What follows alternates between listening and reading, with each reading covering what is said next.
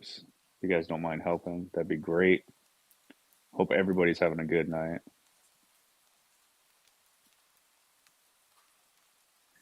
Let me shoot some of these out real quick.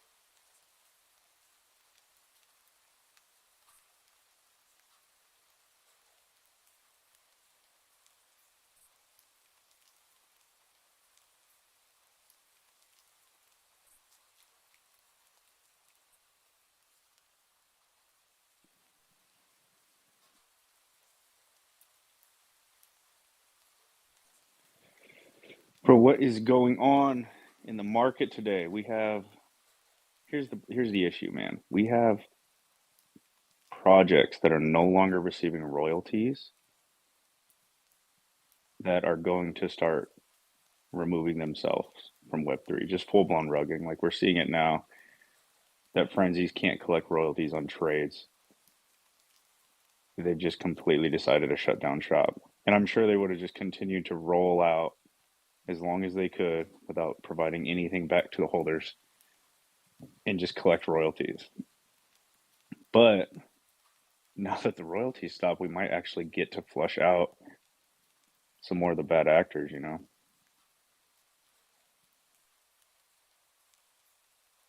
So we shall see, man. We shall see. If anybody wants to come up and chat, feel free to. If you never talk on Spaces, this is a good time to practice.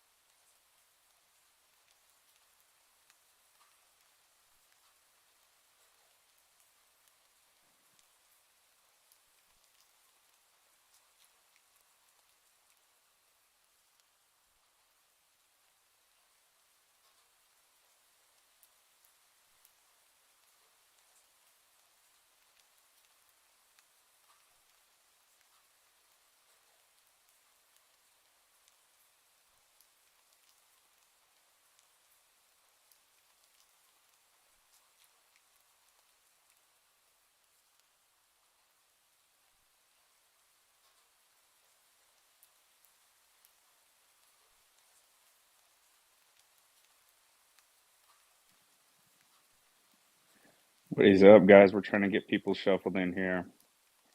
I'm not good at talking to myself like Jack, so I'm going to keep sending out invites until we get a good little stage running.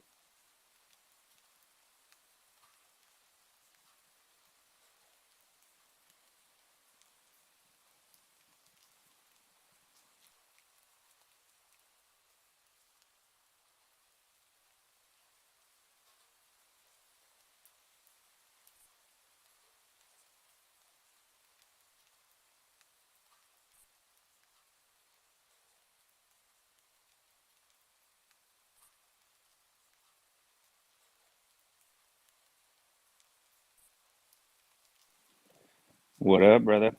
Just driving Nothing much, man. in traffic, man. So figured why not, man? You know. Hey, the Shake just messaged, Comp, you gonna talk to yourself tonight? No, dude, I honestly, I'm not good at talking to myself. Somehow, sometimes Jack in Conspiracies, he's like really good. He's got like pre-planned like things he wants to say. He can go by himself, but dude, I prefer conversation with other people. Yeah. I'll just sit and stare at you guys until you come up and talk to me. You're like, I'm ready to shoot the Jack's a shit. fucking legend though, dude. Yeah, I'm ready to shoot the shit, dude. I don't have the brain capacity that Jack has to be able to like talk about things without somebody responding back. Yeah. Yeah. I don't like. I think you're right. I think we're gonna definitely gonna see some of the scammy projects flush themselves out. They'll just hard rug. But I mean, the rugs are not never gonna stop. It's just gonna, maybe be like 1 or 2% less rugs. But I mean, um, anything else, anything to get some of these crappy projects out of the way, and we can, some of these people can actually focus on legit projects that are building here in space. Do you think that this frenzy's just straight up bouncing has to do with the fact that like royalties just kind of stopped and now they're like, No, well, bro. there's no reason No. to keep shop running, Yeah, like, dude, that's a perfect excuse. Like, if you wanted a rug pull, like, oh, and we're not getting any royalties. Like, you knew, like, these guys had to know, like, they were gonna rug at some point. Like, dude, the way that they've been acting on Twitter, it's like, come on, it's like, dude. It just gives people like these guys an easy out. Like, oh hey, hey, we don't have any more royalties, but so we're just gonna rug everybody. Did you read the Zach XBT thread about that? No, not yet. I haven't like Zach does so many threads. It's kind of like I only get if it comes up in my feed, then I'll browse it. But if if it's gone to that Didn't past want to wake like you up because scrolling I knew point that you where just I just don't sell. want to scroll It, anymore in Twitter, it's like fuck it. Yeah, bro. So basically, they decided to leave their entire treasury in Ethereum, and they're like down 70%, and then they just decided to sell the bottom, right? And now that they just left it in Ethereum, they're down bad, sold the bottom just recently, and royalty stopped on OpenSea, so they just Oh yeah, maybe felt like there was there no was reason to keep yeah going. Just yeah you never leave your treasury in a freaking in anything but stable. bro, they're not the only project to do it, dude. A lot of people are speculating there's been multiple projects that have either bounced or that have recently like had to take on grants from chains that may have had some treasuries in Ethereum, bro. This isn't like a first time thing, No, man. yeah, but here's the thing: is all these people are freaking noobs. They're newer to the ecosystem of crypto and stuff like that. So they're not. They're like, when a lot of us like, OG guys are like saying, hey, the bear market's gonna fuck you up. They're like, oh, whatever, everything's going up. Screw you. So now that the bear market's here and been, tearing up, everybody, and they're just feeling the pain now, and especially now that OpenSea and Blur's fighting out royalties, so it's like maximum pain. So they, it shows that these guys weren't, either they didn't know better or like they were gonna rug. There's only two real options. It's so crazy to think about, bro, that some of these founders, some of these teams have actually never been through like a full bear market. Like this is like, they're builders and they know how to put together communities and put together things, and they've decided to build these projects, but they've never actually had to deal with, or they didn't realize how like brutal a bear market can be, and they're like No. capitulating Oh themselves, like full blown projects capitulating, bro. yeah. I mean, like it can be very depressing in a bear market, and even though like you'll see pumps here and there, but I mean, in general, sitting through a bear market for like 2 years, and you're just like looking, and you're like, what's going on? What's new? What can I throw my money at? So it's unless you've been through it, you're not gonna know, and you kind of have to go through it. I mean, that's the sad part is you gotta have to go through this, a cycle or two to figure, to learn this shit. It's not like you can go to school to learn this shit. It's the school of hard knocks. Bro, it's the school of losing fucking money. Like you don't that's the sad thing is you have to feel the euphoria of a bear market, Yep. but you also need the despair of a bull market, but you need the despair of a bear market to have a comparison. Yeah, yeah. Like if you have nothing to compare against, then you only know one side of the story, Mm. right? But once you have felt both, like I remember my first bear market, I checked out completely, dude. Like watching everything go down and just was so bad that I just completely left, stopped looking at charts, stopped, just completely left, right? And a lot of people do that. And I'm not really ashamed to admit that I did because that's like a first time thing. You just check out, Yep. right? But you learn how many opportunities you missed.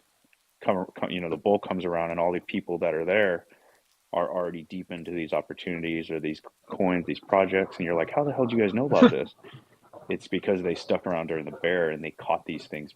Like they knew what was doing good in a bear market or like was promising in a bear market. They knew that during a bull it would just be 10x. a monster, right? Yeah, But I would miss all that, right? Because I didn't stick around, yeah.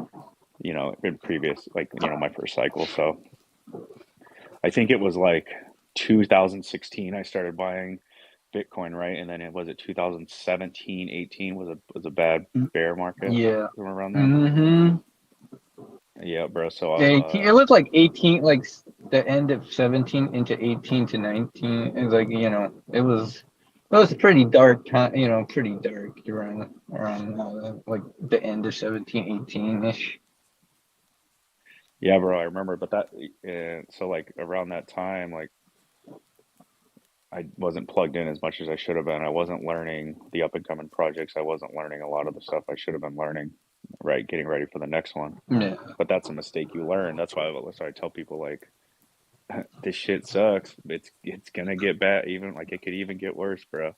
But you have to stick around and stay focused, stay plugged in, and you're gonna find opportunity here. Oh no, yeah. So it's like the first one, like the first cycle I went through, the first bull cycle, it's like seeing Bitcoin hit like 10 to 20, right?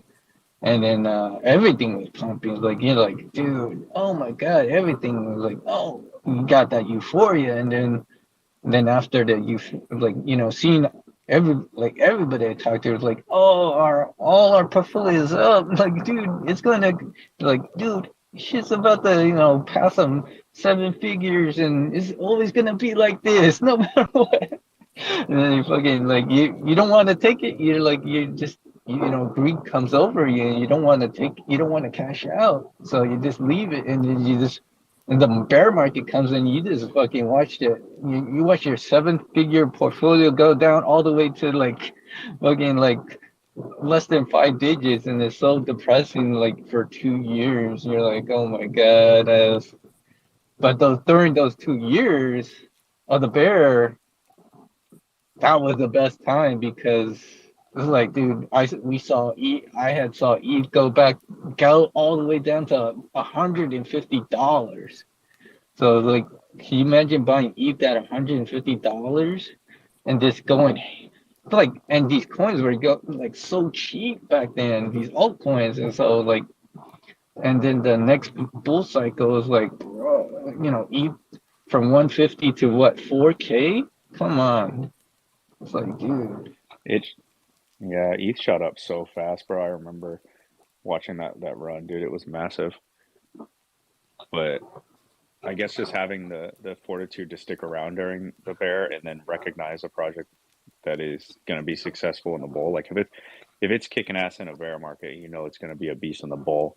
But finding those opportunities. But like if you completely check out and just completely leave the space until you start seeing news that hey, the bull's back, you miss all those Oh opportunities, yeah, bro. If you will. it's too late. If you already hearing people on the news talk about Bitcoin, you're already too late. You're gonna lose again. So if you like say, like just take it recently, right? We saw 60K Bitcoin, right? So now we're back at like 25. So if you had left when it was like 15 and never came back, and then only came back to like see Bitcoin back at 60, and you decide, oh hey, it's up again. I'm just gonna throw some more money into it. Like, and then it dumps again. It's like, bro, you're just never gonna win. gonna, and those are the people. Yeah, dude, you know, Those are the people that just need to learn and like, hey, step out of the way. You don't belong here. I'm sorry. This might not be the best place for your money if you can't learn how to.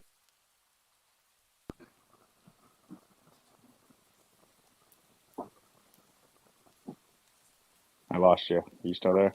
Yeah, yeah. I'm just freeway man.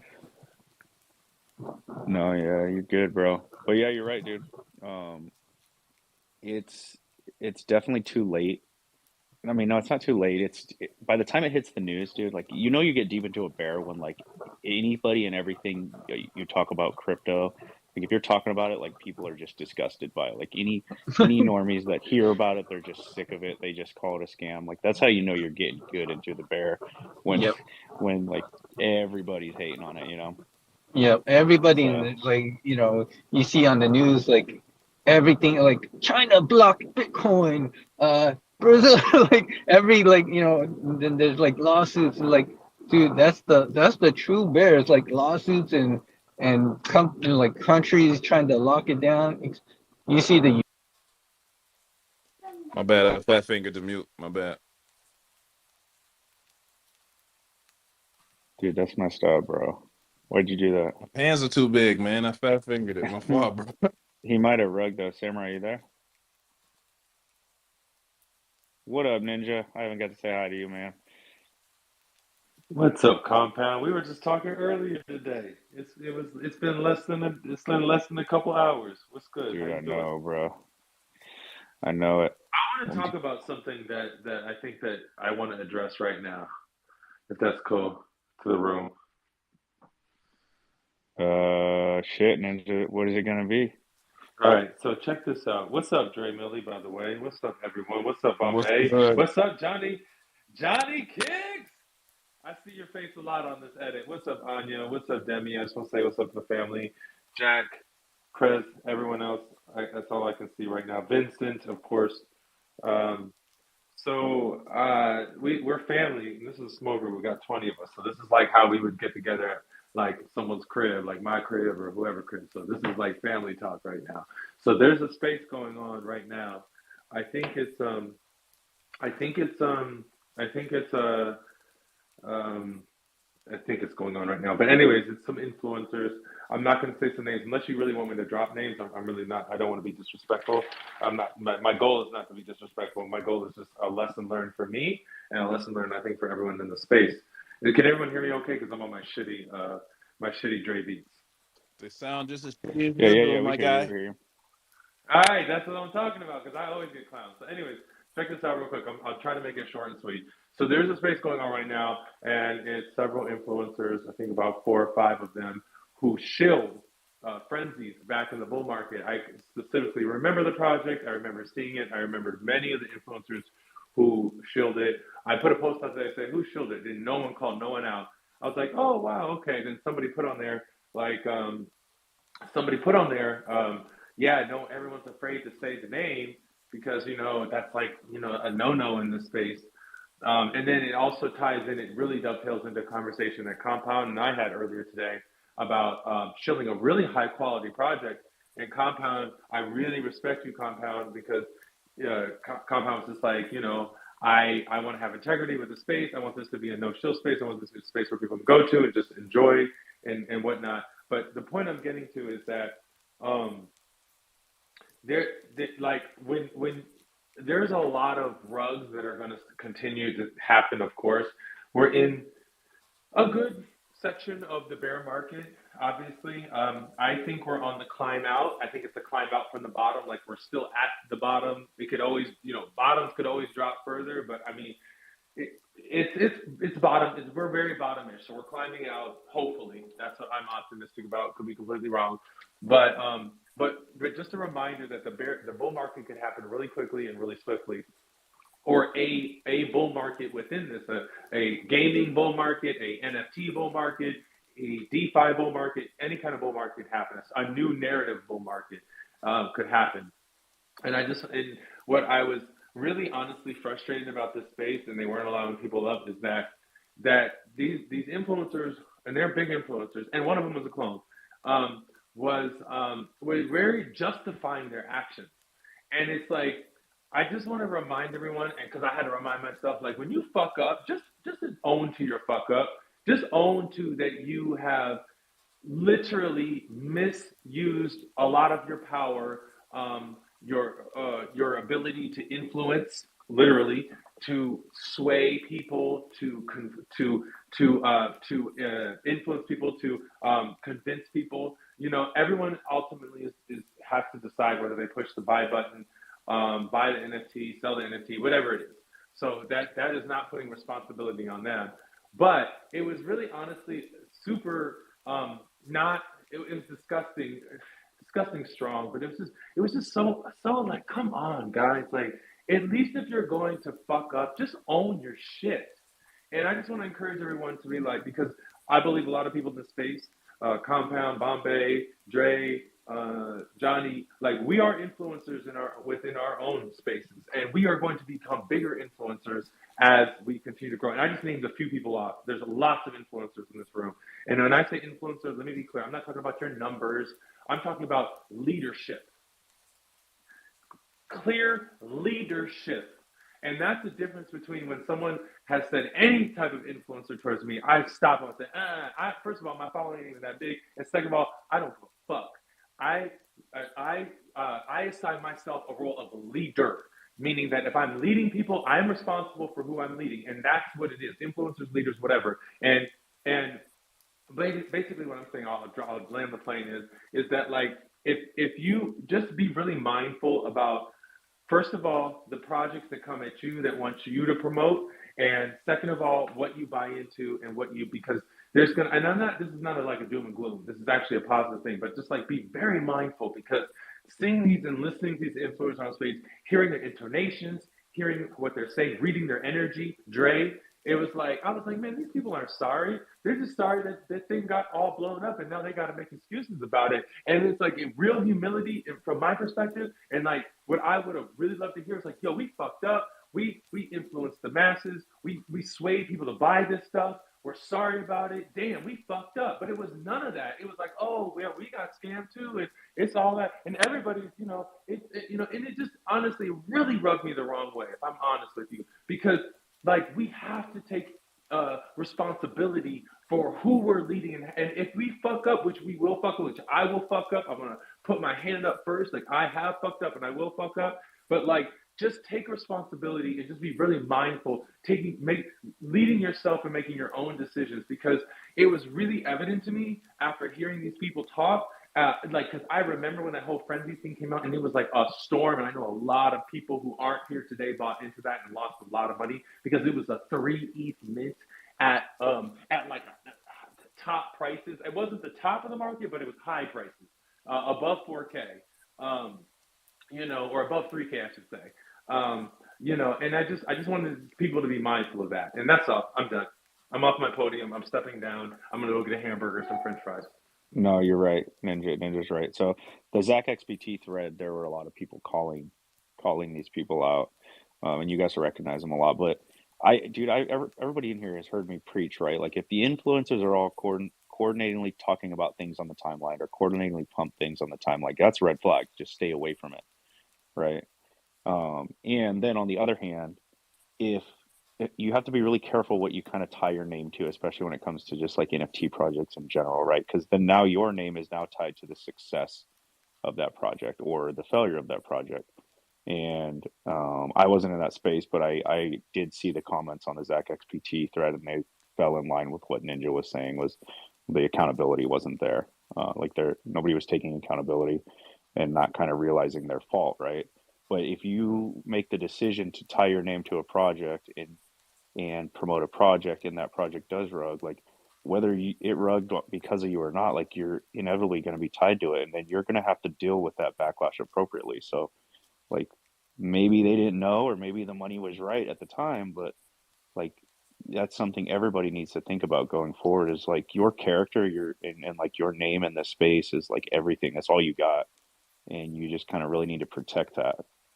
And Yeah, you're and seeing this shit play out right now, right? And you're going to see more of it play out in the future.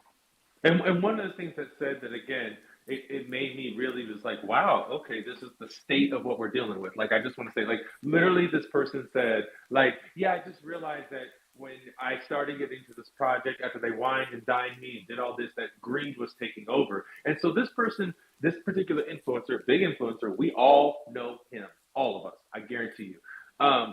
Said, oh yeah, greed took over, but it was the nonchalant way, as if greed taking over was an okay thing, and that it was at the cost of other people, and that's what really hurt me. Like, yes, I'll be the first man again, double all hands, and I'm putting the foot up, raised up, like literally right now in my crib, because I've been a person that has been greedy, but every time greed has bit me in the ass. But guess what? In the instances that greed has bit me in the ass, my own greed, it was at my own cost. Or if I'm really honest, the cost of other people who are my dependents as well. So I have to be very mindful of that. But this was greed that was just nonchalantly put off. That was at the cost of so many other people, like so many other people. And it was again the nonchalant way that it was presented. It's like, oh yeah, greed took over, but I just realized I was greedy, and and it was like, no, it's like okay, I'm glad you recognized you were greedy, but like that for me, number one was a call to me. It was like, ninja, you know that greed thing. It can happen to all of us. And I'm definitely not immune to it, but like, be mindful of that and don't treat it nonchalantly. Don't treat it like, oh, I was just greedy and I lost a whole bunch of my money and other people's money too. It's like, no, the greed caused me to lose a lot of my money and other people's money. What do I need to put as barriers and protections for my own self, for my own trading, for my own family, for my own self, for the people that follow me, even if it's one person? Like, everybody has one follower here. What if you were to know that one follower that followed something you said,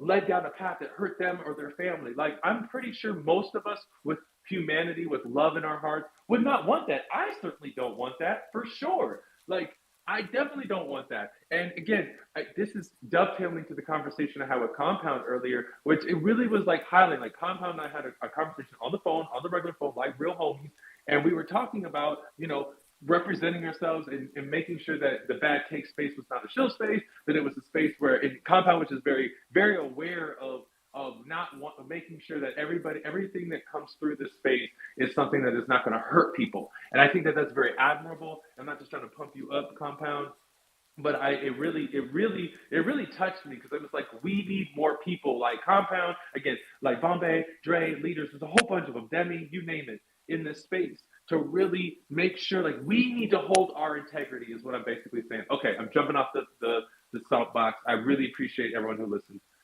No. Don't jump off, bro. You're speaking facts, and more people can hear it. So, please, bro. I mean, crypto has like a reputation problem. I work with people in this space every day. Like, we just announced a partnership with Decods, right? I could have bought Dutch token at under $1 and sold that at $3. But I'm not gonna like risk my reputation, my job for like a few $1,000, right? But the space has an inherent reputation issue. Like, anytime you kind of involve money into these things, people get greedy. People find ways to exploit different avenues. Like, last night we were talking about the monkey. What is it? Like, the monkey contract, like the monkey trainer, right? Like, that's a really extreme example of exactly what I'm talking about. But What's the monkey trainer? I might have missed it. I can't even really explain it. Monkey trainer is like this. It's like, I don't know, some bot or something that a lot of these scammers, like from Minecraft, like wrote and kind of colluded to. Like, they had this whole group of people who scammed like people from and drain their wallets, right? And Monkey Drainer is like this tool that is essentially like a wallet drainer that this one guy built, that all the scammers that you see in the space use. And a portion of the funds that get drained get funneled to like the guy who started the Monkey Drainer. But anyways, my point is that like, this space, like you were saying, Ninja, it's very shady, right? And the only thing that you have is your reputation and your word. So that's what makes all these things like so much more important. At the end of the day, is really like, I mean, dude, okay, so like, I would joke about this too. Like, when I was in college, like, oh, the ethics class, like, it's so stupid, like, it's such a waste of time, right? But like some of the fundamental and basic things, man, like that I'd learned or kind of rolled my eyes on in some of these classes, like people don't even adhere to like the bare minimum in the space. And so again, that's what I'm trying to say is that all you have is your word. Vincent, I just want you to elaborate. First of all, you must have some really good coke over there, or sniffles. I hope you get better. Second of all, elaborate on just those basic, because that's a really good testimony. Elaborate on just those basic, fundamental ethics that are missed, like just telling the truth or whatever it is. Dude, yeah, I mean, I don't know, Quantos, I didn't pay attention to those classes, but just like don't fucking lie to people, right? Like don't scam people, like don't steal money, right, from people. Like it's pretty basic stuff. So, and you see it every single day. It's like it's a combination of fraud, negligence, and what is it? Like arrogance, right? That I think people think that they can go through these things. And I mean, what's crazy about a blockchain is like everything is public. Like you go on and like people say, oh, it's anonymous, but it really like is the most transparent like ledger that anyone can look into, right? So people get called out, but I think what I think is really not cool is that these people can do these things and they can dump on their followers and do this, that, and the other, but people will still like follow them and they'll still engage with them. And like people always want to be on the other side of it, right? Like they want to be, oh yeah, like I'll follow so and so maybe I'll have this hope of one day like they can hook me up too, right? Kind of thing. I feel like I kind of read between the lines and see that, which I mean, again, it just plays to your character, right? So I don't think anybody in this space is kind of threads that line at all. And of course Compound, like I think we take it like seriously, right? Like to just keep it as I guess like transparent as possible and stuff, because yeah, like people's like following count grow and like everyone's an influencer of their own, right? Like to your point, Ninja, is a really good point. So yeah, like just characters, everything, man. Like and we see it and we're gonna see it and it's gonna happen every single time. But yeah, that's all there is in this space, really. Appreciate you, Vincent. Trey Mill. Oh, thanks, guys. Thanks for respecting the hands. I appreciate They both cut in front of you too. Hold on, I have one more thing I need to say. Wait. Before you say this, can everybody do me a favor? Who in here listening? Can you retweet the space and leave a comment for the algorithm? And then go ahead and. I literally was just talking shit, Dre. I didn't even have anything else to you should have put your hand up. I would have fell for that one too. But anyway, I'm saying this. Yeah, like, what do you got to I think what you're saying is on point. You're absolutely correct, right? Like, that's the one thing that's plagues this space is this type of behavior. But we see it happen repeatedly, time and time again. And we also see the people who do or who are part of these rug pulls are the ones who benefit the most from all of them. And like you said, like Vince said, it's people who want to be a part of it. Like, yo, let me be down with them for the next time that they do it again. That I don't right? Am I wrong for that? Like, right? So No, they're blind. They're blind followers. But it's think about this though, right? It's the culture of social media, right? Numbers mean everything. The more followers you have, the more quote unquote influential you are, the more popular you are, and people want to be a part of that whole system, that whole ecosystem. But we got to keep this in mind too. Like Ninja, you're absolutely correct. But not everyone has or lives by that ethos or have those morals that come with this type of thought process. So it's not everybody's going to say or be strong enough to say, yo, I fucked up. I shouldn't have done that. Some people just don't care. And when it comes down to it, we can't be upset about that. Just understand. I look at it like this. I'm thankful to know who those people are. That way I can identify them as such and move correctly. Because not everyone's going to be on the same frequency, the same thought pattern, the same understanding to follow life the way that you follow life. Let me jump in though, real quick. And you're right about everything. But what about all of the people during the peak of the bull run that were just coming in? Like, how do we? And I'm really asking, how do we protect them? Because this is my concern, and I know it because I've seen these cycles happen. It's like the only reason why I'm around is because I had to grow some fucking gargantuan fucking balls during the last couple bears and realize, like, fuck, like, I got fucked over in a lot of different ways, and I just have to either suck it up and keep going or not. And I chose to suck it up and keep going. But there's going to be people that come with the next bull market that are not going to know who the Faroks are. I said it. Who I are mean, the that's Sobies? I said it. a Hold fact. on, hold on. I'm not done. But like, how are we going to know like who these people are? And I'm not saying these people are 100% bad. I'm not saying that they're bad. I'm just saying that these people factually on chain did some really nefarious activities that it's unquestionably that it was shady and unsavory and unethical. Like you can't question Right. when you're what is unethical. You know, these are unquestionable ethic things Right. that have happened. Like, how do we protect those people? The only way that we can't save everyone, but the only way we can try to combat it is by being who we are and having these type of spaces and talking about what's right and what's not. Because we can't necessarily finger point because other people are living some type of way, right? Like I don't agree with those actions when you lead people to a slaughter, right? But I can't sacrifice the time or energy to worry about those who do.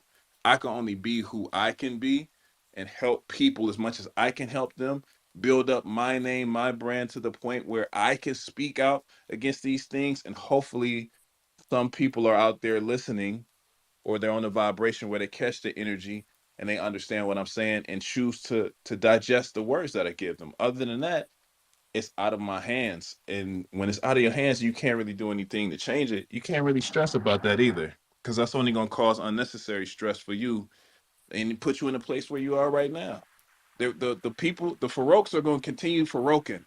No shots at Farok. You know what I'm saying? But they, No, that was definitely a shot. No, you're right. The people are going to continue to. And let me be clear again. I'm not saying these people are all bad. I'm just saying like the on-chain evidence, like Zach ZBT, who is the number one authority for on-chain data and on-chain fraud and on-chain anything nefarious. Not like like we all know, like it's not even a question. Like he makes it, unilaterally known. Like this is what it is, and But so I agree with you, 100%, Dre. So, but I'm still asking, like, because I have ideas. I'm just wanting to, like, what you said was really good. I'm wanting to stoke the imagination of the rest of the people because I personally think, and one of the ideas I have is that what you're saying, Drake, is that we all need to step up and become stronger leaders, and we need to like it took like what Vincent said was real as fuck. He was like, because I've thought about that like before I've unfollowed people who we follow each other. They're influencers. We've had conversations together, and then I see some shady shit, and did we lose you?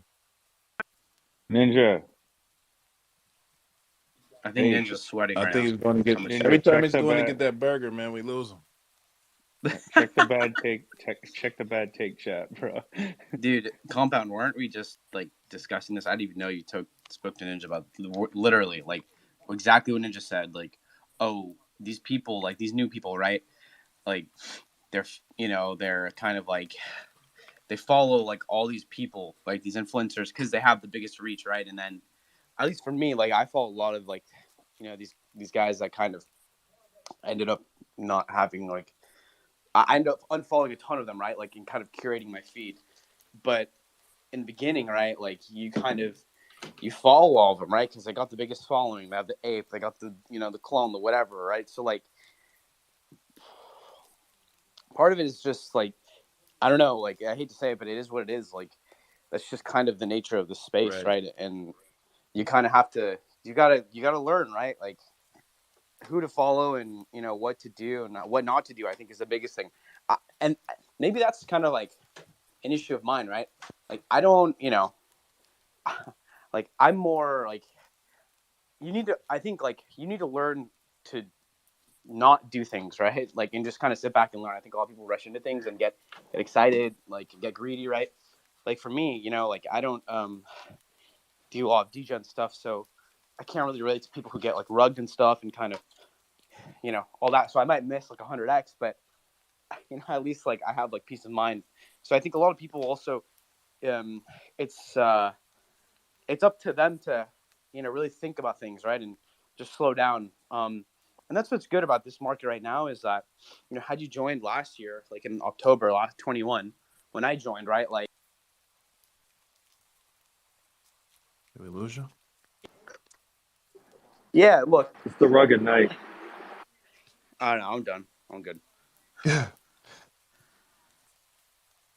No, it's I think it comes from a great place, and we all are saying the same thing. But it's like any other business that you get into. Like sometimes you just gotta.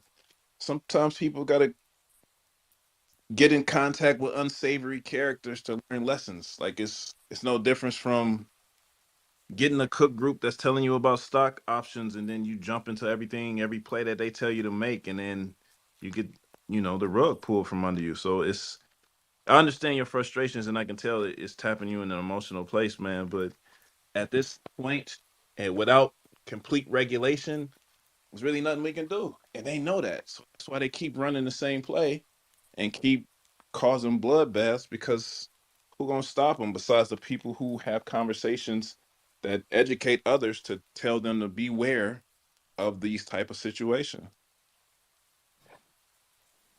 Let's go to the hands. Was that Yeah. Fade King?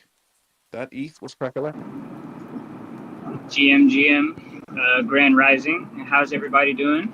We're pissed off, What's Fade. up, My brother? G, my G, what's good, brother? What's up, Bombay? It's good to see you, bro, as always. So this topic, man, I had to step up and wanted to share a few thoughts with you guys. I've attended the space a few times, but it's my first time coming up to speak in y'all's space. But this topic really hits home for me because of a couple of reasons. I'm not gonna go on for too long, but I just want to mention a couple of things. So I've been listening to Dre, I've been listening to Vince, and a few others speak, and just a couple of thoughts. So first, number one, the crazy thing about this topic is just yesterday, kind of to tie this to a personal note, just yesterday, my wife got scammed had nothing to do with Web3. It was actually a phone call. She got scammed by somebody acting like they were with a bank that we bank with, and they took her for a couple $1,000s. And the crazy thing is, the reason I wanted to come up here is I'm hearing the conversation about, the scammers in the space and, Web3 and Web3 ethos and what this space is all about. And it really means a lot to me because I came into Web3 kind of in the last bull, in the midst of the last bull, and got to learn a lot, had my my faults and my moments, and also picked up a lot of education from a lot of good people. And the thing that bothers me about what some of you guys are sharing, and I don't mean this, I'm not taking shots at anybody, but the one thing that bothers me is hearing things like, the people have to learn for themselves. And I understand it, and I actually wholeheartedly agree with it. But what annoys me is that I think the focus is always on the positive. He wants to make effort and take the time to teach those other people, right? To help them, even though we know they've got to learn themselves, they've got to go through the trials and tribulations themselves. I still feel like the voices, like the ones that are in this space right now that are talking about, wanting to help people, we have to make the effort. We have to do our part to be the voices, to pass along those messages, to teach the things that we learned, when we joined the space, whether it was a month ago, 6 months ago, a year ago, or 2 years ago. Because if we're not doing it, then nobody's doing it. And if we're not doing it, then the people that are coming in now, just like when we came in 2 years ago, I understand, they're going to have to learn on their own. But I strongly disagree with this idea that, we can't educate, or we can't speak up, or we can't make it an effort to not only be hype about upcoming mints and degenning and trying to make money, but we should be just as hype about trying to teach people and show them, here are the things that got us 2 years ago, or here are the things. It really struck a chord with me because at the end of the day, there are going to be a lot of scammers out there. It doesn't matter if it's Web3, you guys, or if it's Web2 or whatever the case may be. My wife was out yesterday with the kiddos at the aquarium. She got a call, wasn't paying attention. They took advantage of her in a moment that, she was kind of weak in, and, she learned her lesson, and all is good. Money is money. Money comes and goes. It's not the end of the world. But I feel like, it is important for the people that do really care, and the people that are honest, and the people that are doing things the right way, to take that extra time, whether it's 5 minutes or 10 minutes, to teach somebody or to educate somebody or to highlight a scammer, what scammer does, so that you potentially could, affect somebody and help somebody. So I'll get off my soapbox. I appreciate you guys and just wanted to share my 2 cents. Yeah, no, I appreciate you, Fake King. And is it Fake King? I want to get it right. Yeah, Fake King. So you're right, man. And I don't think it's completely black and white, right? So everybody is going to help, like within their circles and their communities, to kind of point these things out. Like, it's very important that you surround yourself with a community, like with people that have been around a while, right? Because they can kind of point these things out. They can point out what looks like a cash grab. They can point out what looks like a rug, right? Like, I was very advocate in my chat groups, in my spaces at the time, and on the timeline, and I found the receipts about this Frenzies project that was out. Like, it just felt wrong. It felt weird. It felt cash grabby. The influencers all pumped it. Um, my following, I had maybe 200 people that followed me at the time. I was just kind of using Twitter to lurk, and I had like a chat with like 20 people in it that we just did NFTs. So my voice wasn't very big, right? And obviously even now, like, anything I would say on the timeline probably won't make an impact anyways. There are still people that are going to get got that are just outside of maybe my circle. But I think it just kind of, you're right. I think that we do need to take care of each other, and you do need to surround yourself with people that are, you know, new to the space, but you really want to surround yourself with people who have seen the signs, right? And then don't be too arrogant to learn from the signs. Like, if somebody's telling you, hey, this sign, this sign is all a red flag, like, don't think that, just take that with caution, and don't be too arrogant to like accept that, right? And I think that we can all help each other out, but unfortunately there's always going to be people that get got.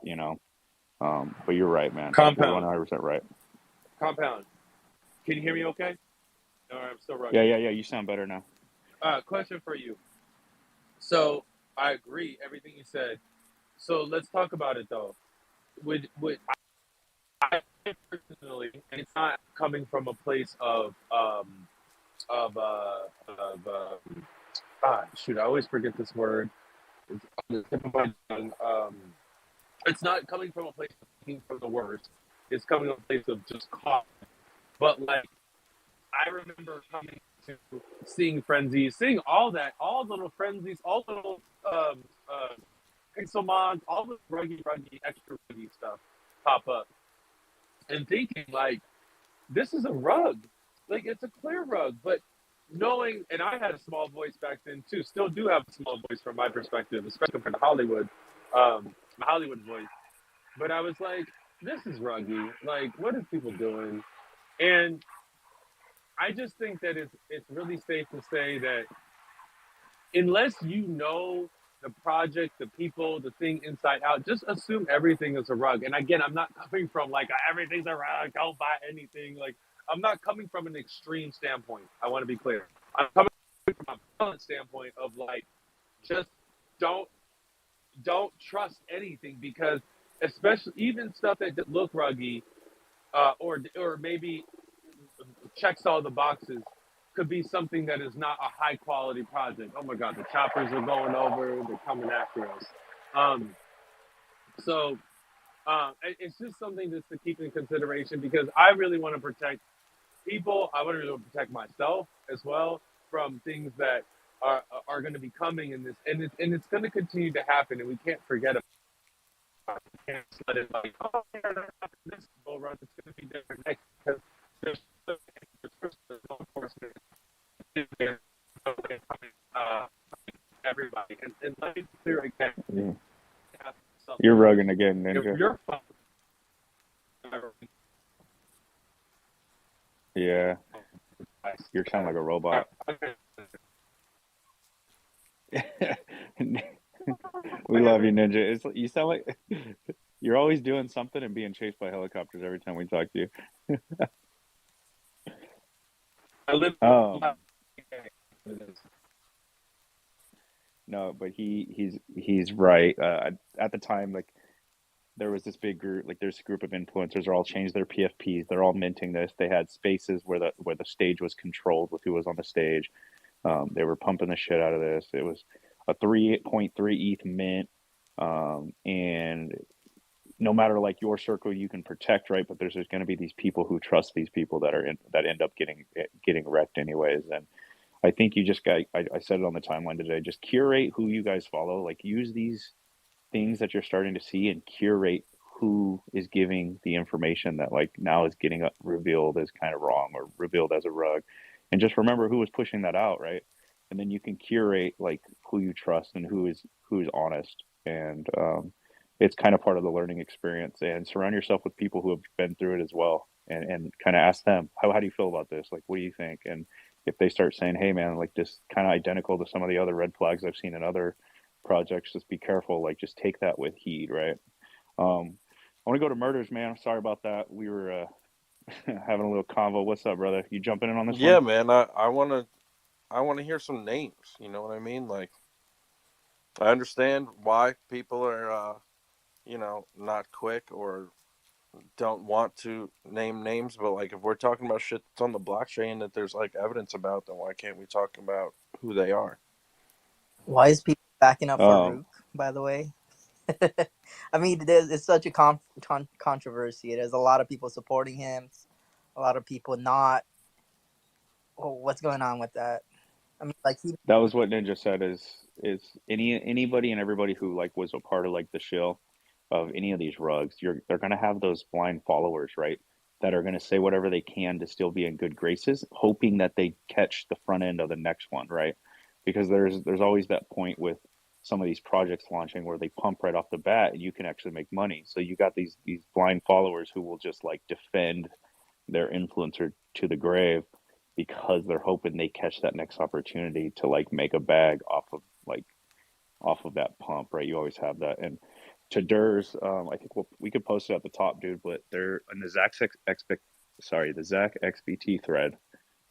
People have posted all the screenshots and all the receipts of everybody who was shilling the fuck out of this shit, and then they are all actually in there defending themselves in the thread as well. Like what shilling It's what exactly? Is it just general rugs or just like a specific rug? Oh, one okay. was Here, let me update you. So last night there was this. So I tried to talk about it last night, but I don't think anybody could relate or did who remembered it. We kind of chatted about it, but there was a project called Frenzies that dropped a while ago, and it was an art collective out of LA called Friends with You, and they're a Web two art collective that's been around since 2002, and they decided to drop a project, and it was supported by a lot of people in the space, and it was shielded by a lot of people in the space. And last night was they put out a tweet and let the tweet go up for 40 minutes that pretty much said that due to market conditions we're going to have to discontinue the project and the roadmap, and just kind of deleted their Twitter. So that's what everybody's talking about today, Murder, just to catch you up. Gotcha. Is this big project. It was a 3.3 ETH mint. It was like terrible art, and it was shielded the fuck out by like everybody who you don't really want to follow in the space.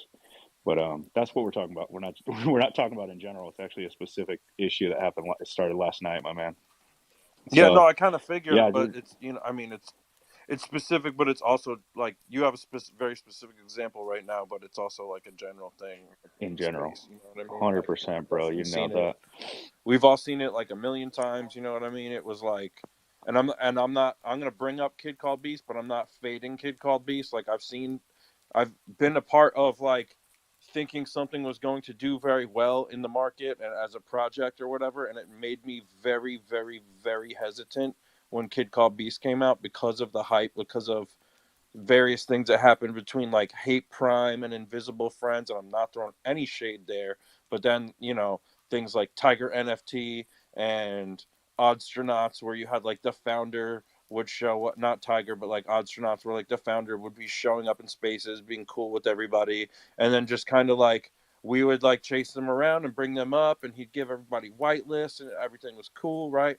And then like people dip at like their project mints out, and then you don't really hear from them again. And I mean, I know they're doing stuff with that specific project, but like really it's just like, dude, like you literally pretended to be everybody's friend for months and then you're gone. I know this is like like off from what you're bringing up, but like we see it all the time No, in it's these not. spaces. And yeah, I wish we'd name more names, and I'm definitely guilty of it myself, of like literally not bringing attention to this kind of shit. You know, Murder, Well, you're on point. You're on you're point, on and point, dude. it's hard to differentiate because sometimes there there is a hype project and it ends up being a good solid project, but it's hard. It's okay to sit on the sidelines and like wait a little bit to yeah. see, right, and see how it plays I mean, out. Sometimes, and then you end up becoming too late, and it goes up to a couple of ETH, and now you're priced out. And like, okay, it's okay to not hit everything, and if you really want to get in, you can save and get in. But yeah, it's okay to sit on the sidelines and wait to see how things go. and for sure, And like murder. I've had Oh, go like ahead. better calls more recently, just like judging like the attention in the space. But like now you can't even like, especially with no fees, you can't trust shit, dude. They had like a kid called Beast Gucci trending on OpenSea yesterday or the day before, and Crazy. that was that was a complete. I don't know if it was a wallet drainer, but it was a fake project. So you know what I mean? Yeah, and Well, and I don't wanna uh like bash the influencers because like there is a way like you some point people do need to monetize their work at some point and somehow, right? But to Ninja's point was like if you end up promoting a rug and it rugs months later, like just own you gotta own up, bro. Like that's the balance of it. Cause I don't mind anybody getting money, you know. It's just you have to be full transparent and you gotta own up and you got to take it head on, not like sweep it under the rug. Quote, no pun intended, right? So there's a fine line about how to monetize being a creator because I think Spaces hosts deserve to be paid. There's just a transparency to it.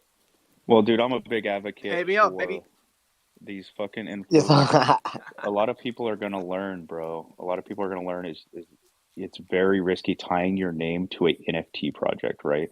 It's very different if you're going to go and take sponsorships from a protocol or an actual business. But if you're going to tie your name to and take money from an NFT project, your name is going to be tied to the success of that project. And now your those founders, their success is kind of tied to the name. And murder, you're not off, bro.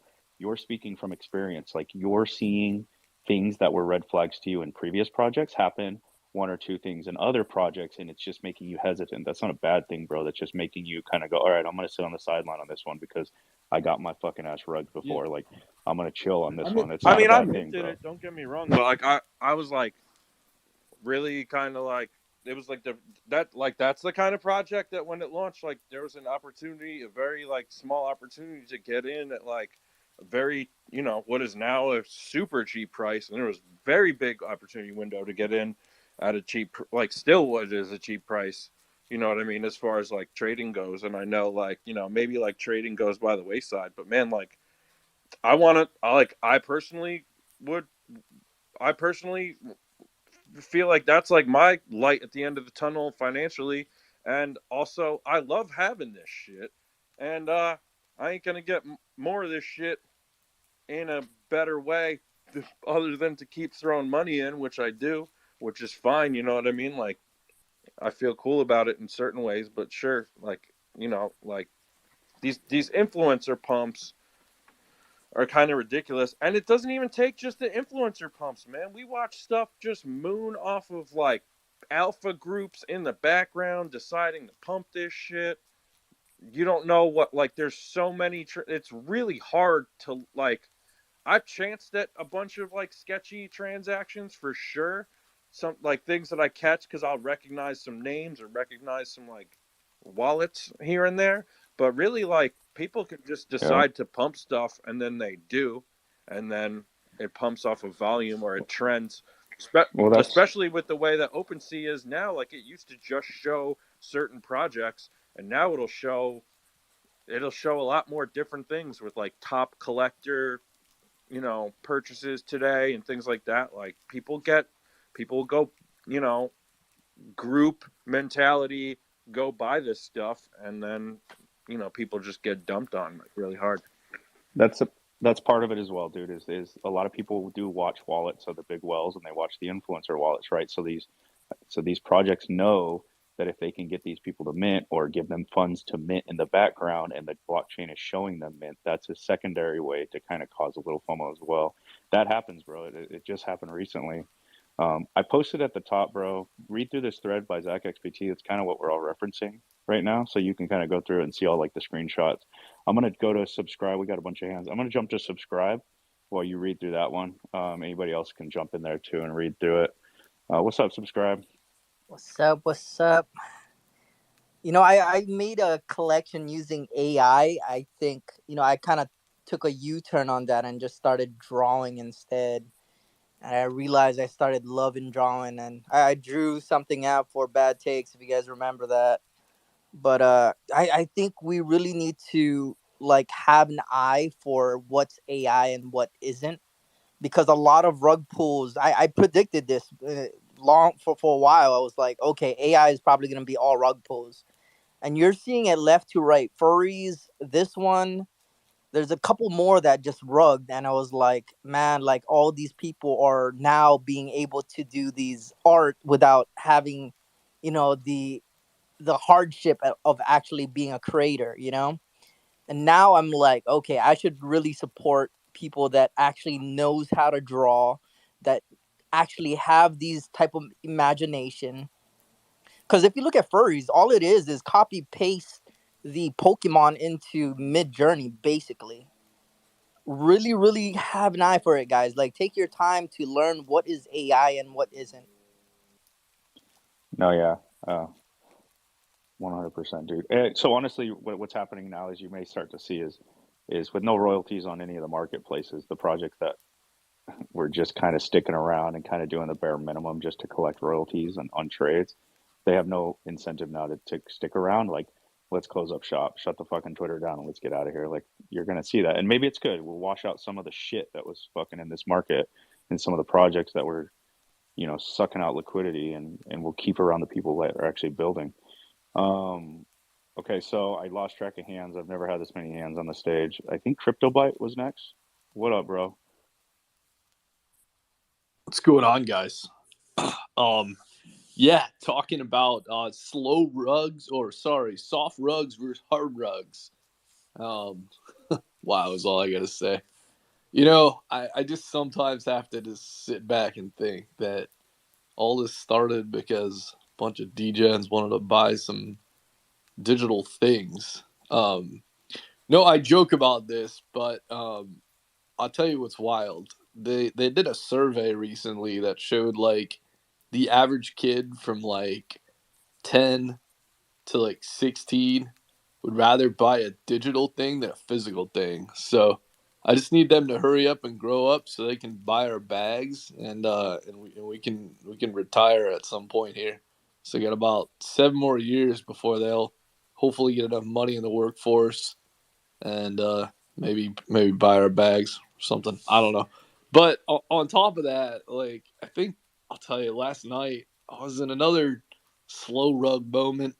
In fact, I wasn't even like paying attention. I was actually like somewhat bullish because I thought there was like due diligence done, like legit due diligence. And then man, I'll tell you, I wanted just a better outcome. But long story short, I was listening to the shilling, and then I listened to. I thought who I heard was like Evil Longoria, so that I tuned in for a minute, and then oh man, it went really downhill after that because she's rambling on about Hollywood and NFTs and no like cohesiveness or connection whatsoever. And then they called on some other bozo who gave Absolutely none. Sorry, go ahead. yeah, yeah, who gave another really bad take. Um, and so then I couldn't even like put anything together at that point. I couldn't tell like whether we were like I don't even know. I didn't even know it was an NFT project, to be honest. Like as it moved forward, I thought it was like some philanthropic. I thought they were gonna start talking about like crystal healing or something like that as part of the member benefits. Anyways, my point in all this shit is that, gosh, I'll tell you, like just because you stack a roster, with a bunch of people because you have like connections through others, like nothing can be trusted anymore. Like it has to be, vetted with a fine tooth comb. I'll tell you something, Ninja. Being kind of in the definitely in the accredited investor space, I really am starting to feel now why maybe all that was put in place. Because, like, could you imagine, like, if companies did the same shit? Like, they just, like, shill out a whole bunch of stuff, get a couple, like, partners and celebrities to, like, you know, just side up there and then, I don't know, just distribute stock to everybody and then cash out. I just don't get it. But my point is, like, this shit's just crazy. Like, it's just gotten out of control. I still do. I'm still a huge believer. I do believe digital things are the future, but man, we got to go through some pain, like some real pain here to side up. And I'll tell you this, like, I'm almost starting to think like the things like the Dolce Gabbana digital items and some of this other stuff that actually does have a like a real brand with like a real legacy behind it. The Nike CloneX, like this is, I don't know, this is like where you need to be. And I don't know what kind of due diligence needs to be done anymore on some of these other projects because like you stack a roster, but then if you look at that and you take like one click down, you start looking at like the founder's LinkedIn, and he was like, I don't know, selling real estate or doing poetry at one point with some of these projects, and all of a sudden he's the NFT CEO, and they're going to be building like a 3D metaverse and a bunch of really cool AR assets. Like I'm like, wow, where's the qualified team to Real do quick, that? though. I mean, Real quick. Let's just take a I mean, rewind back. honestly, I got a big yeah, burger go stuffed for in it. my mouth, so just go with me real quick. Why did Eva? And listen, I know Eva. I've met this chick. Sorry, I don't mean to be disrespectful to Eva, but I know her. Why is she like, yeah, I think I got a doodle in my wallet. Maybe I got a doodle. Maybe I don't. Oh yeah, I got a doodle in my wallet. Like, bruh, you don't even know what you got in your wallet. But I mean, you know the vibe, and I'm not trying to hate on it because I had a whitelist for Utopian. I'm gonna start calling shit out. Utopian avatars. And you're right, it was that, but it was and I was actually excited about it. I was like, oh shit, there might be a little bit of competition for Artifact. Maybe I was really thinking about it because the 3D thing. Maybe there still is. Art has not been revealed, but art looks cool. It looks cool, but the same thing is like you're on the biggest stage. Leap. I don't know if there's a bigger Web3 stage every night than Leaps. Maybe there is, and I don't know about it somewhere else. But Leaps is pretty much it's always the first one of my line, and she doesn't even know what she has in her wallet. No, granted, I'm not coming down on Eva because whoever prepped her, I think prepped her as good as they could have, and that's what happens in Hollywood. Is these celebrities just so I'll give you a little insight. And I'm not saying this is Eva because I wasn't there, but I'm saying that as a producer, I prep my talent for TV. And these celebrities are often used to having handlers, producers, directors, prep them, direct them. Like, okay, so you're about to have your appearance on KTLA or Fox News or CNN. So this is what you're going to talk about. Here are your talking points. Here's everything. Just say what's on the script. And I'm not saying she did that. But she was prepped. I could tell she was prepped. And it goes to what you were saying though, Crypto Bite. Like we need to be mindful. Like I will be. Watch this. I'm gonna throw my line out right now. So it's way out there, and y'all can hold me accountable for it. I am trying to onboard celebrities. So in a few months to a few years from now, when you're like, damn, Ninja's a fucking is Ninja being contradicting himself? Is he being a hypocrite? No. Let's be clear. But like literally the celebrities that I'm trying to onboard, we've had the same discussion. It's this, and I'm going to tell you exactly how it goes. And Eva said something similar last night. To her credit, I will say she was like, and she was like, and the celebrities that I am talking to are like, yeah, everybody always comes to me like, you can make so much money in NFTs, you should do it. You should make so money in NFTs, you should do it. And these particular people don't want to do it. And it's the same way. It wasn't my approach to them. That's why they want to work with me, because I wasn't like, hey, you should make money. It was just like, hey, do you understand blockchain technology? Do you understand NFTs? Oh yeah, I've heard about that, but everybody comes at me trying to talk about money, and I come with them with legacy, like building a legacy. And honestly, knocking on wood, my goal is for them to give their shit out for free or to give so much value to the people where they're not paying it. Like, of course, if I'm just throwing out a name, I'm not saying it's her. Relax, everyone. Of course, if Beyonce was about to do a free mint, like who wouldn't want a free Beyonce mint? Like who wouldn't? Like everybody would want a free Beyonce. I would. I mean, who wouldn't? You know, or if you, at least if you like Beyonce, maybe you don't like Beyonce. Your favorite rapper, your favorite singer. If they were to do a mint and not charge you 3 ETH or 2 ETH or 1 ETH or even 0.07, they would just say, hey, I just want to give this to my fans. Here's 10,000 free NFTs to my fans. Just creating value instantly because they don't need the money. Beyonce don't need the money. She certainly don't. I mean, and certainly a lot of these celebrities don't. But they get caught up in the greed.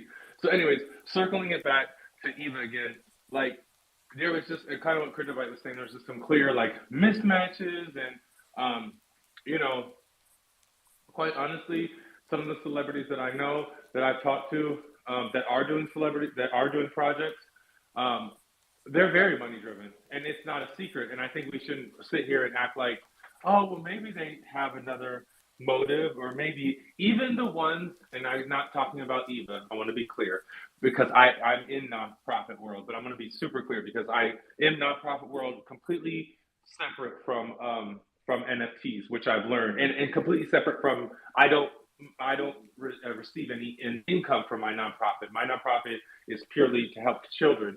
And what I've learned is that many people, even in the nonprofit world, are in it for profit and benefits and perks and different stuff. Because, yeah, if you have, you know, said celebrity, I don't want to say any celebrities and defoul their name, but I'll just say celebrity A, you know, their name nonprofit, so-and-so's, you know, nonprofit. When they, oh, well, shit, we'll just use it. Bill and Melinda Gates Foundation, like, they've clearly, like, that's because I'm using it because it's a big and it's an easy target. But like, when you give $1 or $1 billion to there, like, that money doesn't go to kids or to study. It goes to whatever Bill and Melinda Gates wanted to go to. Because a lot of people don't know that, at least in California, I don't know about other states, up to 90% of what's given can go to overhead and salaries and what. So that means that, like, for instance, if someone gives $1,000, 900 of that could go to pay the people that are running it, which I'm not saying they shouldn't get paid, or go to pay for dinners or wardrobe, quote, or whatever. It doesn't, only 10% has to go to the actual kids or the actual benefactors. So it's like something to keep in mind, even when people throw this philanthropy word around in NFTs. And it's like, well, you know, that doesn't mean that the money is going to help people. Anyways, I'm not trying to say that it's not, but just something to think about. Thanks, Ninja. Yeah, no, I want to stay. I do want to stay on this topic, and you guys touched on it too. Is basically what they're saying, guys, to kind of bring both their points together. Is no matter who the influencer is, whether it's our little small space of influencers that might be promoting things, or celebrities, right? Just know that you need to do your own due diligence and don't always trust everything you see, right? You, like they're saying, is it could be the most stacked team of celebrities that are promoting something, right? But that doesn't mean that the project's great, right? That doesn't mean the project won't rug. Sorry. But Canoe, what's up, man? I think you were next. If I'm cutting over you, Navindra, let me know. What's up, fam? Yeah, I just listened to the conversation about rugs. There's like a lot of the things that are coming out from these projects, like Etherworks and Frenzies. Like, I mean, a lot of people don't even talk about Etherworks being a rug just because, you know, they built stuff, but you got to look at like their backing. Like, what are they bringing in, like, money wise per se, over the course of a year? And 90% of these projects were just feeding off of royalties. So like, you got to like take a step back and realize that like merch isn't going to do it for 90% of these projects. So it's one of those things where it's like, unless you're like a brickhead, you can kind of tell that a lot of these projects are never going to make it. They're relevant now, but they're not going to be relevant in the next year. And you're going to see a lot more of these rugs per se over like the next 6 months. It's not going to stop. And I mean, I heard you guys talk about Utopia. That art is garbage, bro. Garbage. That's like some shit we seen like last year with like all those 3Ds that came out. I don't know, like 3D meta avatars and shit. Like garbage. It's a straight rug. And I mean, it is what it is. Like they're gonna do whatever. And same thing with that other project, the whatever they're called, the ones a kid called Beast. What was the first project you mentioned? It was like 3D meta avatars or some shit. 3D meta legends. Utopia avatars. Both of them, yeah. I think they're mids. I think that they're not gonna make it. There's no shot that they make it. The art is like booty, dude. Like and it's the same thing with a kid called Beast. A kid called Beast won't be around in a year from now, guaranteed. They don't have any revenue stream at all. They're just farming off of like just hype right now, and all these 3Ds that are around now aren't going to be around in a year from now. Well, There's so many of them. I mean, if you were here like a year ago, you'd know like every 3D project that dropped had decent art, and then you'd like actually scroll through the fucking feed of their art, and 95% of them aren't. You can't put any like brand behind them. You can't put any personality behind them. Like nobody's gonna buy it. So then it just goes to shit. There was one project in particular that I was actually kind of bullish on. Did look pretty decent. It was like the 3D meta. I forget exact names of it, but it was like Meta Legends or some shit. And Hey, they yo, looked good, I'm but part of that, bro. I can give you the inside scoop. I know everything about it, bro. Sinkami, my boy, brought me here. He's from there as well.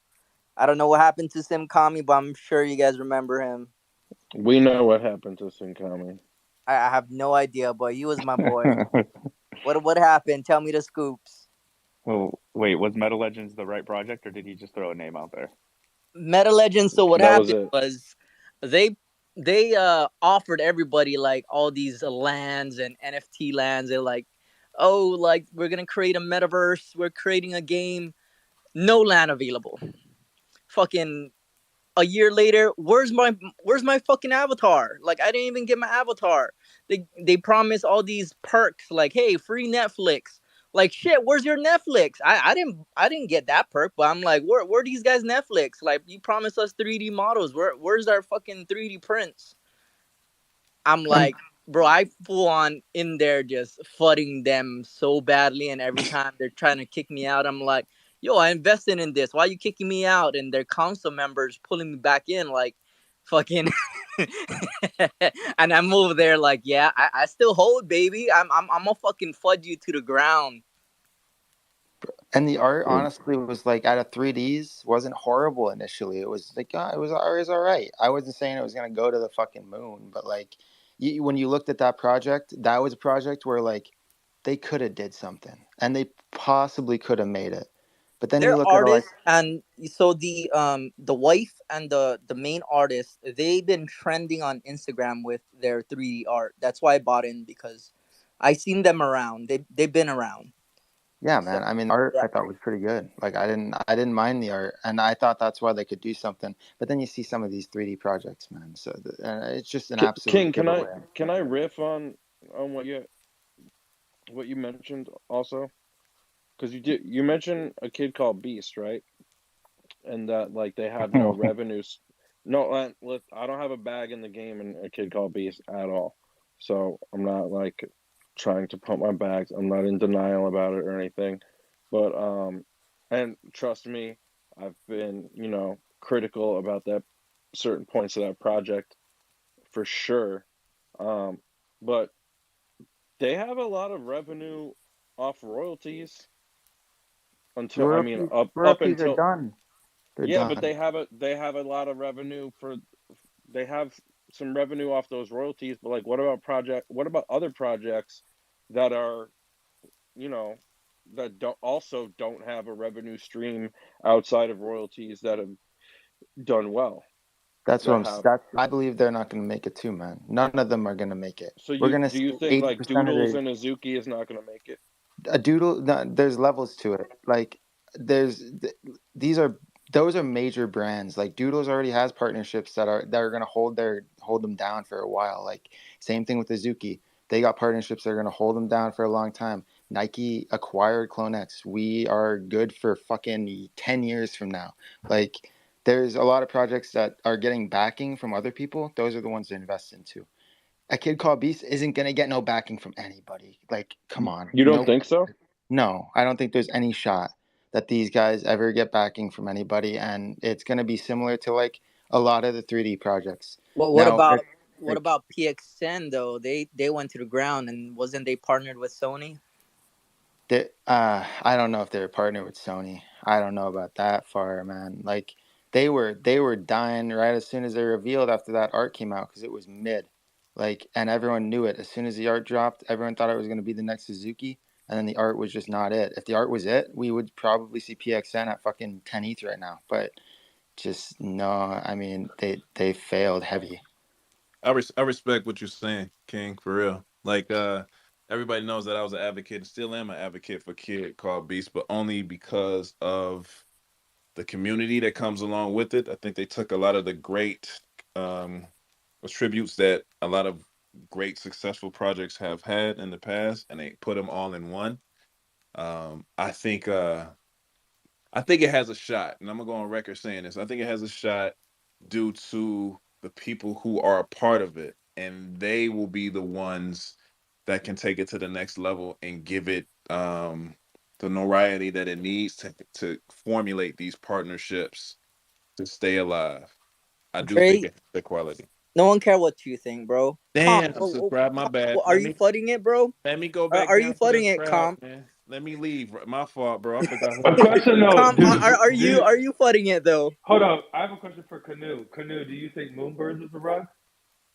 Ah, man. Now that one's strange. Like how much Right? funding they got initially. Like I like the art of Moonbirds, I'm not gonna lie. Me I think too. Me too. like I think they can do something in the fact that like I don't think Moonbirds can go to and there's certain projects like this, like Artifacts One, Doodles are one, Azuki. They get to a certain level, and no matter what, people are gonna fucking scoop. So like, I think, and it's the same. Somebody will acquire them if that is the way that it like goes down. I think with Moonbirds, they'll be fine. Wait, why would someone acquire them? What would be the reason? Just branding and the way that they did a I can go lot make in, my in I their can go really make my short own time, but owl. Make another owl. They just have owls. Go make another owl. Why would you have to acquire them? I think just because that's of the sometimes name. I like the the name. name. The name. Who knows the name outside of this small community of NFT folks? That's the other thing. I saw a post today. By the way, I agree with both of you. I think I agree with what you're saying, Shakana. I think he was maybe talking about other collections, but I definitely agree with No, I thought he Moonbirds. was talking about moonbirds. No, So no, that's no. the, He was talking about other collections as well, which I see it for other collections, but I don't see it for Oh, we Moonbirds. got a But Moonbird in here. so He's Well, hold on, real quick though. What? Sorry, I'm not trying to find a whole bunch of shit, but like, why would people like?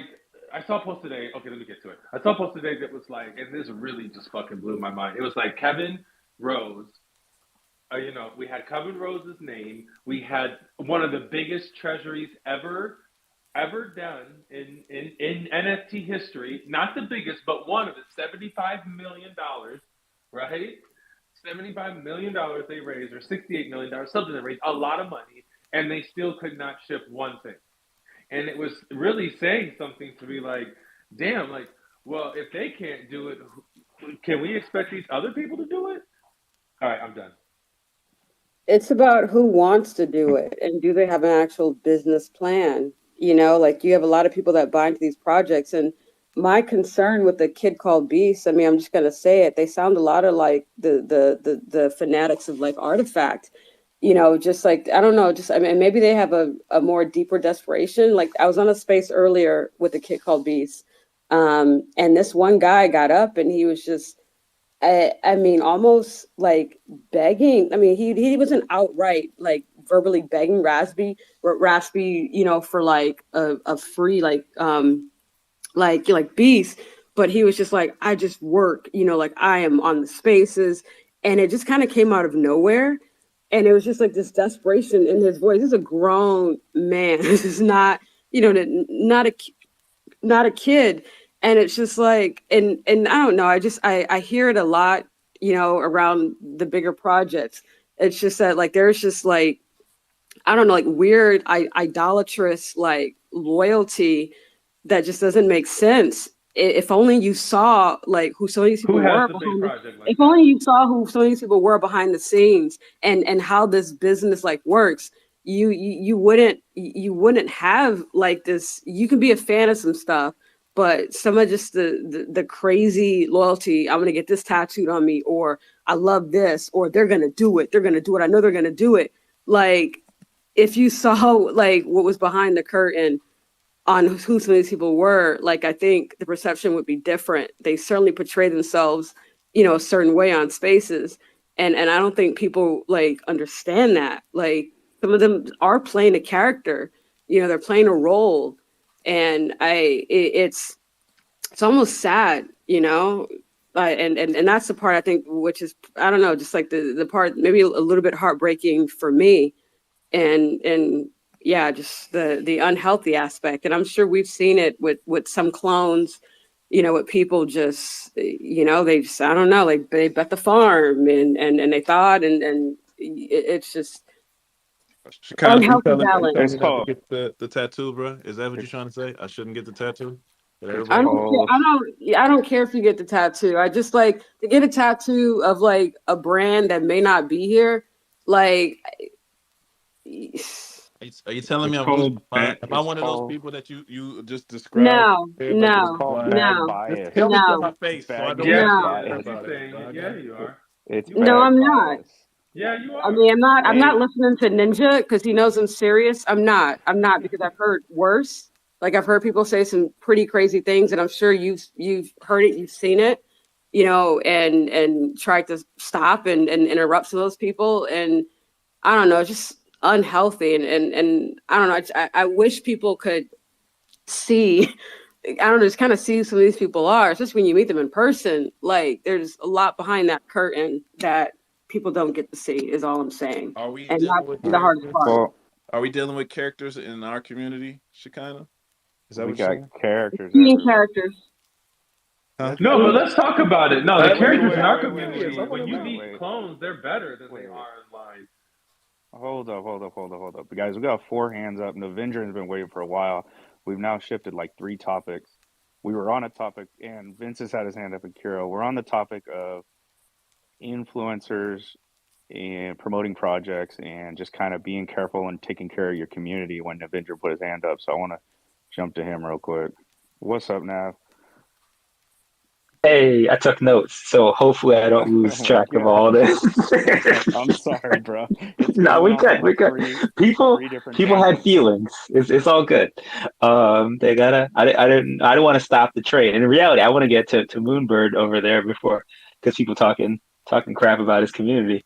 But let's see. First thing I got. Oh, when Fade King was talking about the story with his wife, and like he had feelings about the importance of what we do as a community, bringing these new people in. And it's easy to say, hey, well, you should have done your due diligence. You should know that this influencer is terrible, so on and so forth. But at the same time, our community as a Web3 world is fairly small. So any kind of new people we bring in is good for all of us. So even if we're looking at the concept of we're pumping our own bags by making sure people feel safe coming in the first place, that's probably why a lot of people, as Ninja was saying, you bring it up to a celebrity and they're like, nah, I don't want to deal with that. You want the space to be a space where people feel like, oh, I can go in there. I'm not going to immediately lose all my money, even if it is because, we're around just trying to tell everybody, hey, don't trust anybody. And maybe they end up not losing out because of it, which is similar to the influencer problem, where it should 100% be the responsibility of the influencer to do some form of due diligence on the projects that they go out and show, because even if they're getting a paycheck at the end of the day, and I get it, maybe that's the way that they're going to make their living in this space, there's still a sense of if they mess up, they should be less trusted, and therefore they should, make an effort to not promote terrible projects. And there is going to be a big difference, which is something I always thought about even when I was getting like whitelists and various back in the Discord days. Projects would just hand out whitelists for other projects, and they were forming partnerships. And sometimes partnerships were rugs, sometimes partnerships were just trash. I don't necessarily think they should be responsible if projects don't work out, because there are actually a couple projects that I bought in too early. One, like they made physical cards that they sent to everybody who bought them, and you scan them, and it had a 3D AR feature, and they automatically sent everybody their 3D files to play around with Blender pretty much as soon as it minted. Like they were on top of things in the beginning, and they had fleshed out a story for their whole NFT project, but they didn't make any money. It looks like they're still around, but it doesn't seem like they're doing too well. But I avoid Discord like the plague at this point because it's super annoying to deal with. I guess Subscribe might know a little bit better about me avoiding the Meta Legends Discord, which I minted that. So I paid the thing to get some land, and I don't have any land.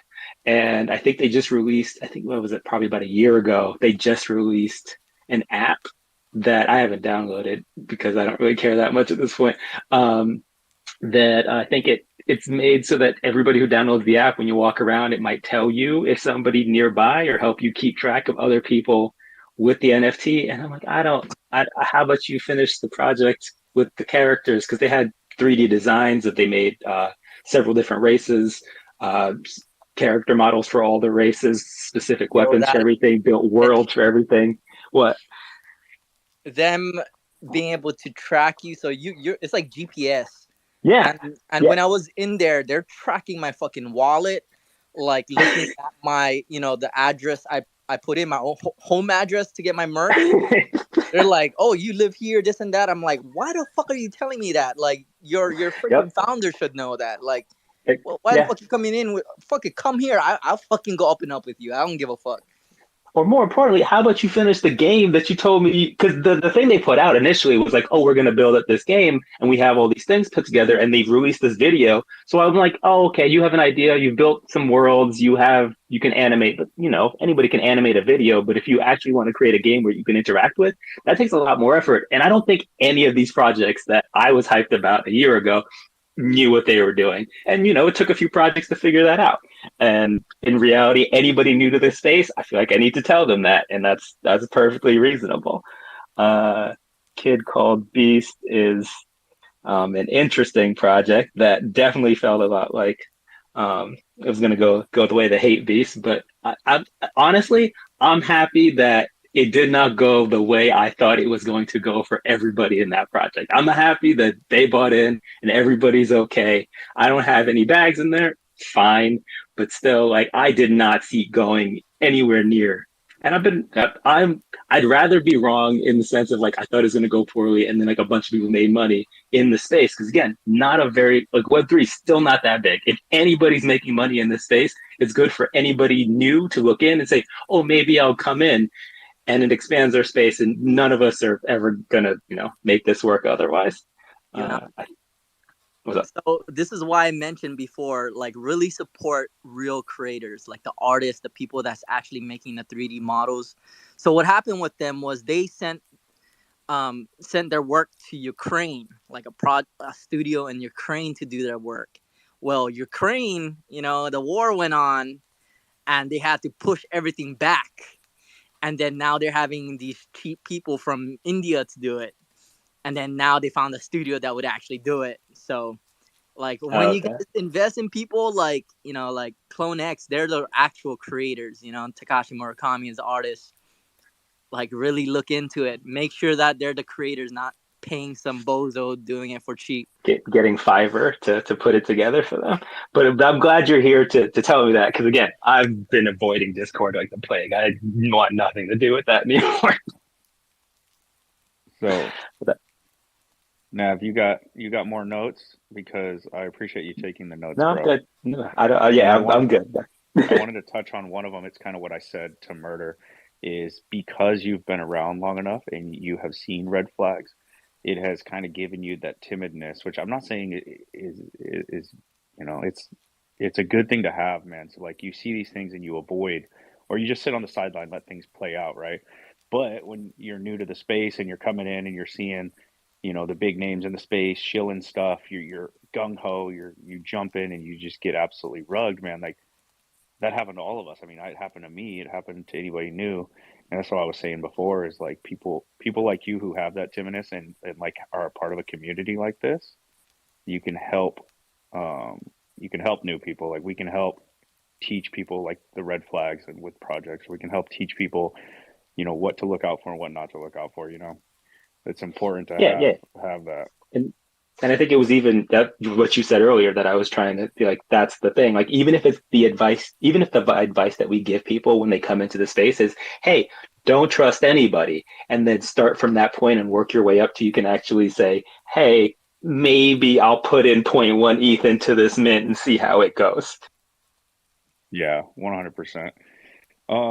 So Vincent messaged me and said he defers his hand to Felix, but Felix literally just left because he must have got impatient. Vince, we're going to you then, bro. If Felix comes back, we'll invite him up. Yeah, I mean, I think the space, picks and chooses their heroes and their villains for sure, which is interesting to see. Uh, some people can kind of, well, so yeah, I think people definitely pick and choose their heroes and villains. I think also, people are quick to assume things are a rug, call things are a rug, call things rugs that, like it's the term is just so loosely thrown around that it's lost meaning. Like just because the floor price goes down, now it's a rug, right?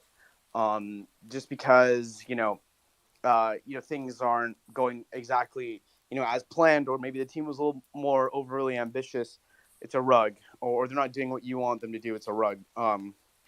And you know it's weird in this space that you're really only allowed one shot, and then if you fail, like you're just a rugger.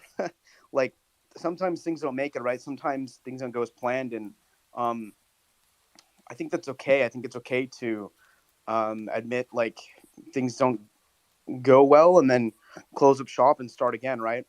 um obviously a way to do it and a way to not do it. But these are super risky assets and a super risky industry we're in. And ultimately, you know, um, a lot of things are more nuanced, I would say, than not. But it's up to you to mint these things. And at least with NFTs, like I write them off to zero. I don't think necessarily that I'm you know like it's gone, right? The ETH is gone. And it's a JPEG at this point, type thing. But I think people are way too fast to call things rugs or to call people ruggers. I mean, the best example of somebody who's kind of gone through that and came out the other side is like Zagabond with Azuki's, right? Like this guy started like 4 or 5 projects.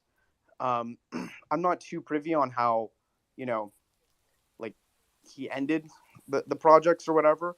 Um, I don't think there's really a standard way to end a project. Like, do you mint people back? Do you return people back the ETH that they minted? Like, do you give them like whitelist to your next project? Like, what do you do, right? Like, there's no standard way of doing these things. But, to that point, I think, um, you know, people gave, him a pass, right, with Izuki. People also gave like Jenkins of LA a pass too, which I thought was really interesting.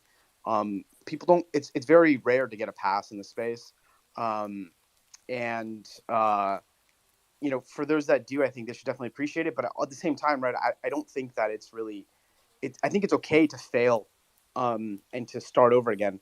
You're not necessarily, but again, I think it really comes down to how you fail and how you kind of close up shop. But again, like people are just too emotional when it comes to, oh yeah, like if the ship is dying and you haven't had a sale in like a month, right? And you're making no money and you're expecting to make royalties. Maybe it's like an indie project.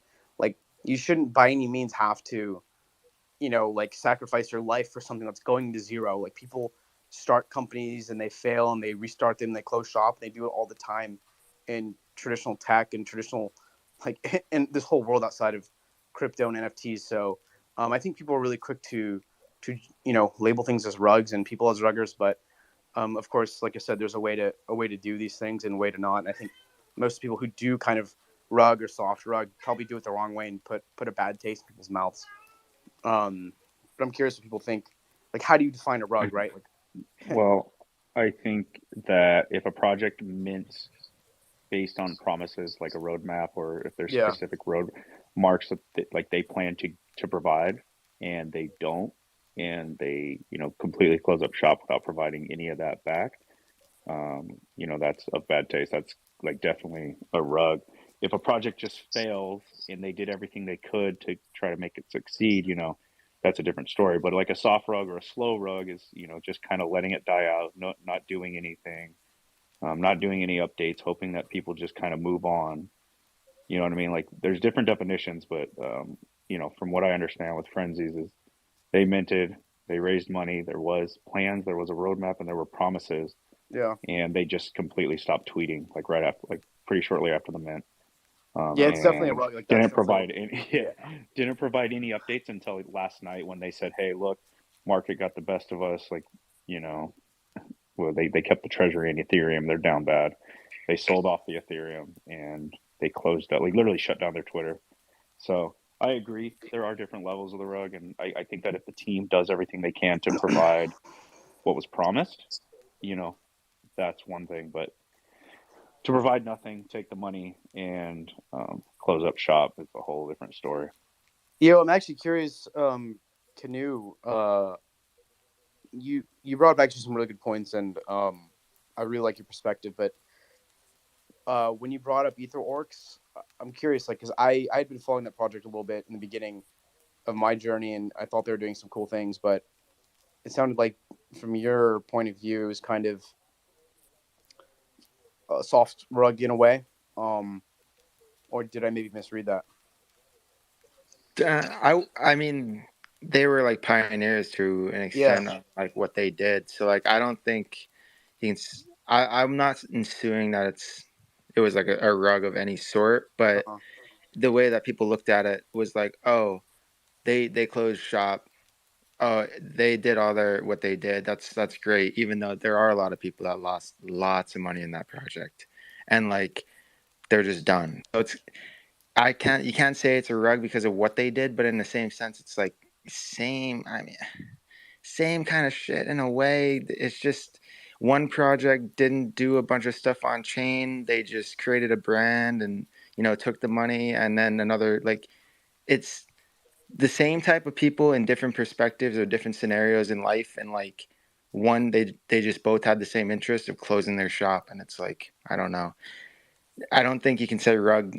Rug is just like you said. It's loosely thrown around. It's kind of like anything's a rug nowadays if you stop. But I don't know, man. Like EtherWorks was at 2.5 ETH, 3 ETH, and now like they're just done. So it's kind of I mean people Yeah. lost big bags. I mean, the market though, right? Like the market kind of decides a lot of that. It's not the project's team if it even runs like 100 ETH, right? Like people go crazy, they degen into stuff, they pump the floor, and people get wrecked, right? Like especially in NFTs, like it's literally the most peer-to-peer market like that there is, right? So it's not Yeah. their fault. Like if and I read the founders tweet, like they only were able to rake in like 400 ETH in like royalties, right? Like these top PFP projects like do that in a week or like a couple weeks, right? Thanks. So it's like they ended up they closed up shop. They were pioneering the space, and they made a business decision to be like, look, like this isn't worth our time. Like we're indie game developers, like, and I'm not like trying to put you out, like kind of call you out, but I'm giving an example, right? Of like it's a really good example of kind of a project that a lot of people liked and were rooting for, but like ultimately, like the economics for a lot of these indie games, like they shut down, dude. Like I'm in like a game development like subreddit, right? And people are like always posting on it, like losing their minds, like, oh yeah, I'm an indie game developer, like I don't have product market fit, like do I quit this? Like how do I attract consumers? Blah blah blah. And it's like, yeah, like of course, right? Like these are super neat, sometimes niche products, and like especially like on-chain strategy games like that, they're niches within niches within niches, right? So Yeah, I think people are just too quick to judge in this space. And again, like there are definitely ways to do it and ways not to do it. I think EtherWorks, as an example, like made the really difficult decision to close shop, but like with things like Frenzies, right, or whatever, like fill in like the blank, like celebrity NFT rug of like 21, right? Like those are obviously, you know, not it's not the same category, right? But again, it's like with anything, right? Like a few bad apples like ruin, you know, taste for others, right? So now because of all these rugs, right? Like now no one can close up shop, right? Like in a professional way because you know people have been burned and honestly like people in the space are babies, man. Like it's it's a fact. Like a lot of people just kind of um you know, like people are just very quick to call things rugs, and it's you know things are a lot more nuanced than that. When you have like your reputation, your time, and yeah, I mean, only bringing 400 like ETH in royalties when people have committed their careers to this, when it's like oh just something you want to flip or just kind of play a couple hours like a week, like you ultimately have to make a decision that's best for you know yourself and your family and the business as a whole. And so yeah, man, I think people should just try and reserve judgment, you know, Yeah, a little I longer definitely get that. for these people. 100%. And yeah, I mean, EtherWorks and a lot of the other projects don't even, you can't really compare them that Yeah. much. I brought them up as one that just closed down shop recently, Yeah. but like it also goes into like saying like there were a lot of influencers that did pump EtherWorks and did like really push for them when they were 2.5 ETH and saying, oh, buy them, they're gonna go to the moon and shit. And it Yeah. kind of goes into like a lot of the traders in this Web3 environment. What they do is they'll buy something, just like they'll buy something at an obscene amount. I think all of us have done it before, where we bought some stupid ass shit at a ridiculous price that when you look back on it, you're like, oh, I fucking bought something for $20,000, when in reality it's like I could have bought a fucking new car with that. Like, why would I buy a JPEG at that time in life at $20,000? So I mean, it's my own fault. I'm the one that put my money into it, and that's the same way a lot of these people got to look at it. It's like if you bought that shit, it's your fault. I mean, don't be a follower. You're kind of like a sheep in a way. If like you just buy stuff based on other people, but I mean, that's how it's gonna go, and then Yeah. FUD's gonna happen. So Yep. No, I appreciate your takes too. I think I haven't I like your point of view, and I don't think we've chatted, so good to chat and connect. Yeah, no, Canoe's come up a couple of times with some good takes. Vince, I like where you're going, and just to play kind of devil's advocate is it a lot of these teams, if they're gonna promise certain things and they're gonna collect people's money, they need to understand the type of scrutiny that they're gonna be under. Like that's just like Web3 is like a very kind of, I mean, it's not the best, like it's kind of a toxic place, but like if you're collecting people's money and making promises, like you need to deliver on it, or you know, they may not give you second chances, and you may catch some heat, right? Like a lot of these, this isn't like traditional businesses, no matter how much we want to think they are. Like you're collecting investments almost like crowdfunding investments to build a Yeah. business, and if you promise something, um, you know, for that crowdfunding, like you got to deliver on it, or I don't think you should get a second chance. But you know, if you haven't promised anything, you're selling art specifically, and the art is what you know what is promised, and that's a whole different story, right? But a lot of these projects from 2021, they built and they raised funds on roadmaps, like promises, Yep. like games or different roadmaps, and that's a whole different story. So I think you're right, and I think that it's just like case by case on what was promised and how it was raised. Honestly, I agree. And again, like that's the whole point, right? Like a lot of this stuff is like nuanced. You can't, right? Like, and that's what I was saying. Like, people are just so quick to call things rugs. So, you know, I think more analysis we should got be to like be introspective. quicker. What? We got to call these rugs quicker and stop. Like I feel like that literally is the business model. We're like, oh, we got to hold them account. You can't do that, or you're gonna catch shade. And like, yeah, well, I got $250,000 in my pocket now, so yeah, shade all you want. I have the money. Like it's right. Like Yeah. we're not throwing shade at people who went broke trying to fund their own project. Like they run away with the money every time, almost every time. And then that literally is the business model.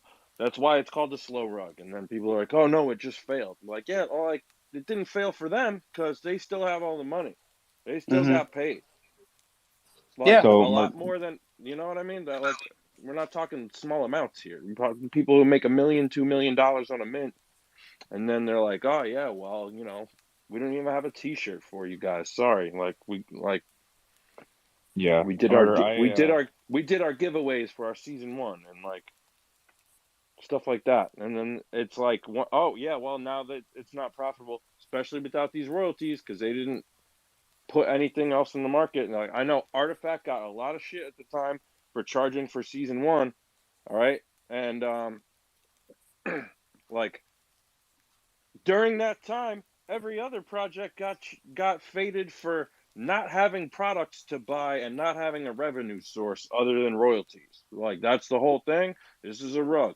And then Artifact comes out with something that they're charging for, and they're like, I can't believe they're charging people for this. It's like, no, like these companies, if they don't have a revenue source other than royalties, like, then what is it? No, yeah, you're right. And it's about to weed out those projects that didn't have a plan to create revenue. Jace, what's up, man? You had your hand up earlier. You left us. You must have changed to your clone and came back. What's up, brother? Hey, man, I'll tell you off mic. I'll tell you why I took it down, or maybe I'll make it public later. But no, man. See, I'm on the other side of this. I've started over 20 businesses that actually made profit, and then some I had to shut down. Right? No matter what I did, was it purposeful? No, man. I put my entire life into these things, and so it's really interesting. Which I'm so glad none of them were Web3, because some snot-nosed assboy 16-year-old putz who doesn't know his from his elbow is all of a sudden calling my life's work a rug because he's too pissed off that he put money into it and had no clue how to do any research. And now all of a sudden this kid's got a right to call 8, however long that is worth of work, all of a sudden use that to put somebody else down because he's pissed off that it didn't moon because he stole money out of his mom's purse and threw it into NFTs. So I took my hand down earlier because I'm a little hot and heavy about this, because, man, I just hate people that don't know nothing about business, that all of a sudden have a platform, get a microphone, and all of a sudden they're God's gift to business because they called something a rug before somebody else. Now, there are rugs, dude. There's so many. But, man, more to Vince's point, like, it's so nuanced where it's like, dude, we don't actually know how hard they worked. Some of them, absolute scammers, total scammers. And that's why I really don't, if you go on my wallet, I don't have a ton of weird mints. Like, I got some weird stuff in there, and so it's so interesting how some people are so entitled to be able to screen something out there hoping that they're right so they can get some clout for it. And I'm turning off my mic. That felt really good. Is that what you think I'm doing? No, Murder, not you, bro. No. It's not you at all. This is not it. Anybody that is actually that I've even heard in this room or ever on Bad Takes. It's these other guys that are out there that are just screaming for screaming's sake and calling anything they want. Like, the internet's tried to cancel me 6 different times. There's probably, I don't know, 500 million views worth of canceled Jace Bennett videos all over TikTok if you want to go search for them, right? Like, and none of them are founded in anything. And so I just get ticked off when people think if they grab a pitchfork, all of a sudden everything that they say is, you know what I mean? I don't know. No, Murder, bro. I'm not even close going at you on that one. No, that's cool, bro. No, like, Frenzies is definitely a rug, though.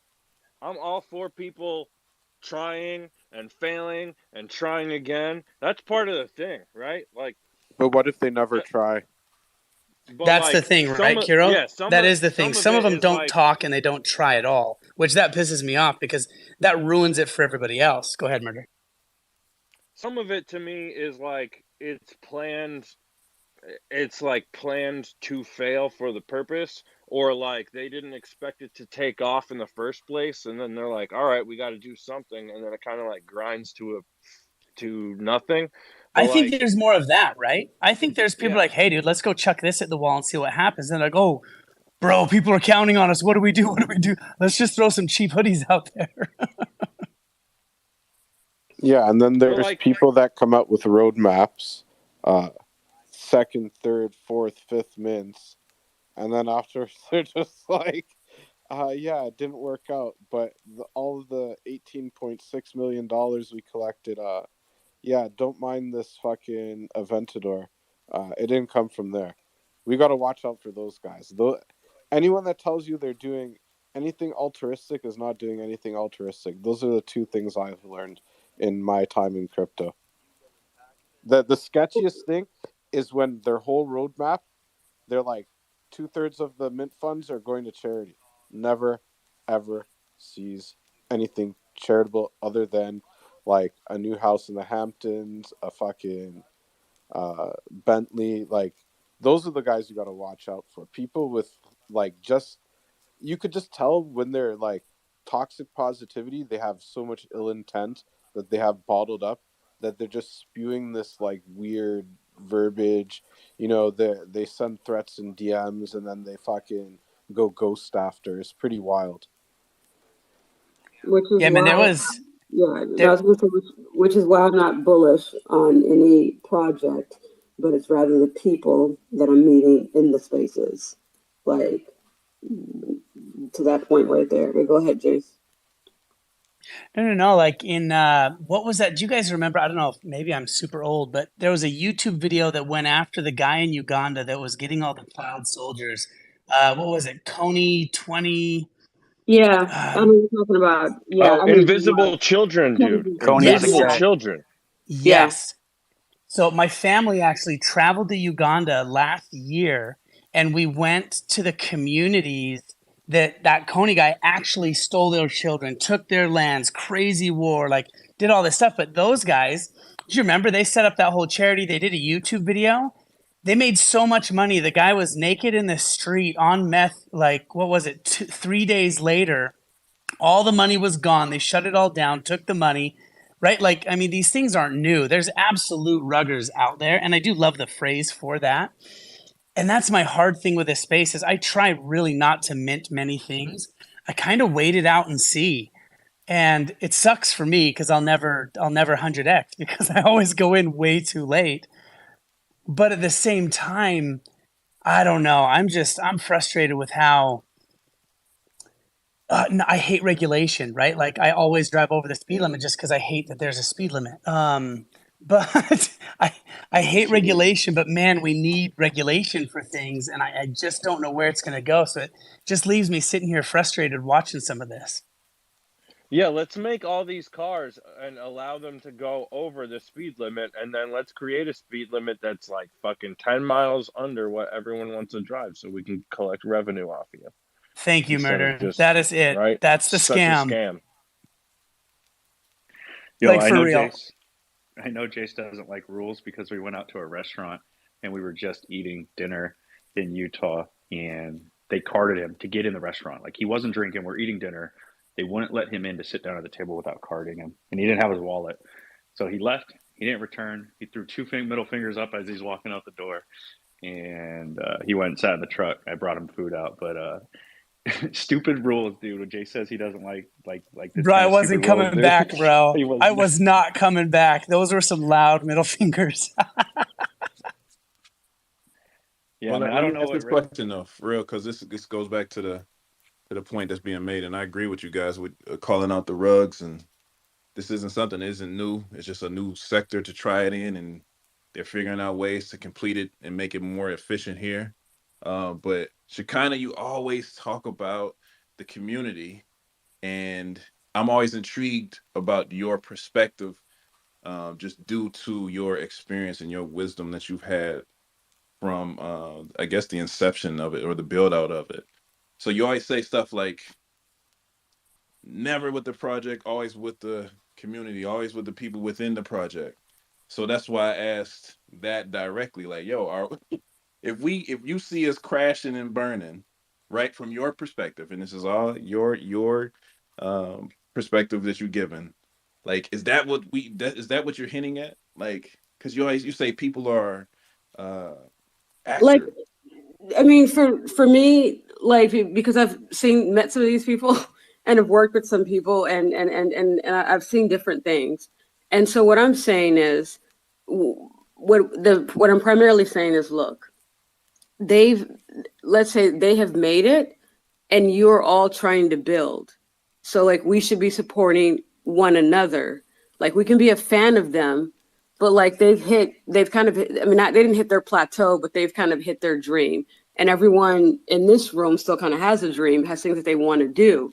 And so why are we, just throwing constantly money at the people that have already become multimillionaires, and we're still struggling, and at some points are upset because things don't go our way, or we had expectations weren't leveled, and we're disappointed. So I fall under the, I guess, the regime of I want to see everyone win. And so like I've seen these other people win, your project founders or creators, and I want to see the people that have helped them win also win, and not necessarily from just depending on that project creator to help them win, but from the community that's building, because I think we have more diverse talent because we're larger than what they are. So that's perspective that I come from. You get it or no? No, I do. I always got that point. That's not what I'm saying. I get that to the I fullest. know what you I'm, get I'm saying. going. Wait. I'm going directly to it because you always have a direct statement about the community that we are in. So I'm going direct to you and asking the direct. Oh no, I mean I put that probably on every community. Like I just, from the different founders that I've seen, some that I've talked to, like, I mean, I think Jay said it, like, it's just a lot of them just don't have the business acumen. And so, you have a lot of communities that are relying on them, and you have no idea that they don't know what the hell they're doing. And and it's okay for them to mess up, but it's like, but they don't relay or communicate, I mean, they don't have to let everything, but my goodness, say something, like, and so that's what I don't like.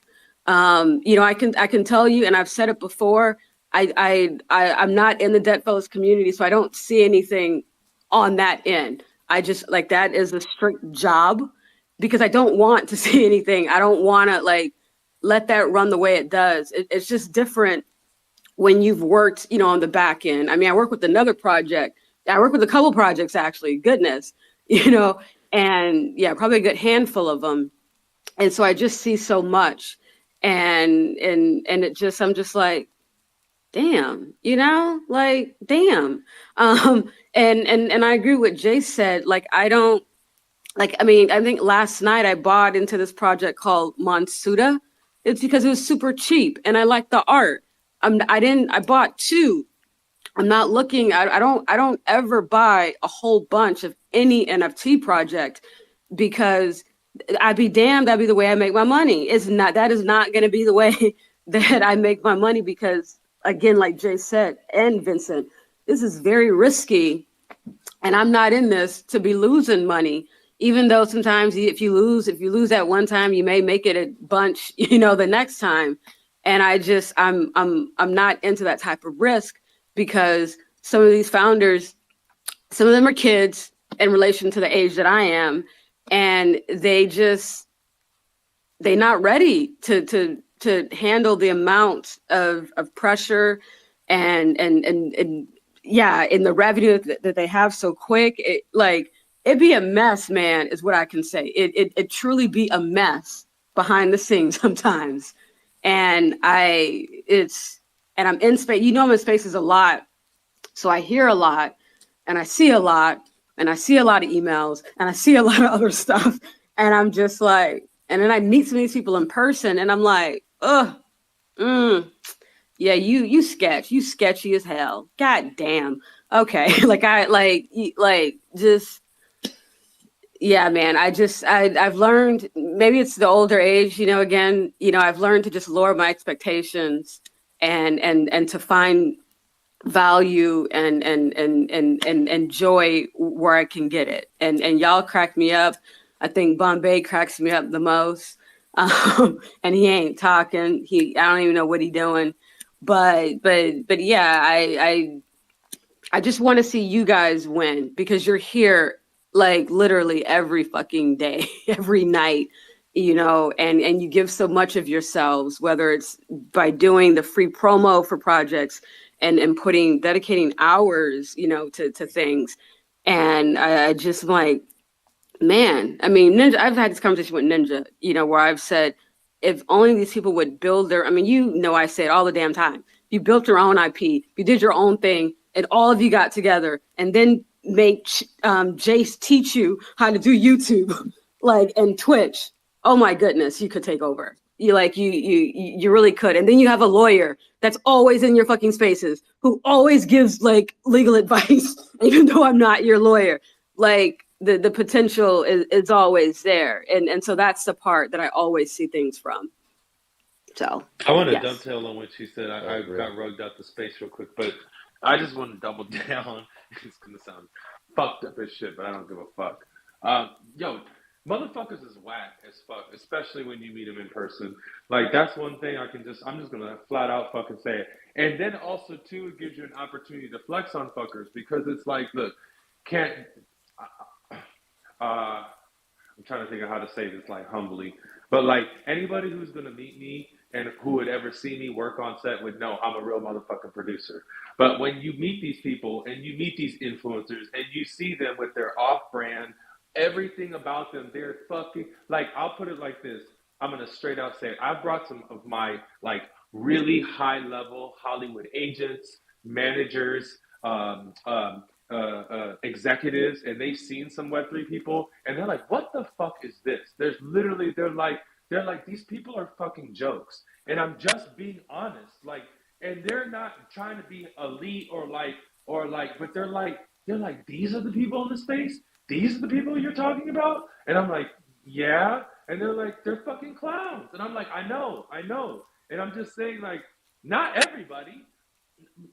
I'm talking about a lot of these people who are, you know, project founders, and again, it's these bigger people, and they're like, and they look at it, and people wonder why there isn't mass adoption, and why people laugh at us and think NFTs are a scam. Look who our influencers are in person. If you meet them in person, you'd see they're a scam.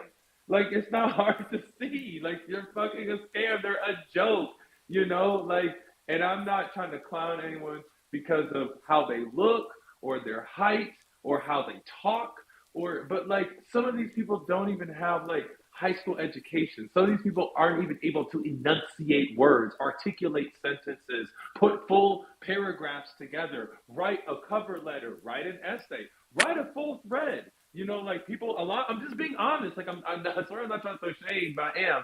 But it's like, I've met these people too, and I think we all have. And then you meet them in person, and it reminds me again, and I will liken to Hollywood, about how, like, you see your favorite star, you know, whatever, your favorite celebrity or actress or actor or skateboarder or musician or whoever, and then you meet them in person. Drake can attest to this because he worked in music for a while, and you're like, this the dude who's rapping? This the person who's supposed to be rough, tough, thuggish, hard? This is it? Oh no, this ain't it.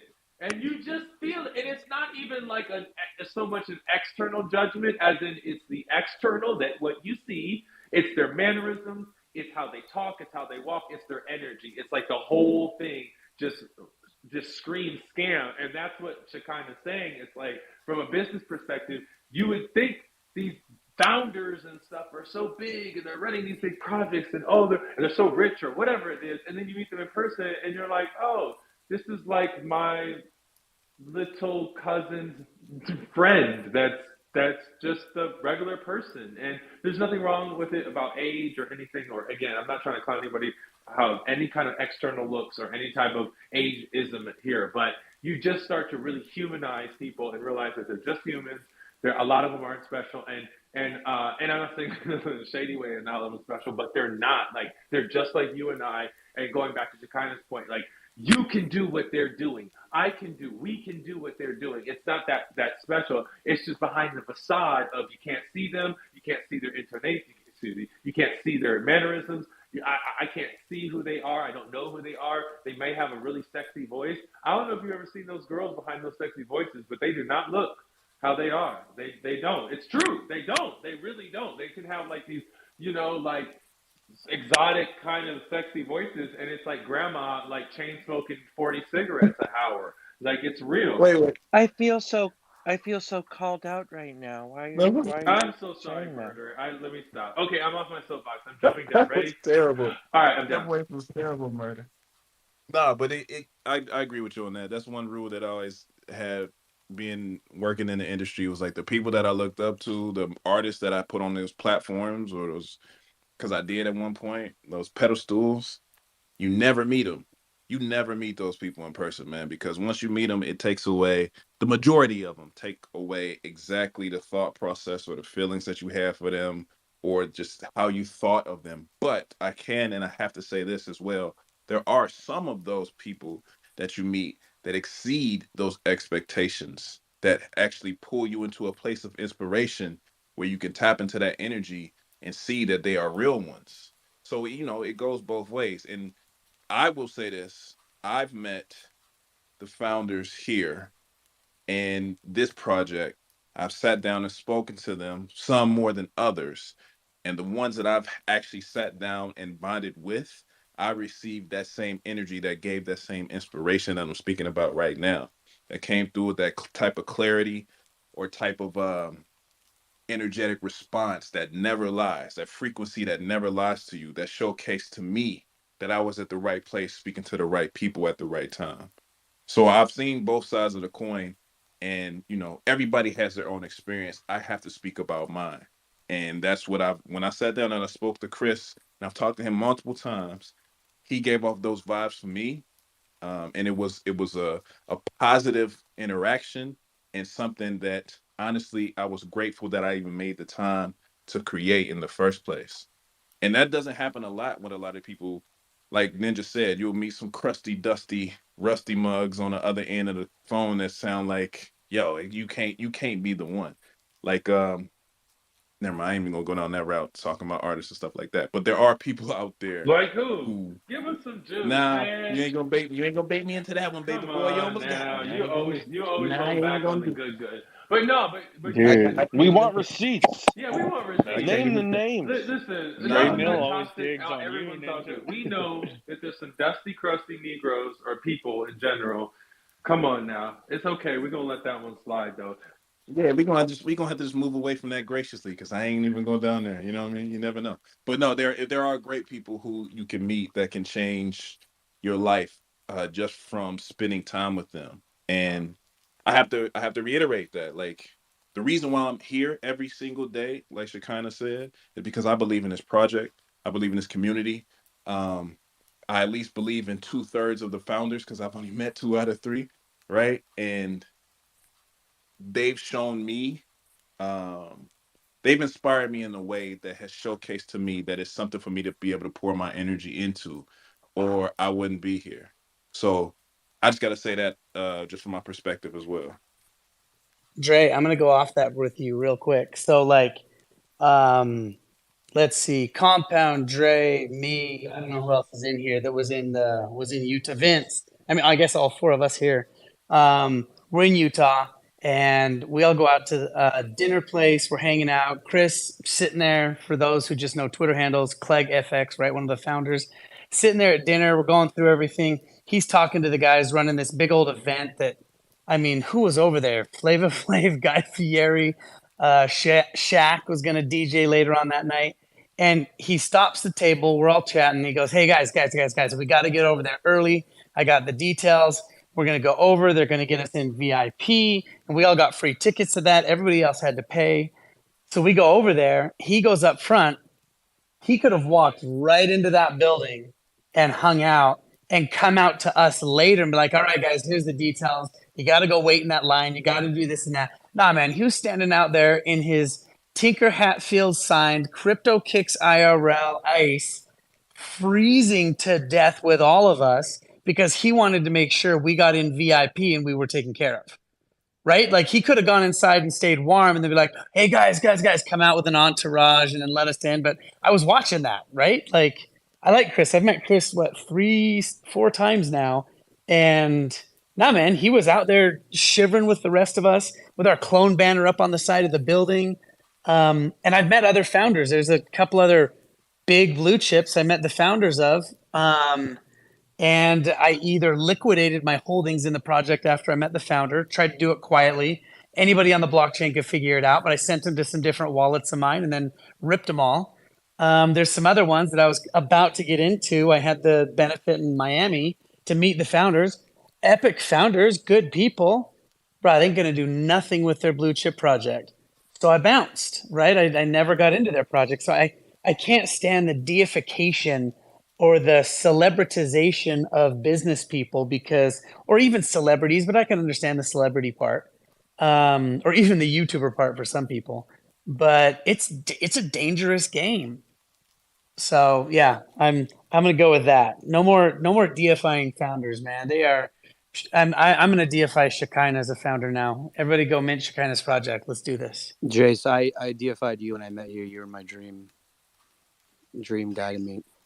Yeah, it's funny that Jason Dre pointed that out, and it'll be the last like that we say on it. But it was something I was watching too, right? And I was kind of making sure, but I will say that I have a lot of respect for Chris. He personally made sure everybody had a wristband. Personally made sure we all got into the venue. We were all in the section. We all had drinks. He like personally came up to each and every one of us to make sure everybody was good. And there were 36 of us, right? So like those are things that you kind of watch, right? And the dude is like, in my opinion, and what my experience with him is an absolute leader, dude. And like that was something I was watching, dude. Like, is he stood out in the cold with us, made sure we were all good. We had an awesome night, or like perfect weekend out in Utah, man. It was a good time, man. And I'm surprised you guys brought that up because it was something I was watching as well. I'll be honest. Well, but then it was so Dre cold copped in the that line. VIP tickets, and then Dre got the rest of us snuck into that other area. So we got to thank Dre for that part. Dre went and got 4 VIP necklaces and got like the whole crew into like a better VIP area. So Dre is a fucking leader too. I'll tell you that right now. You have to take care of my people. You know what I mean? It's we all here together. We do this. You know what I mean? You guys were doing mental jiu-jitsu on Clegg while I was just freezing my ass off in that line, dude. I was so cold, man. Yeah, Vince doesn't do well in the cold, guys. I'm Nah, he came ill prepared. He knew he was going to Utah. He out there in board shorts and tank tops. Like, what you doing, bro? He wore dunks to the castle, bro. He's like marching through snow in dunks, dude. He's wondering why his feet are cold. And then saying, yo, you know what? This ain't even all that cracked up to be. Everybody's talking about how cold Utah was. It ain't even that day. And 10 minutes later, he's frozen. Damn, this sucks.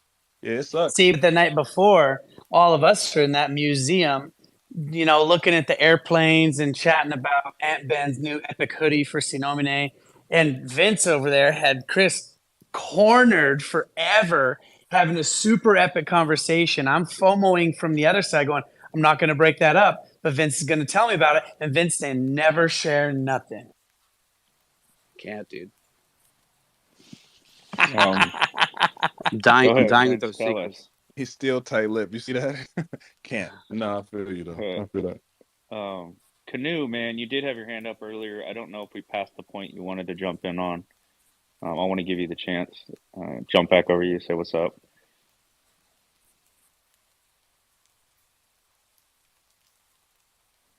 No, that sounds good, dude. I agree. Dude, I'm all in, bro. I love it. No, it's a hell of a plan. So what's up, Kiro? What's the news, man? I think me and you had a pretty good conversation on the timeline earlier, and it was regarding like tying your name to things and just being careful. And I watch how you move out here, Kiro, and I really kind of respect how you're all over the place and how you're actually pretty careful what you like fully like associate with and what you fully do, man. I appreciate your take on that on the timeline.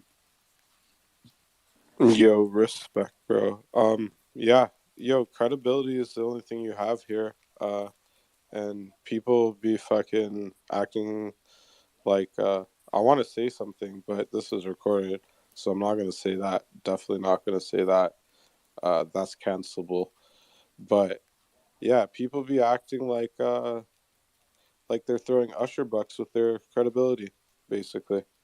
And Usher bucks are like you know, 10,000 for $5 or something crazy. So yeah, you can throw those all you want, but if you start throwing out your credibility, it's just not a good look, you know.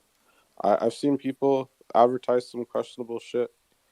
I'm not impressed with the people on a lot of teams. I don't I don't know why people sidestep answering things and kind of just talk about fucking metaverses. If there was going to be a metaverse already, it would be here, and people would be fucking using it. That's why a lot of smart companies don't put that in their fucking roadmap, because they know how much of a task that is. Even with the resources that Yuga has, in terms of having access to Improbable and what's it called? Improbable owns like this elite team of devs that goes and does everyone's networking stuff. Let me check to see what they're called.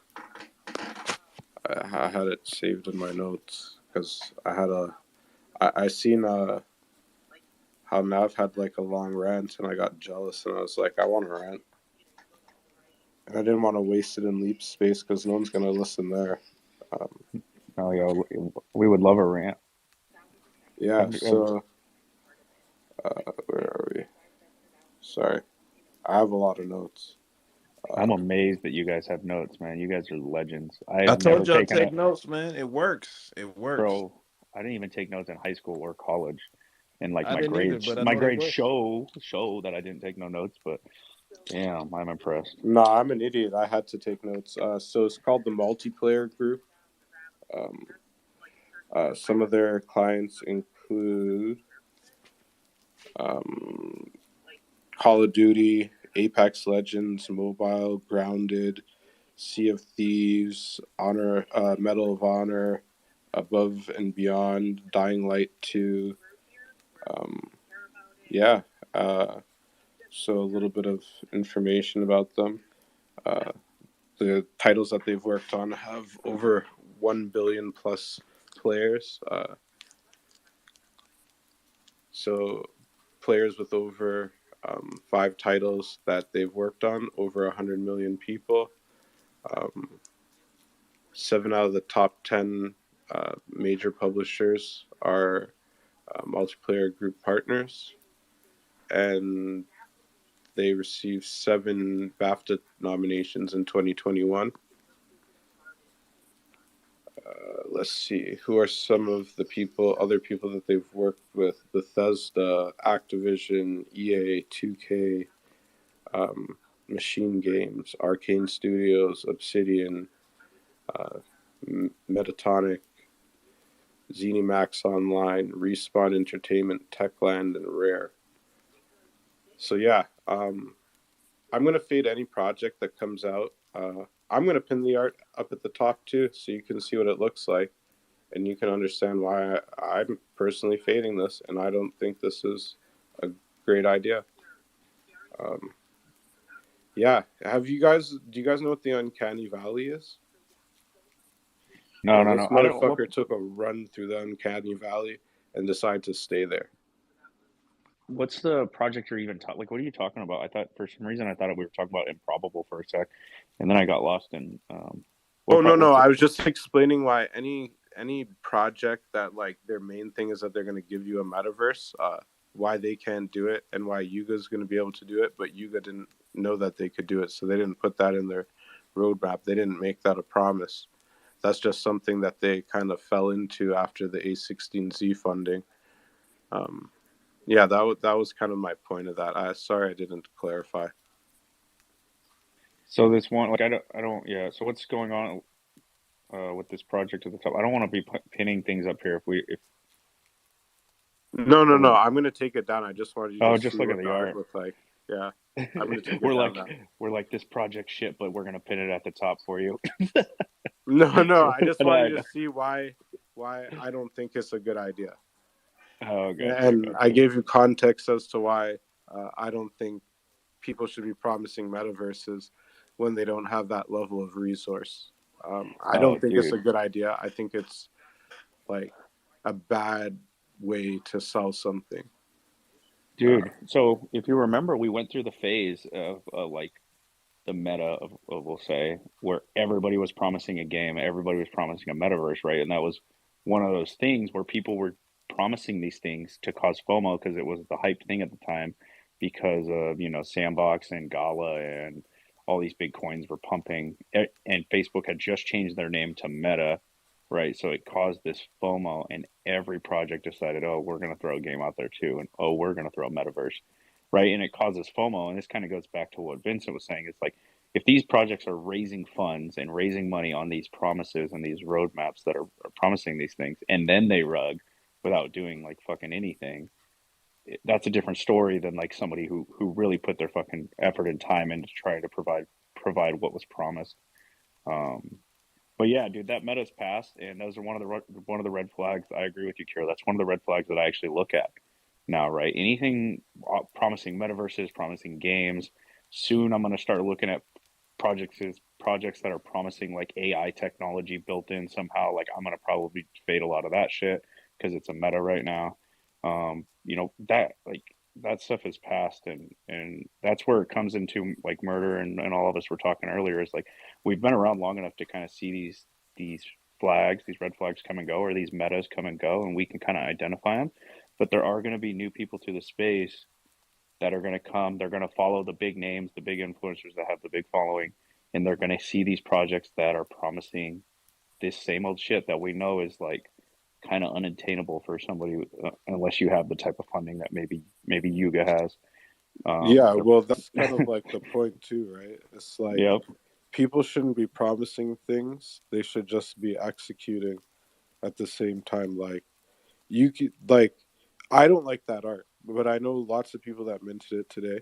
I'm happy for them that they're happy with their purchase. Um, but like my whole thing is like I don't get why you would promise something that is so elusive in this space. It kind of gives me bad vibes, is what I'm saying. And when you say Yeah. Usher Bucks, are you talking like Usher Raymond from Atlanta, LaFace, like Yeah, My Way Usher? I didn't know that was a real thing. Usher Bucks.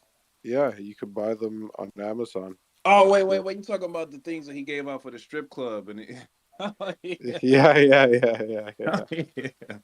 Yeah. My bad. I got that one hella late. But continue. No, no, that's all I wanted to say. Like, I'm just saying, we got to be more careful and do more due diligence ourselves, because at some point or another, um, like I've gotten rugged a lot of times, and then it took me a long time to realize that I was getting rugged, um, because I just thought that all things were possible in Web3, but apparently not. It's just like running a normal business. So you have to kind of under promise and over deliver is probably the best situation. And a lot of these things wouldn't have like angry holders and like disgruntled tweeters and all this crazy shit. So yeah. Let me ask you, Carol, is if you see these new projects, and this is something that I look for too, when I try to curate like who I'm following, who I'm listening to, or who I like trust in this space, is you see these projects that are right off the bat promising something that seems a little unattainable, right? Like metaverse, like you just used an example, and you see people or influencers or people you follow that are supporting it, minting it, and shilling it. Uh, Knowing that the promises are unattainable because they've been in this space just as long as you have and they are just as smart as you are, but they're still shilling it. Like, does that's the type of shit that will make me kind of unfollow somebody. Is if I see that, I'm like, no, dude, you're smarter than that. You're supporting something that has got a lot of red flags, knowing that a lot of this stuff is Yeah, like is in the unattainable too. particular Oh, situation, it's kind of like that website was just dropped yesterday, right? So with all that new information on stuff, uh, and you know, he kind of backtracked and almost said he was gonna mint. He didn't fucking mint. No one's minting that I know personally. I don't.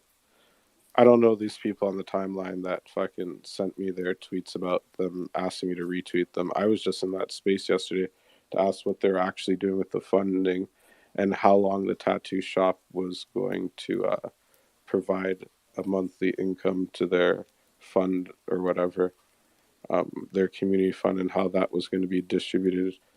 Uh, I just asked like normal questions, like normal business questions, because I don't understand any of these. Like, yo, when I went into the artifact thing, I knew exactly what I was getting. I was buying timeless Murakami art. And the possibility of being able to find some sort of physical, right? There was no promises or extra shit. It's unnecessary. It's literally unnecessary. It just turns it from like gambling to fucking mind control and gambling, because people get this wild ideas that this shit could pump to 5 ETH just based off the fact that there's going to be a metaverse because there's a bunch of nice pictures. That's pretty wild, man. I don't know. So if you can send me the link again, I thought when I browsed the comments real quick, I saw people that I recognized that were kind of pumping it in there, and I'd have to look into it further. But it'll probably, like, if it turns out to be kind of a rug and it was being promoted by these people I recognize, I'm probably going to lose some, they're going to lose some credibility in my No, mind. it's not a rug. That's not what I'm saying. I don't call anything a rug until it is a rug. And when I say a rug, I mean like Mori. I mean like uh, 2 collections, a first pass collection, then you delete the website. Then there hasn't been a single announcement since 2022. It's bloody 2023 in the second month, man. That's a rug. Um, like, not shipping statues to people and asking them for $20,000-$30,000 more, and the statue still isn't done, is that's a rug. I'm not saying that something that hasn't had a chance is a rug. I would never say that. I'm just saying it susses me out when there's like extraordinary promises made, because like, yeah, $10 million is a bit of money, but it's not really enough to develop a full metaverse. Yeah. I agree, dude. I agree 100%. And these are the things that you've been around the space long enough, you can identify these, right? And it's kind of things where, like, I appreciate you and anybody else in here who can kind of identify things that are like maybe like a sus to them or a little red flag to them. We could all talk about it, and it'll like brings it to light rather than just letting people just go ham on it, right? Because in the bull market, like, no matter what you said, bro, you could have said publicly all over the timeline that something is sus, right, or something's not looking good, and people would still fucking mint it, dude. They just didn't care. But we're in a time now where we really got to protect the people that are still here, and there's not a lot of liquidity right now, and we can't just like continue to allow projects to just suck liquidity out of the space when we're It's running the low on same it 12 anyways. to 15,000 wallets fucking trading with each other every day. I realize like a lot of these Blur traders don't realize that they're just like messing up the provenance of the items that they bought, and I think that might in the future, when more people get into NFTs, they're gonna look at that and they're gonna be like, oh, this has been traded 300 times. Maybe I don't want this. You know, I, there's a lot of like people are just turning fine art into fucking shit coins with JPEGs now. It's kind of crazy to me. I don't know. I like the Japanese way of investing better in NFTs because they got a hold for like 6 to 12 months or something, right? So it Six, actually baby, 6 to 12 years, brother. 6 to 12 years. That's like a marriage, my guy. We married to the art, bruh. So see, there you go, right? Like you got to make I understand like the flippers and traders or whatever, but I kind of like look at it like, am I gonna make a conviction play on something, or am I gonna practice fucking voodoo JPEG bullshit? I don't know. It's wow, it's hard. Married to Yeah, the I did bags, not baby. realize what time it is, but as usual, I have a date tomorrow, so I'm trying to get to sleep early here.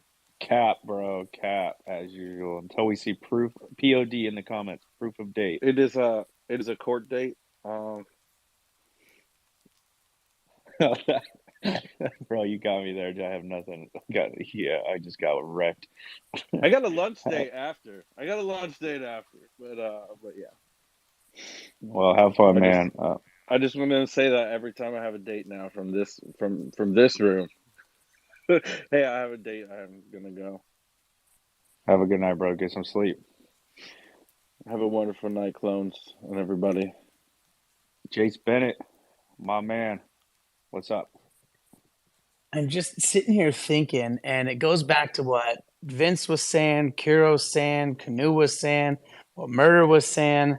And I'm trying to think of how, instead of just using it's a rug, how can we start calling this out collectively without using a word that means 15 different things right now to different people, right? Like, what can we do to start calling this out? Like, our community, we know how we talk, we know what we're doing, we know our lingo.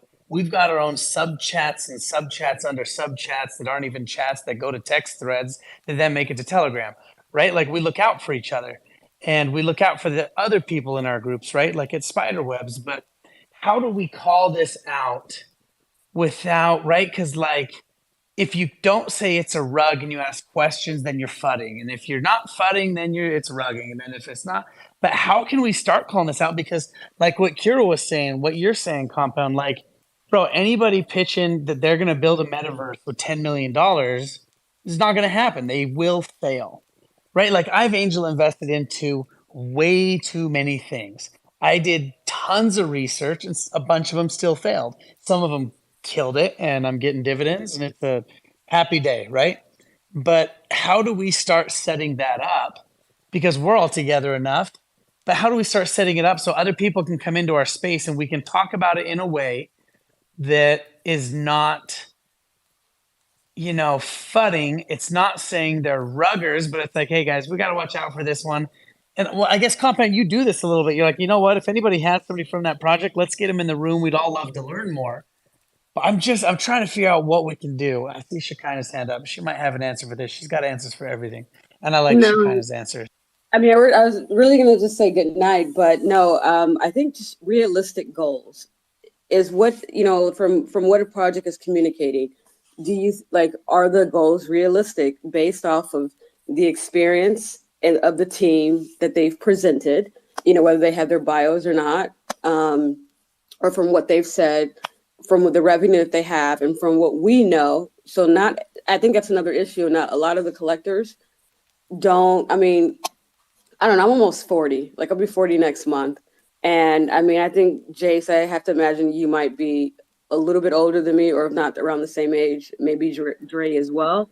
Just hit 43 last 2 days ago, 3 days ago. Happy birthday. Yeah, I did see it on the timeline, but I didn't know how old you were. But yeah, so I think when we look at it, and even Ninja, yo, you can just see it from a mile away. And so I think it's because I've never owned a business. I don't think I have business sense. I don't want to run a business. Hell no. I know it's very difficult, but I feel like there's some things I can see, and are things realistic? And so kind of what Kura was saying about the whole metaverse thing, some of the things that these projects talk about, are they realistic goals when you think about what a business needs when we're in this very small niche market? How do they grow when we've seen bigger projects not be able to do it? Like, how do they move when most people don't care and you have all these other issues happening in the world? Like, how are you going to do it? This community is not enough for you to stand on to truly build something, to build a strong foundation on. So I would say realistic goals is what I would say. So, what do you think? I like that. Yeah, but that goes like against the hype culture of crypto, like, unfortunately, right? Like, a lot of it is very hype driven. So to make that change is to really change like the narrative of the space, and to change like, you know, kind of yeah, a lot of things that bring people here. And I'm not saying it's right or wrong, I'm just saying what it is, right? Like, as somebody who works in the industry like every single day on a professional basis, like I see a lot of these things, and we pass on working with a lot of these projects that are more hype driven and really kind of unattainable, but that's just the culture that is the space, unfortunately. Like, it's dominated by that. So yeah, I don't know, I don't have a really good answer, but it is like it's a big part of it, right? And some projects hype and are really good at hype, and hype is a tool, right? But it's also, you know, there's a really fine line between hype and fraud, right? And it's tough to disseminate that. Well, yeah, to your point, hype is part of this culture, and there are a lot of hype driven things. But if these founders and these projects, like, they need to take some responsibility too, right? If they're going to play off the hype culture, they're going to go that route, and they don't deliver, like, they can't just like take that part of the culture and then get upset when they're catching heat because they didn't deliver, right? You can't just have, it's like, you can't have your cake and eat it too. Play on the hype culture, and you better be able to fucking deliver, otherwise you're going to get heat. And like, don't come back like asking for second chances and wondering why you're not getting them after like what you did first. But if you, what you're kind of saying, if you set some realistic goals and are able to like obtain those, you know, and even to the degens, right? So find the projects that are setting realistic goals, that aren't going crazy and promising metaverses, like Kiro's saying as well. But I think that there's still responsibility on the teams, that if they're gonna play the hype factor route, like, they better have some fucking realistic goals they can deliver on, as well, you know. It's interesting how they treat Artifact like a real company, where they don't treat a lot of these other projects like real companies, right? Like, I mean, we don't even need to talk about Monolith, right? And the Lace engine is a coupon, and all of a sudden they're like, wait, that didn't live up to the hype, and it just went bananas. But all these other projects, they don't deliver anything, right? And everyone's still hyped. So it's very interesting. But that's why I came over into Artifact, right? I haven't been here. I mean, I don't know how long I've been here. Actually, I need to go check some of my clones. But that's why I came over here, is I recognized an actual real business sprouting out of Web3, whereas a lot of other ones, it's fun little art projects where I buy the art and I say peace out to the ETH, right? And so it's interesting how they pick and choose, right? And Artifact obviously is to blame for that hype, because it was an emoji roadmap. Bro, we could take that anywhere we wanted to, and I think that was the point. Let them get all hyped up on it, but now it's like, oh, okay, we got to actually be real about this now. And now they're restructuring, they're redoing all that. So I'm totally good with them being silent. I wish they were more communicative, but I'm okay with that because I know they're pivoting. And man, I've pivoted 2 businesses before. I've got another one that's pivoting right now as I speak, and I just exited today. I've been with this. I started this business 8 years in, and I just exited today. So, yeah, man, it's Well, Congrats, you very. by the sweeping way. the floor? You sweeping that clone Congratulations. floor with the exit? What? He just got Yeah, a clone man, last week. I went and bought myself a watch. I was actually on the space. I was gonna buy it while I was on the space, but I was getting too pissed about the whole. I don't even remember what I was pissed about, something, and so I went and I bought this dope watch. I'm not gonna post it up anywhere else, but yeah, Compound Vince, I'll show you guys because I don't know, but I bought myself a retirement watch tonight.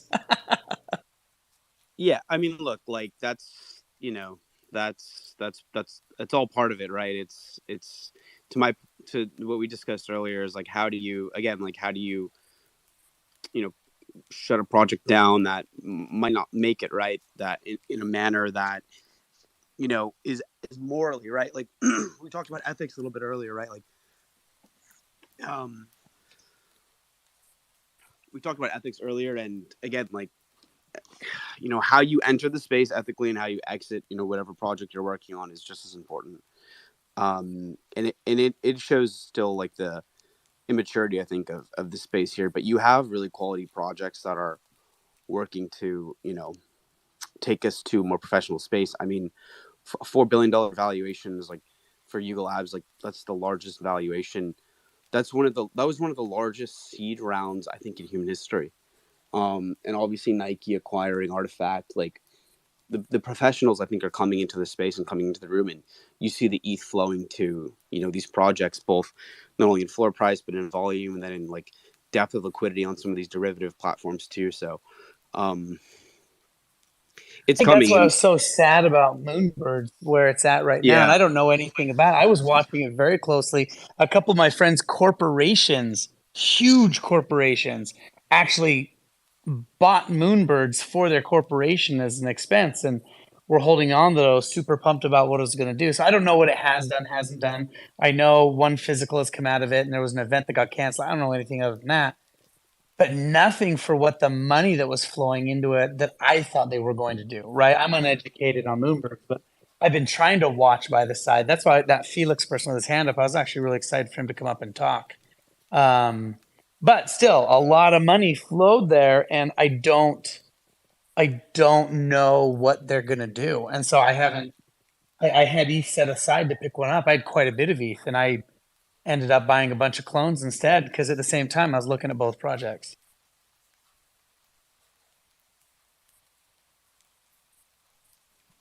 Yeah, man, I was looking forward to Felix talking too.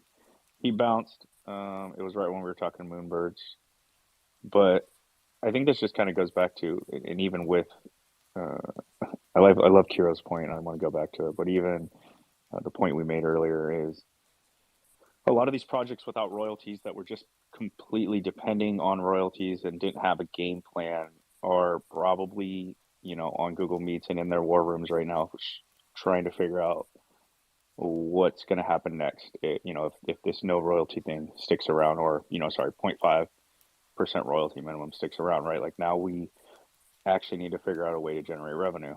And for some of the projects that had no intention to continue to build, or were just kind of, slowly letting themselves kind of fade away, the incentive's gone now, and there is no revenue stream coming in now from royalties. So it's either build or create a revenue stream, or they're just going to die out. And I think we're in for like a good, interesting 6 months to kind of see how this plays out. And I'm actually interested to see how projects start to launch, right? Like now with new founders coming in, knowing that this 0.5% royalty is kind of becoming the standard, like how they plan to launch, how it affects mint prices, how are mint prices going to be, if that's like your um, initial chance to raise funding, right? Because there's no royalties after that, or not much royalties after it. Like, how's that going to affect mint prices? How's that going to affect like real projects' ability to build in the space, like by raising funds right off the bat? Like, it's just going to be interesting to kind of see how it plays out. Any speculation on that, I'd love to hear it. I see the guy. He's got a Moonbird down there, Jonathan Colon. I think that might be how you say it last name. I'd love it if Jonathan, if you're listening, you want to say something. I'd love to have you come up and say something. That'd be just to educate. We're pretty chill in this space. If you want to, if you don't want to, totally understand. But I'd love to hear more about what your thoughts are. You're rocking the Moonbird. I know there's a lot of FUD right now. I rocked my clone, and I did switch to my mutant for a while during our FUD, which was purposeful. But anyways, yeah, man, I'm totally with you there, comp. Jace, you doing crowd call outs, bro? I really want to hear what they're doing, man. Like, I don't know how many spaces there were that were just railing on Moonbirds and all that. I mean, I think the TLDR is that Proof Collective was gonna have a conference in the next like couple weeks, and they sold, or either they had a bunch of people sign up who were Moonbirds or Proof members, but they're only able to sell. And this is what I heard by way of another Proof holder. They were only able to sell like 7 passes of like general admission that weren't the core Moonbirds holders. And they had a bunch of people lined up to speak and stuff like that. So, they made the decision to just cancel it, right? Because the demand wasn't there. That's what I understand of the situation. So I heard canceling, those parts too. And I yeah. guess I'm going before this. Like, Oh. they got a fanny pack, and that was cool, not cool, whatever. If you like fanny packs, I whatever. But what else? What was the point, right? Why did somebody spend 30 ETH on the Moonbird? What was it? Yeah. Do you know? I don't know. Well, I mean, that's a question I have too, right? Like, I don't know either, right? I study this stuff every day, you know. Like, I look at things like knitting, right? Like all the time, right? So It's difficult for me to understand what the knitting or really the purpose, you know, of the community is. I think a lot of people are very big fans of like Kevin Rose, Yeah. Proof Collective. Ryan Carson at the time as well. Yeah, him too. So yeah, you know, a lot like you talk about deity or I forget the phrase was, but people, you know, people worship these guys, right? So Deification. yeah, right. Like they worship these guys, and then they think, you know, like you follow them, and you kind of like, right, like they, you know, something magical happen, right? Um, I really don't know. And I was pretty, you know, a little confused with the project when it came out, and I think they're still early, right? Honestly, they had came out, I think April of 2022, right? So you know, give them time, right? It's still pretty early, but I think a lot of the utility and a lot of the ecosystem is tied around the Proof Collective, which is centered around like early access to, you know, like research reports and kind of like alpha within the space based off of their researchers. So, you know, it's really kind of like an investing or investment centric community that, you know, is wrapped around this 10K PFP collection.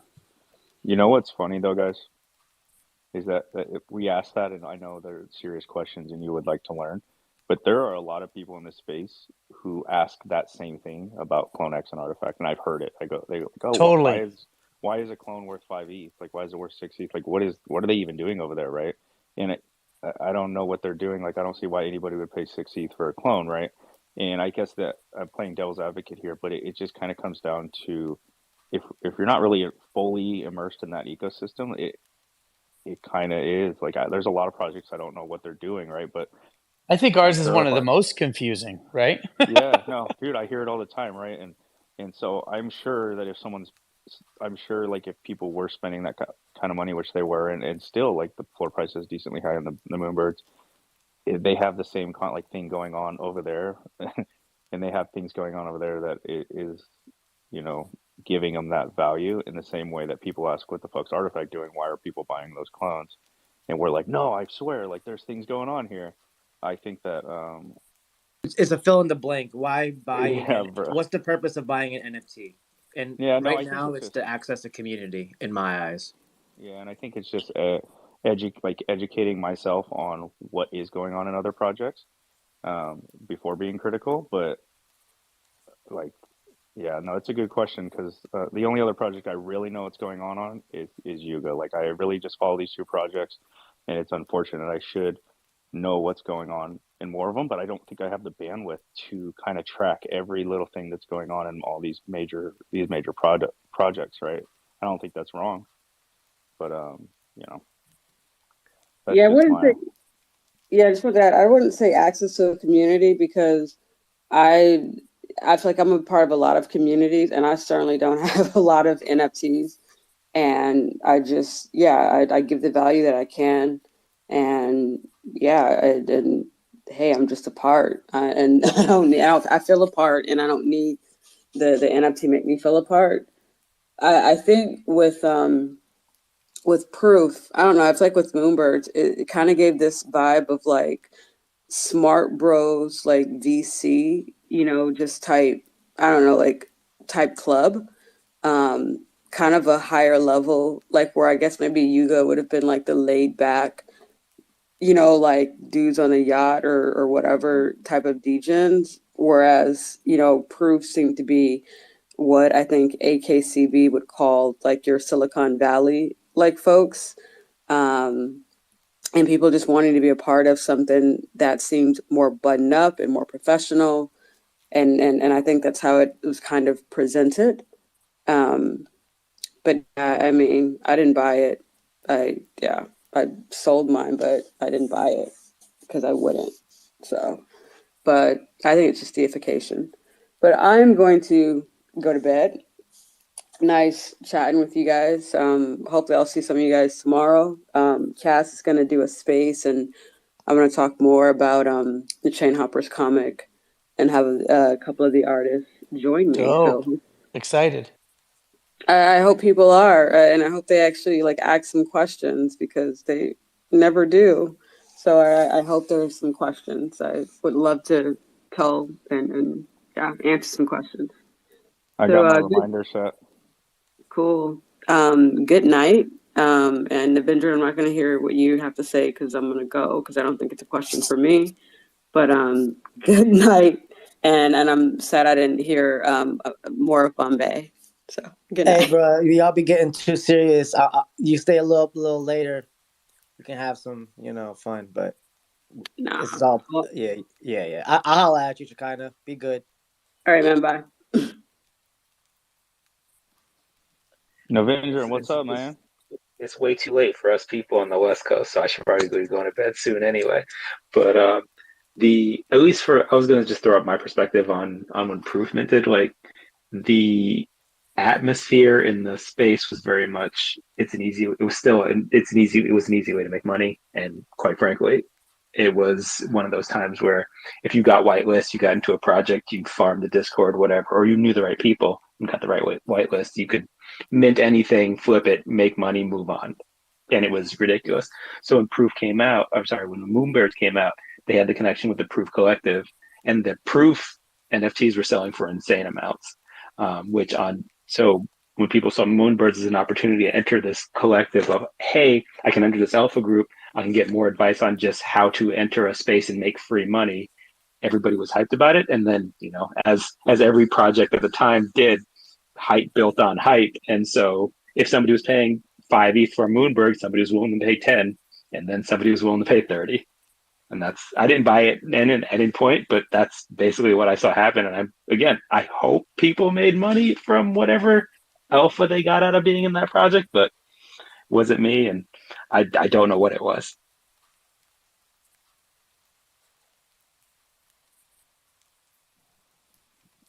Does that answer your question, Jace? It's pure, like right off the bat, like in the bull, speculation, like a lot of these other projects, right? Like the speculation to make money. And then of course, I didn't know like what the whole game plan was, but in the bowl, like we all just speculated on anything and everything that could potentially make money, right? And now we're in a phase where like that speculation's kind of gone, and now you kind of just need projects that are actually going to survive and going to build, right? Because we don't have the luxury to just throw 5 ETH into something and it turned to 15 like that. Like it happens, shit happens, but at the time, you remember it was just almost everything hit.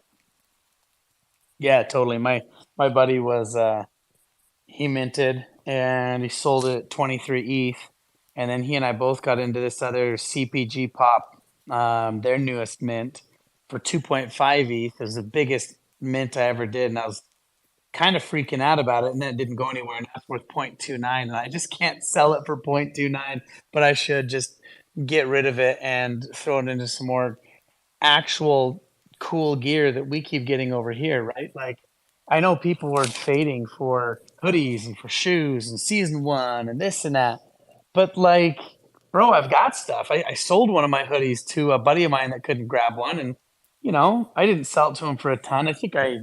I don't know. It wasn't much. It was a couple $100, but I wanted to hook him up. But we at least are getting stuff. Like I'm pumped on the Ramoa luggage. Those that were at Art Basel, we went to the Ramoa shop down there in the super bougie district in Miami and met the team. And the main guy from Ramoa was there. He's a French guy. Got to speak French and chat with him about what they're doing. And right, like it's real. So that's where I go back to. I love investing in businesses. I am invested in so many different businesses, and I love it. And a lot of them fail, and the few that do well really do well. And so that's where I'm at. I'm trying to look for. I think that's what Proof and Moonbirds. What I was so pumped about is it was more like Shekinah said, a little bit more buttoned up, a little bit more business and investing style, instead of the degen move. Really dope art. I hope it means something. Let's just do it and see, and if not, I'll flip it. And so I'm hoping more of the space can go this route, but you got the bad actors everywhere anyways, trying to make a quick buck. I hate it. I hate that part of everything, right?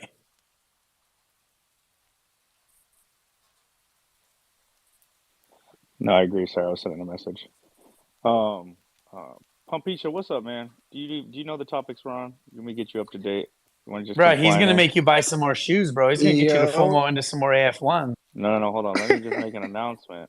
I have secured 4 pairs of Murakami drips and 2 pairs of Angel drips. Jesus. Jesus Christ. So Yo, you bro, I guys was can looking go at the ahead drips. and buy now. I've secured my bags. We can pump the hell out of them if you want. No, just kidding. I'm done buying Okay, them, bro. 6 is enough. I was about to be scared of like overcutting you, and I was like, yeah, you know what? I'm gonna wait for him. I'm gonna be a real one. So now I see you secured. Now it's my turn. No, yeah. So we went to sleep last night after we talked, and like you said, dude, somebody accepted the Angel bid. So we threw up 2 more bids for the Murakami drips You today to honestly make. got the Angels for a steal, though. I thought so, dude, and I think we'll maybe flip those ones. Yeah, To be honest. yeah, that's not a bad play. Yeah, and guys, just so everybody knows, just when I talk about like, okay, it's fine to pump my bags now that I secure. I'm just kidding, dude. I'm sarcastic as fuck. That's what they all say, I don't till they're ever. not kidding. Every Yeah, joke bro. has a little bit of truth to it. That's what I live by right there. We see like these guys getting in trouble for this shit. Like, no, dude. Like, I'm not gonna secure no bags first before I tell anybody else. Like, this was very public last night. My bids are under either my account or my girl's accounts. Like, please just accept Nah, them. he was using a burner account 0000. What's up, little Shaw? I see you. Yeah, I bro. miss Utah.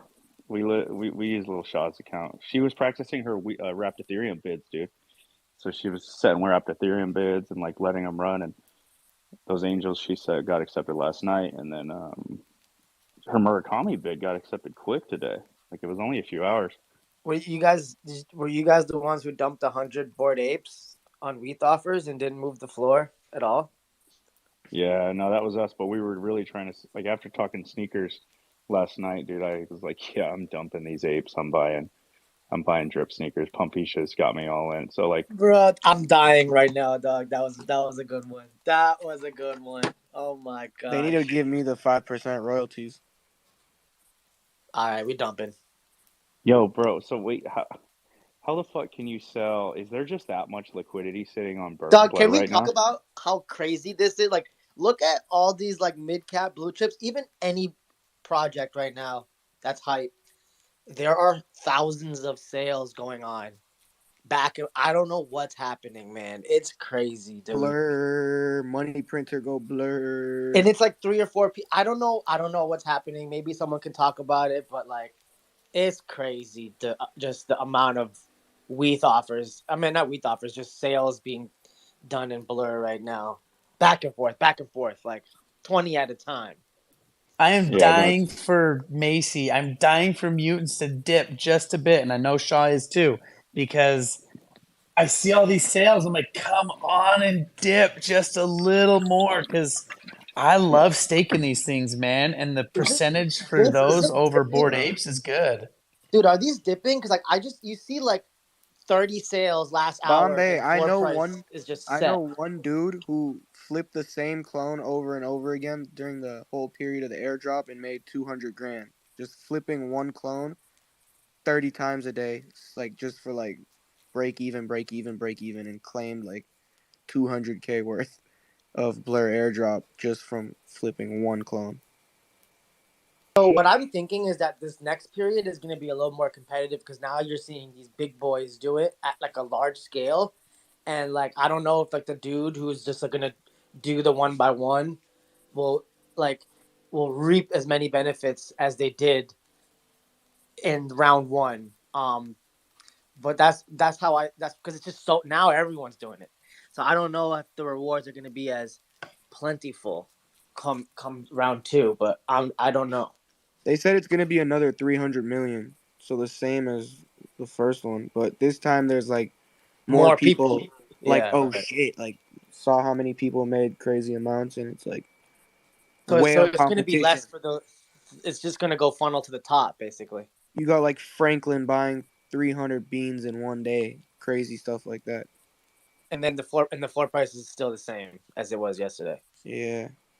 That's crazy, bro. Wait, so I just got a text that said that I'm hard to hear because I had my AirPods in, and this whole time, like you guys couldn't barely hear me, and you guys didn't tell me. No, I hear you fine, bro. I heard you Yeah, I can perfectly hear you. fine. All right, Shaw, it's because you're in the car on your Bluetooth. Turn your volume up.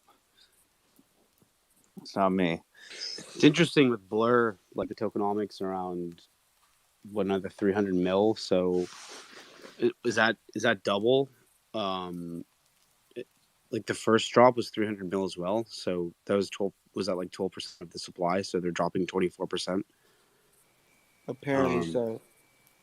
Yeah, that's like a lot of token to like just become liquid. Like that's almost a quarter of the supply.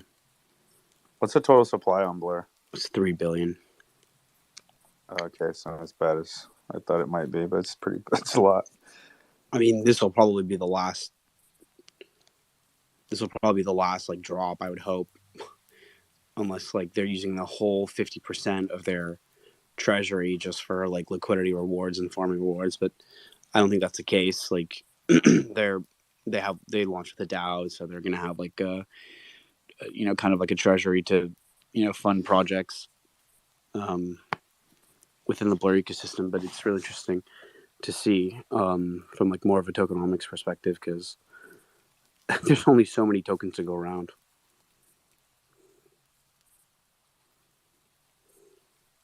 Like they're gonna run out soon, probably. So what? And then if they're not keeping like a treasury amount in the treasury, then they just have to do more additional funding to continue to build, or what?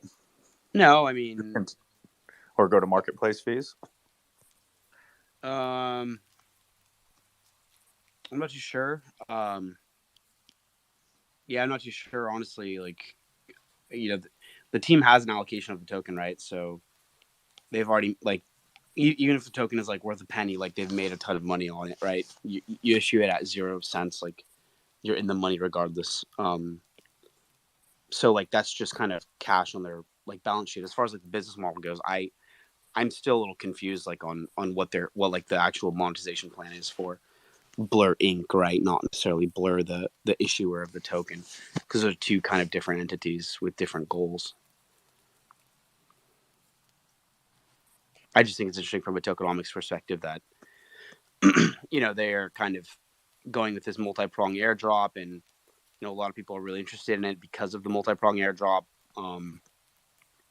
But given it's a finite supply token and there are only X% of the tokens allocated to the community, aka like ecosystem treasury, the airdrops and the liquidity rewards they're gonna stop. Like just mathematically, they have to stop. They only have so many allocated to this bucket, so it'll be interesting to see. It's kind of rough to see what may happen to the NFT market when all this liquidity, like there are no rewards. When the rewards are done and the liquidity does dry up, that's what, like the same kind of thing you're saying is that's what I'm interested to see. Because right now, obviously, there's a ton of volume. People are farming this Blur token, but it's all fake volume, right? So things are going to be so dead and so dry when this fake volume isn't even here, right? Yeah. Until OpenSea decides to say, hey guys, we're going to do something too, which I think is going to end up happening. What's this thing I've been hearing people talk about, a gem airdrop? Why did I hear that today? Hey, bro. Talk about it, Compound. No, I'm not. I'm asking. I need someone to tell me what. No, bro, you think I come that. in here with like answers? Alpha, No, It's weird. Didn't they already do a drop, like USDC airdrop? So what? I don't understand that either. I saw it in the chat too. It's just looking to like the other market, I guess, that had, I don't know, but they are literally already did one. Like when Uniswap bought them, they retroactively gave everyone money, like USDC. They didn't even drop a governance token because the product is rolled into Uniswap, which already has a token. So round 2, maybe? I don't know. Maybe round 2 is Timmy. Maybe, dude. Maybe. I don't even know. Is it even feasible for OpenSea to drop a token? Why not? Where are they based out of? Same place Blur is based out of. They're based out of the United States. Like, is Blur based out of the United States? Probably.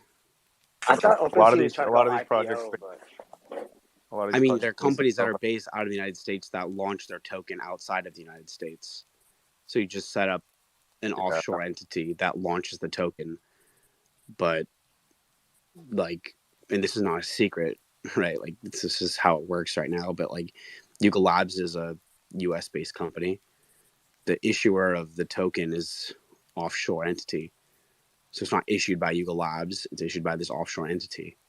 Same thing with Blur. Same thing with Super Rare. Same thing with all these US-based companies that launch tokens in this, like, regulatory gray area. It's the reason why, like, Nike Artifact isn't dropping a token because they're not going to launch a fucking shell company outside the United States to do a token. From at least my thoughts, right? Like, I'm not, but it all just comes down to, like, regulatory gray area. But yeah, Blur's a US-based company from as much as I know. And that's how you have to do it, right? With lack of regulation. Same thing Brian Armstrong's been saying, like, okay, like, you guys are going to regulate the United States, so then it's going to force people to go offshore. And going offshore is not necessarily a bad thing, but it can be a bad thing. Like, FTX is an offshore entity. They had to be offshore because of, regulations in the United States, money transmitter laws, etc. And then look what happened, right? It's a problem. I think Ice Ape is trying to come up. Let's see what they have to say.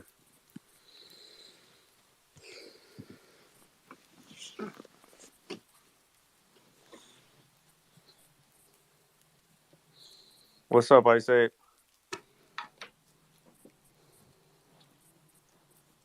All right.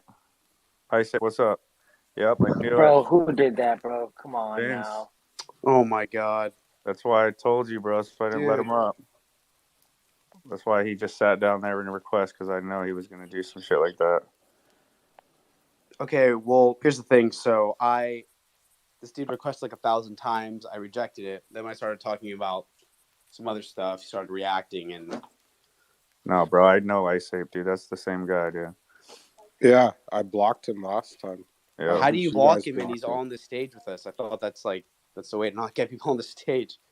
No. Only the got me, dude, really badly. You just got, bro. That's why he just sat down there and he was waving, and I was like, nope, you ain't putting shit on my billboard. Well, dude, you know what? Here's the thing. I'm just not gonna monitor the request. No. That's the host's job, bro. Exactly. You stepped out of your lane and you got Yep. fucked up for it. I've learned now, bro. I've got before too, bro. Don't feel bad. Bro, imagine the only reason Thread Guy or Leap co-host me is because I don't do anything, because I know better.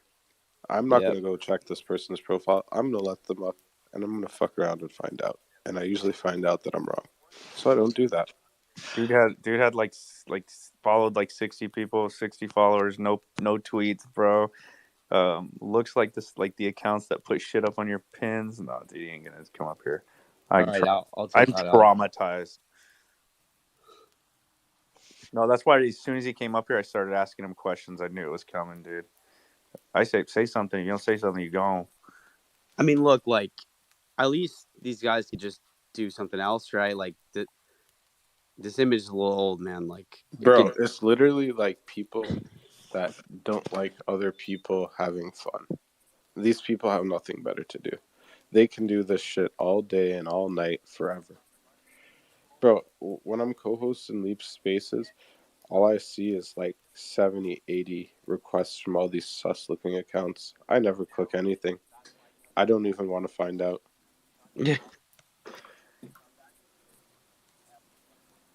Yeah, it's not good. Kiro, Yeah. is yeah. Hey, is OpenSea gonna drop a token? Or are they just gonna? Are they gonna I wait don't for the trust rewards? OpenSea. I Or wait don't for the trust rewards to die OpenSea. down? The CEO of OpenSea has a cool cat as a PFP. You really gonna trust that guy? Yo, Yeah, my I friend said Vince, it, man. my friend Vince has a cool cat. What's wrong with that? Oh, he can own a cool cat. He can own 1,000,000 cool cats, but he doesn't have it as his PFP. He's not that guy. Sometimes I do when Artifact makes me upset. I have to change the cool cat. The only person that can wear a cool cat that I'll trust is J Top Cat, and he's proven himself dozens of times from getting us out of that fucking loop. He's consistent, huh, man? Yo, he's one of the most consistent, man. He's an Artifact legend with a cool cat. He's the only cool cat I accept. I don't accept any other cool cats. Does he have a clone, or he just likes to do quests and joins the Discord for quests? He doesn't need to have a. They bought him a clone. They gave him one. No way. No, yeah, they gifted him a clone. Good. Send the transaction, otherwise it's cat. Bro, I know they sent him one. All right, well, let me see it. Let me see the clone. I'm gonna be like the guy from last night. I'm gonna be like the guy from last night. I don't know. Look it up, bro. You look it up, bro. Me, bro. Dude, Trust Look me. it up, bro. You want to know? Trust me, bro. Trust me, bro. Just trust me, bro. I swear, bro. I think that, like, trust me. I'm gonna be honest, dude. I think that sometimes I'm too nice, dude. Like with these rugs happening and these like people that are shilling shit, and then it's getting rugged. Like, I think that like we just need to keep people more honest. And like last night, For sure, you're too nice. That guy, dude, like just having these claims, whether like most of them just baseless, and he's clearly drunk. But then telling me to go look up his claims so that to show that he's right. Like, fuck that, dude. Don't come in any space and like with claims not have any data behind it. Like, what do you call it? The Bored Ape Yacht Company? The Bored Ape Yacht Company, yeah. I thought he was trolling for a little bit, but no, dude, dead serious. No, but I think that maybe when I was like calling out these red flags and shit like a year ago, and I had like when during a bull market, everybody's minting everything. Like nobody anything said's gonna stop them fucking ruggers to making any money. But like now, the space is so small, and as a community, we can actually kind of protect each other. You know what I mean? Like we got to keep each other. We got to keep people honest now, dude. So you're saying I have to go ahead to kick people off the stage? Just don't invite up people gonna put shit on the top, whatever it's called, the pin post. Gotta work on that. And yeah, dude, I don't think I've ever kicked anybody off the stage. I mean, that guy definitely deserved to be kicked. Like, I did remove him towards the end. After like 2 hours of listening to his bullshit. I know. Well, I muted it. I muted it and like had to give him a talking to, and then I just removed him down. Right. Yeah. And then I tried to invite him back up, and he never came. And he must have fell asleep. Must have had one too many. We live and learn. But Pump, I'm just fucking with you, bro. I believe you. I do want to see what clone they got him though. That'd be dope. Yeah, I'm pretty sure. I don't remember. It's in the chat. Shake put it in the chat. Oh. Yo, Shake is research master, bro. Like Shake is quick with it. Hey, and I'm gonna. Oh wow. Yeah, I love Shake. When is he gonna finally step up on the stage? Dude, when I buy his MK drip shoes. We gotta convince him one day to just pull up and do a voice reveal. He's never talked up here, man. He's just like a legend in the chat, in the comments. Yeah, so I was in this space for the first 15 minutes. Literally, for the first 5 to 10 minutes, I was talking to myself.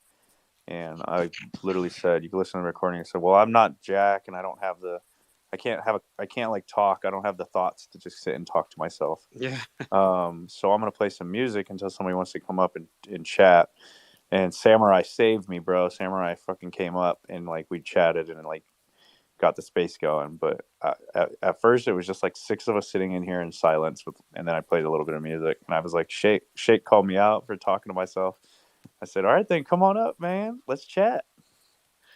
Nah, dude, we fuck with Shake. But we'll get our voice reveal one day, he said. Shake Junt. I'm convinced Shake is Zaptio. He doesn't want to, like, he has a very obvious voice, so he doesn't want to come up and talk about it. Shake is an absolute fucking well, because every time I'm bidding on shit like Monolith X's, like, she shakes bids there, right there, with like 30 times what I'm trying to buy. Shake has size. Shake's size is not our size. Shake's size is on another level, dude. He's all over. Like, we're always bidding on the same shit, I feel like. Yeah, he's got the same kind of mindset as me. Okay, And, so the CloneX was given to J Topcat by CloneX DAO 4 months ago. did you look in the bad take chat? No, I went on OpenSea. Oh, you verified for yourself, baby. That's what I love to hear. I thought that was the plot. Oh no, somebody put it in the chat like 10 minutes ago. Oh, I'm not clicking any links. You guys No, gotta be bro. fucking kidding yourselves, man. It's just a screenshot. Oh. Yeah, but you verified for yourself, man. That's what I'm talking about. That's real shit. Fake King, what's up, bro? We were talking about the OpenSea gem airdrop thing, and I wanted to shed a little bit of light on that if y'all don't mind for a second. Yeah, please, man. I'd love to hear it. So there was a tweet by the lead developer over at Gem a couple days ago, I think on the 19th, and I'm reading it directly. It says, don't want to leak too much alpha, but maybe start using Gem V2, and this time your wish might come true. And so basically the word is, I have no inside information. This is not financial advice, just giving my perspective. But the word is that what they're thinking OpenSea is going to try to do is do an airdrop via Gem. And Gem V2 is basically a trading platform that is trying to compete with Blur. So that's the scoop. Dude, I actually use Gem a lot to browse. I don't know if I've ever bought anything from Gem, but it's a good like aggregator, shows you multiple marketplaces. And it's a good spot to browse and find good deals. Yeah, V2. So the V2, which apparently if you DM them, they're giving out access to as many people as possible. It's very, very similar to Blur. It's built for traders. And, I guess everyone's on the Blur airdrop, obviously, the Blur train. So, maybe some opportunity if you are a big trader to kind of move over to Gem and possibly take advantage of that. But who knows? Yeah, I just buy rugs on Gem.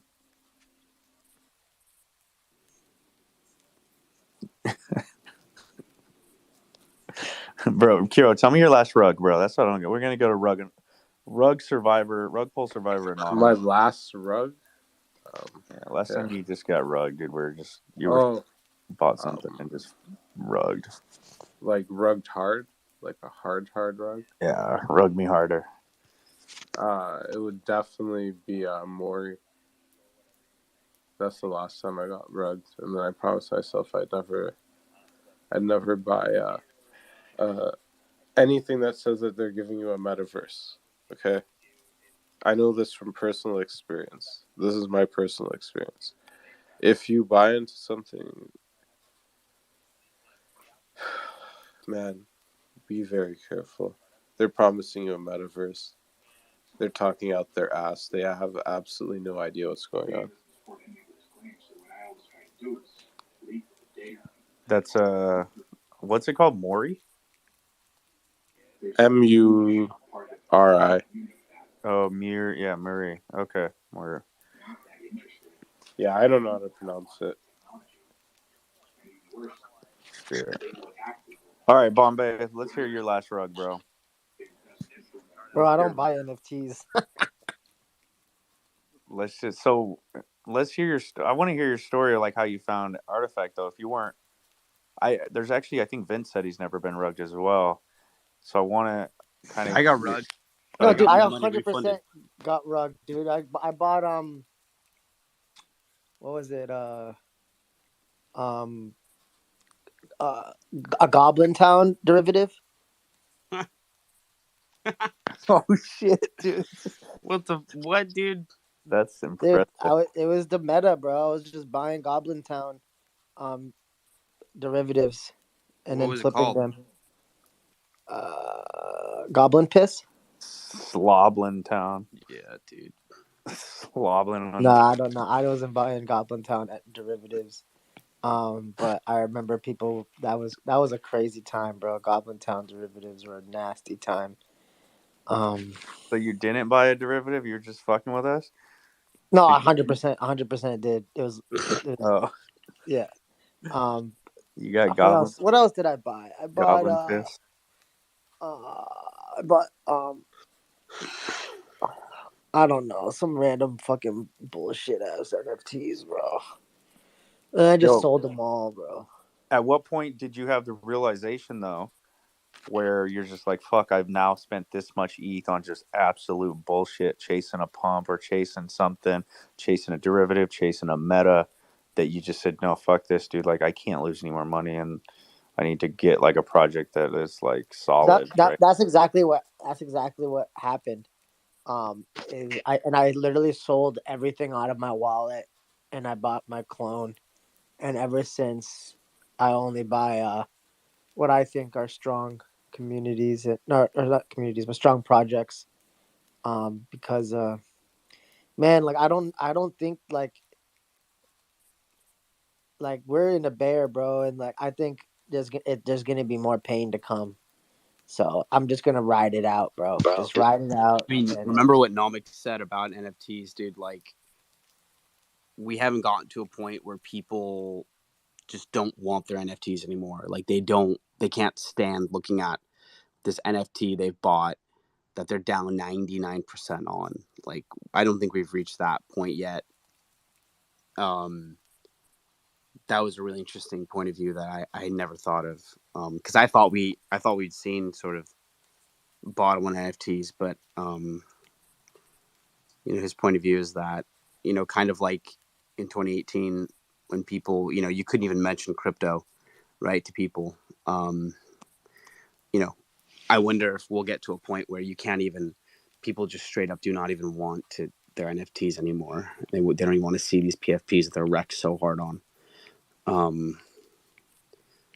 I think it's an interesting perspective that I'd never considered that, is one worth thinking about, because that's kind of in the back of my mind when I think about where we're at with, within the, this market.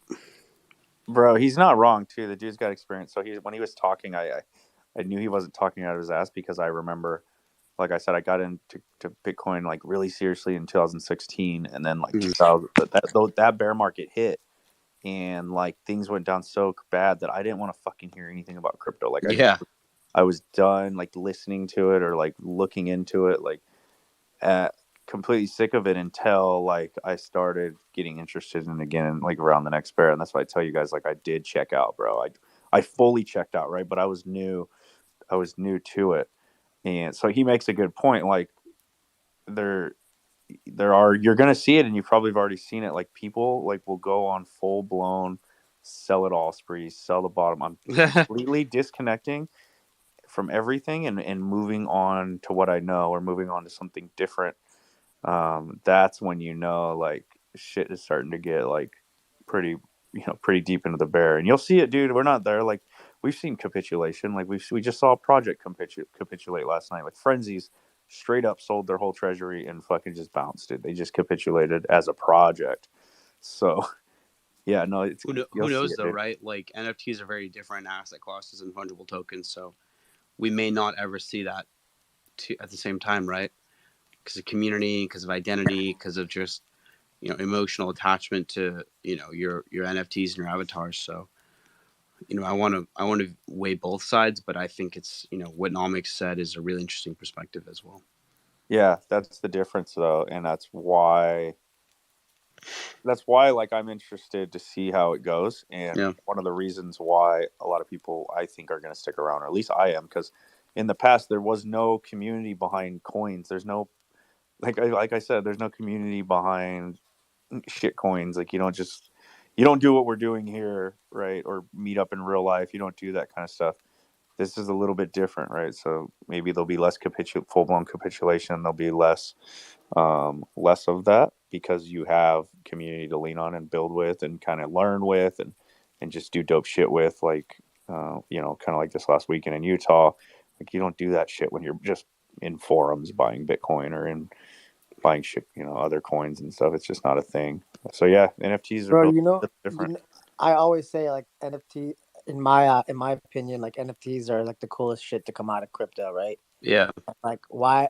And like I just like cool shit. At the end of the day, like I just like dope stuff and cool stuff, and want to be part of something new and fresh. And the reason why I bought a clone, okay, obviously like Murakami, Nike, like I'm a big fan, but when I watched like a Ready Player One, I FOMO'd hard into clones. Not gonna hold you, bro.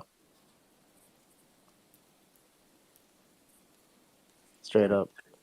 No, see, I mean, there's a lot of reasons, and the reason I pointed out that I did that same thing where I was just kind of done. Like I was rugged a few times, and I was trying to turn like 1 ETH into 10 by just kept trying to buy a bunch of these smaller like these up and coming projects or these launches or mints, right? And it just none of it was working, just getting wrecked, bro. And I was like, fuck this, dude. I'm just gonna put money into a project that is established and get kind of settled in there, and then like in the future I can make other like degen plays if I want to.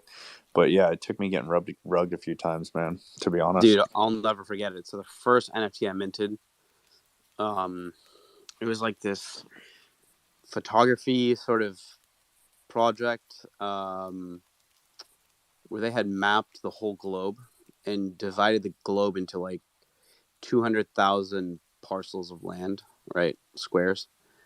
And I minted a few. This was when ETH would do like 3,000, right? For like 0.3 or something.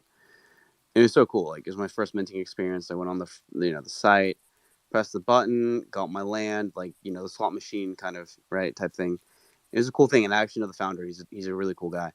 And I was like, yeah, like, it'd be cool to get, like, obviously land in the United States, maybe somewhere in California, maybe, like, I wonder who has, like, my hometown, right?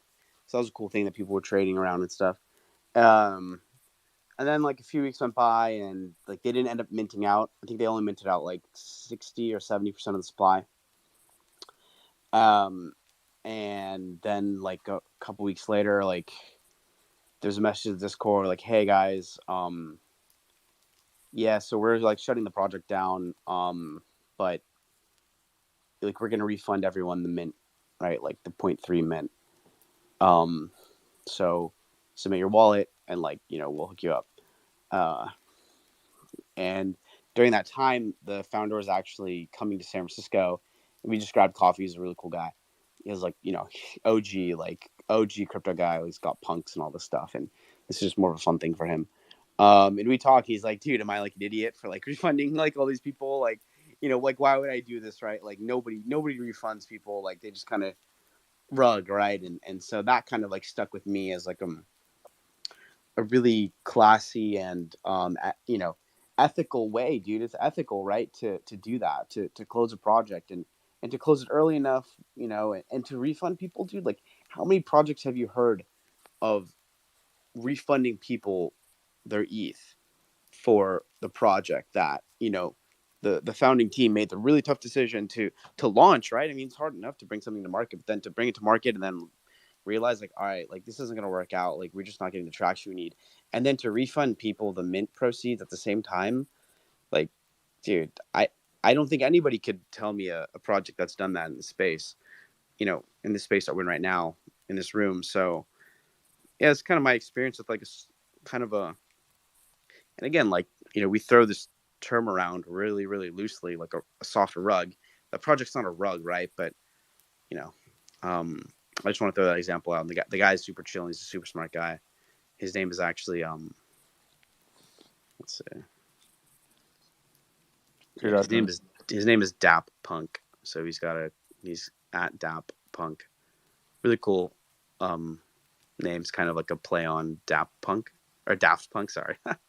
Daft Punk. Yeah. So I've never seen a project refund. I know it's happened, I'm sure, but I've never seen that. Yeah, dude. Yeah, so you're Dude, due for a good rug, Vince. Like, if you haven't had a good one, like, you're fucking due, bud. You're up next, man. Dude, I hope not, man.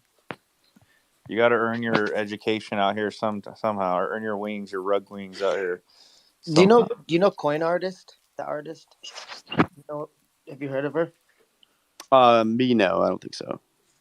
Yeah, it was one of my She did that? first NFT. Yeah, she's a dope. No, she's a dope artist. Yep. And it was my first NFT that I minted. It was like a pretty dope artist. It was like a 50K art collection. She refunded it, or? No. It was just a pure art. It was a free mint, anyways. Too. Got it. Yeah, it was pretty dope. Dude, I'm seeing a big snowstorm in Utah. Dude, we're about to get Huge dumped on with rain and snow, bro. Like, Big Bear's about to get smoked with snow, and Bama too. Dude, so I actually know a project where, it hasn't, yeah, like they do give. I've seen some projects give back mints. If it, like, say it goes salty, it goes bad, even like in the mint, they've done it, but I don't know. I don't know whose obligation is that, but bro, in Wyoming, my homie's getting dumped on with snow too. Yeah. Yo, Anya said they got 15 inches in the last couple hours. What? Anya, what do you send a picture in the comments? Proof of snow, please. POS. Nav, what's up, man? You got rugs for us? I got a question for you after you tell us your rugs. Yeah, okay. My earbuds died, so I'm gonna try to do this on the phone. Can everybody hear me okay? Yeah, dude, sounded fine as hell. Very good. So my earliest rug, because I came into the space like reading about it, and I was like, oh, there's a bunch of people getting scammed, but maybe I can make some money on some projects. But the first time I got hard rugged, which it's weird to be like hard rug, soft rug. Like, I think the hard rugs are the rugs, the soft rugs are like, sometimes it just doesn't work out. Like, it's reasonable for a company to try and fail. I mean, everybody's betting that a company succeeds, but it's not always going to happen. But the hard rug, the worst part was I like followed the project. I was, of course, like, you go online, you see like the YouTubers talking to people. I watched an interview with one of the founders, and like, so I think everybody but one person on the team was doxxed, and they did like a live interview. So I knew it wasn't like just a photo that they maybe got from a stock photo and put it up. And they had a conversation with somebody on YouTube, and I was like, oh, that's a real person. This is going to be fun. Project was ugly as anything, but it was, I think somebody else mentioned one of those red flags where they're going to donate some money to charity. And I think on top of that, I was in another project which, suggested, hey, we're partnering with this team, and it's a cool project. You should go mint them, help them out. And I'm like, cool. I'll just, bounce around, and then everybody will vouch for everybody else. And as long as I have somebody else vouching for them, should be safe. And I've seen this person in real life. During the mint, which is probably like 0.09, they put up an announcement in the Discord saying, oh, one of the people in our project just funneled all the money out of the mint funds and disappeared. So there's nothing we can do. We're sorry. Nobody could put anything in the Discord. They shut down the entire thing during mint, and it was all over. And I was like, oh, okay, cool. I guess because I think it wasn't even a low mint, or it was like, because I was looking for mints because ETH was probably like 3,000. I was like, can I get like 0.03 on a mint or something like that? It was probably like 0.1 or something. Also, so I have this super ugly NFT sitting in my hidden folder. I think it was called Mutant Human Club or something like that. Classic. Yep. It was absolutely terrible. So it's real unfortunate. It's like, I feel like I can't sell it. It's like a memory of don't do that ever again. But my favorite rug, which I didn't get rugged on, but it was another one of those things. I was in a project. They said they were giving out whitelists for another project. I didn't win whitelist. I was like, okay, but I'll see how it goes. Maybe the mint will go okay, and then maybe there's something left for public. Maybe I can buy in the secondary, do something with that. During the mint, they some people found out it was going to be a rug, right? So they're starting to throw things in the chat, and it's like, oh, it might be a rug. So of course the rugging mods have to go through and clear everything out. But on top of that, there's an issue where some people are believing it, so nobody's minting. So what they're saying is, hey, well, I know it's like getting a little weird. Everybody just don't worry about it. Just go and mint, and then open up a ticket in the Discord. Send us your wallet, and we'll just refund you the money, including gas. It's going to be fine. And they're just putting that in the Discord. And I'm like, that's the most sus thing I have ever seen in my life. There's no way people are actually believing this and doing this. And there were probably a bunch of people that still did it because back at that point, they were like, well, I got to make money. I'll do whatever. And that's, I don't know what to make of it, but that was the most interesting rug that I saw. And of course, nobody gets their money back. There are a few people, like fake people, coming in saying, hey, I just submitted a ticket and I didn't get my money back. I did. And then other people saying, hey, I submitted a ticket and I did get my money back. It was just a hot mess of a rug that was quite interesting to watch unfold. And I think it was a learning experience. So I'm glad I went through that too. Wag me. Bro. Man. Experienced similar things, dude. Like I've been in those Discords before when those mints are happening. That's hilarious. Yo, my question for you though, Nav. Actually, it's gonna change the topic. We'll change the topic in a sec. I want to say what's up to Elle. She requested up when we started talking about rugs. Do you have a rug story for us? I have so many rug stories, but part of my rug story is how I got into Artifact, actually. So, the first NFT I minted was some Monopoly thing, which I still have in my wallet. So I'm still super bullish on it. They've done nothing, but I was in something called Skull Tunes, and they had a real artist, Theodoro, who does a lot of really cool kind of Disney art.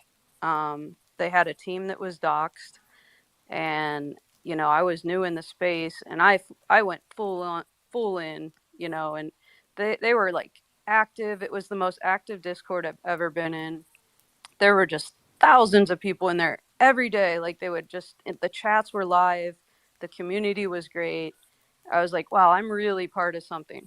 And then they started these riddles, and the riddles were like incredible, and they were really hard, and they were based off of Cicada. And I started learning all this like coding and how to do all these riddles. And it got to the point where I actually I think 25 people could win a riddle and be able to mint first. And the mint was 0.25, and you still had to pay for the mint, but you could win like a spot to mint one of the legend NFTs, which is one of the first ones. And it was like kind of like a Disney character looking skull that had a gold medal. So everybody wanted these legends. So, I go in and I win this competition. I didn't know anybody, we met each other. And then the mint went off. They sold out. $4 million they made. And then everybody just went silent. And the community was there, and the founders were there, and they'd speak once in a while, but they weren't going through on any of their promises. And it's like, how do you rug a project that has got this community? It made the money. It sold out the mint. It has a real artist that was actually even talking to us. It just had all the elements of these guys were doxxed. So the community tried to take over the project. It just kind of went on and on. We actually did another riddle later, which I ran the riddle.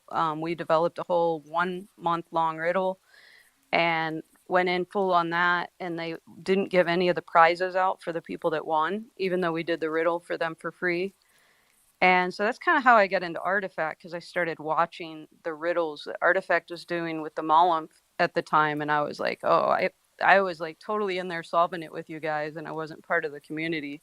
So that kind of gave me the whole, I'm going to get into Artifact. But the founders now, one lives in Bali. They kind of are hiding out because they got called out as a rug, and they're scared they're going to get arrested. And the other guy actually just posted a GoFundMe and said he had cancer. So nobody even knows if it's true, but that's pretty much the rug that I had to talk about. But it got me into Artifact, so. Yeah, I mean, a lot of these seem to have a common, like they you experience the rugs, and you kind of get sick of them, and you go, okay, let me go find something maybe a little bit more expensive but established, right?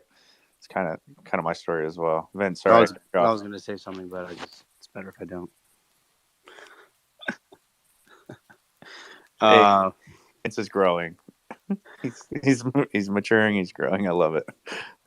I was gonna say, one rug leads to another, so puzzles.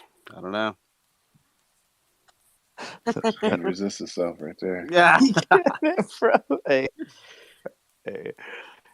bearish on puzzles. Is that what you're saying, Vince? Yeah, I just like to mess around. Yeah, dude. Pleased to say, I haven't been rugged, so hopefully it never happens. I don't know. Would you call like Terra Luna rug? That's Yeah, pretty I mean it's crazy. one of the biggest ones in crypto history, but yeah, Yeah, I mean, there. Yeah, we could call it a wreck if we want. we could. No NFT regs though. I'm new to NFTs, man. I'm an NFT baby, to be honest, compared to some of you guys. Like, you know, I don't know. I wasn't a part of like the DeFi crowd. I was more, I don't know, like just kind of did research on more DeFi centric protocols, but definitely wouldn't call myself a DeFi like, maxi or whatever. But yeah, I was new to the NFT world. Well, it looks like Tino in the comments shares Skull Tunes with you and remembers that time. He posted in the comments. Yeah, it's crazy how you I mean, run a project with such an active community, though. yeah. That's crazy. Like that really is crazy. Like how, I don't know, man. Like the audacity is just what, how do you do that?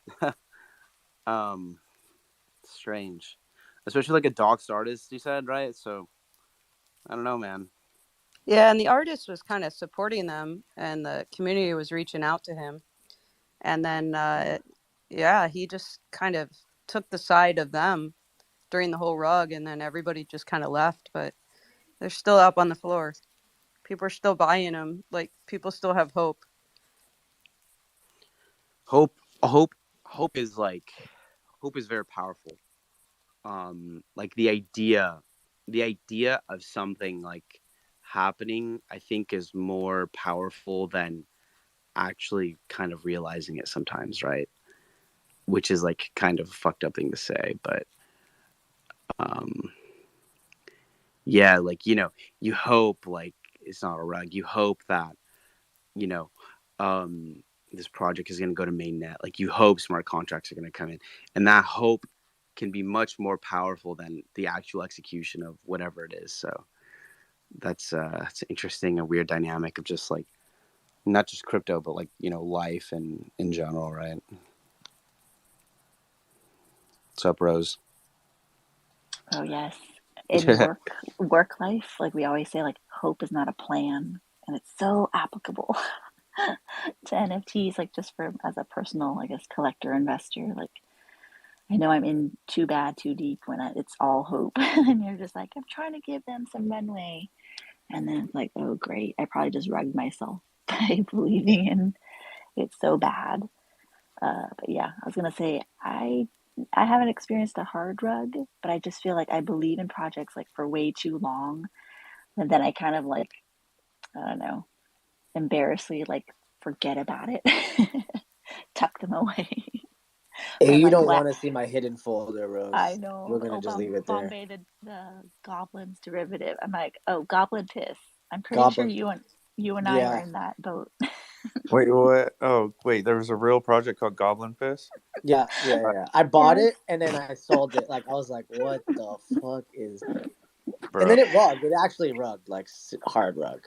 y'all are crazy for even holding your rugs. I sell them, dude. Like once I Bro, you buy can, when you rug, what happens when you can't sell them and there's You no sent it to Bird, right? repoffers? Oh, dude, I got you on that. So I'm actually working on a little project. I didn't want to say, but But I'm working on like a recycling bin. So I'm going to be setting up like a contract where you submit your rugs to this just kind of like a burn address, and then you earn a token based off of maybe, I'm not sure how exactly the economics going to work out. It might be like based off of the floor of the project at that time, maybe some metric that takes into account volume. But yeah, I'm working on something where you just like throw it away and then you get this weird token, and then I don't know, you don't really do anything with it. But I don't know, it's just kind of a cool project I'm kind of hacking together in the background. That's a solid business plan. Because some of those might come back too. Right? Like what would you call it? Like the recycling bin, like the rug bin, like I don't know. There's a Solana project that has a similar concept, and you burn your rugged NFTs or the NFTs you don't want, and they give you back like something in return. It's I don't know the name of it or what they call it, the mechanism, but I think it's a cool concept just for like just to do it, right? Just to physically feel like you get it off your chest. Just go burn your rugs. Just rug to earn, baby. Like rug to earn, you know what I'm saying? You talking about for tax loss harvesting? I don't know what their purpose is, but yeah, basically just like any NFTs in your hidden that are just been rugs. You also want to be careful, like, because some of them, if you interact with them, they'll just rug your whole wallet, right? So, are you talking? Yeah, those services are for tax loss harvesting. Hey, what are they called, Ninjas? There's one on Solana, right? I don't know the one on Solana. The one on ETH is like something farm burn or tax burn or something like that. But basically, like you said, you send your NFTs that you don't. I mean, people were sending apes. People were sending not apes. I'm lying.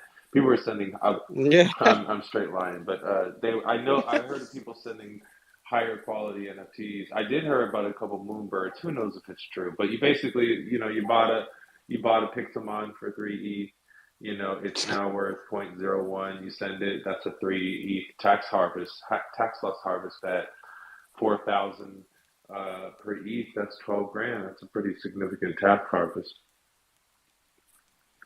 But do you get a token? I believe you. You know what? That's a good question. I don't know. I think you just get the transaction and call it a day. Hey, here's your transaction.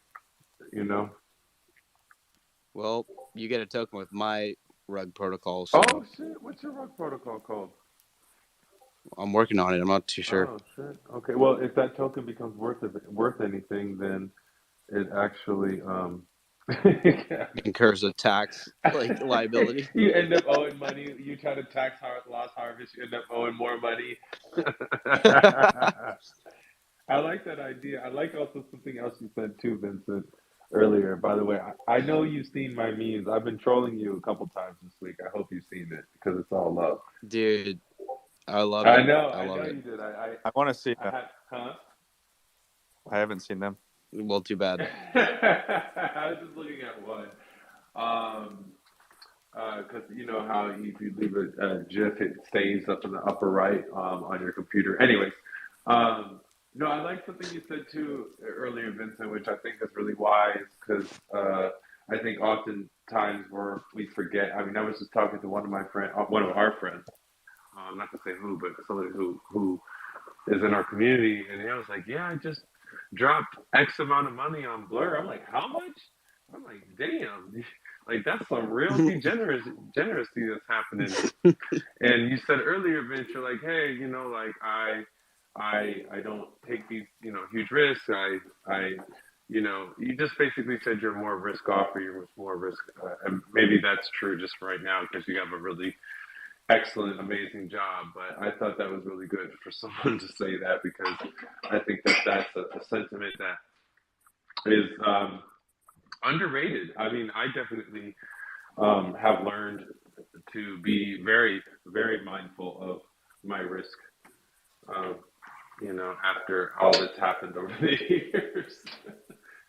Yeah, I'll be the first to say, like, I don't, I think, like, I'm super levered, like, in this industry, both, like, with NFTs and with my job and stuff. So I'm happy to not, degen. I'm good to just keep it chill. Right? Like, I want to be able to close my eyes and sleep at night type thing. Because, dude, I don't know, man. People get crazy. They get greedy. I've definitely had moments where I'm like, let me just go on Mango Markets, like get a little 5x and just long this really quickly. I can't do it. I can't do it, and I'm not gonna do it. So yeah, whatever. You talking about mango on? You talking about mango on Solana? Yeah. Didn't they get rugged? Yeah. This was like a while ago though. Yeah, I remember I got mango as a beta play. Like, oh man, when just like other mango's gonna pump with like other AMMs, or just similar things, and it never really pumped like I thought. And I'm so glad I sold it. I was just looking at mango markets for the leverage, like not to. I don't know if they had a token. I never owned the token. Oh, okay. Yeah, they did have a token, and I thought it was. I thought Mango, for what it was, looked pretty cool, even though it ended up rugged in the end. I was just curious to know though, is when we talk about, the current state of the market and just what people think. I'm curious to know what people's kind of strategies are right now, whether they're buying, selling, holding, because I'm just curious to know what general other sentiment is as far as, and also too, I wanted to, do people here buy fungibles? I feel like a lot of NFT MFers don't really buy fungibles, and I feel like I could be completely wrong with this, but if it happens somewhat similar to the previous bull run, is like there's going to be a run in fungibles before there's a run in NFTs, because just like myself, I got into NFTs to bring all of my profits over from fungibles into NFTs, and that's what happened with that's what happened. That's what happened with the market. All the fungibles made all the money, and then we brought all our money over into NFTs, and I'm just curious if other people are looking at fungibles.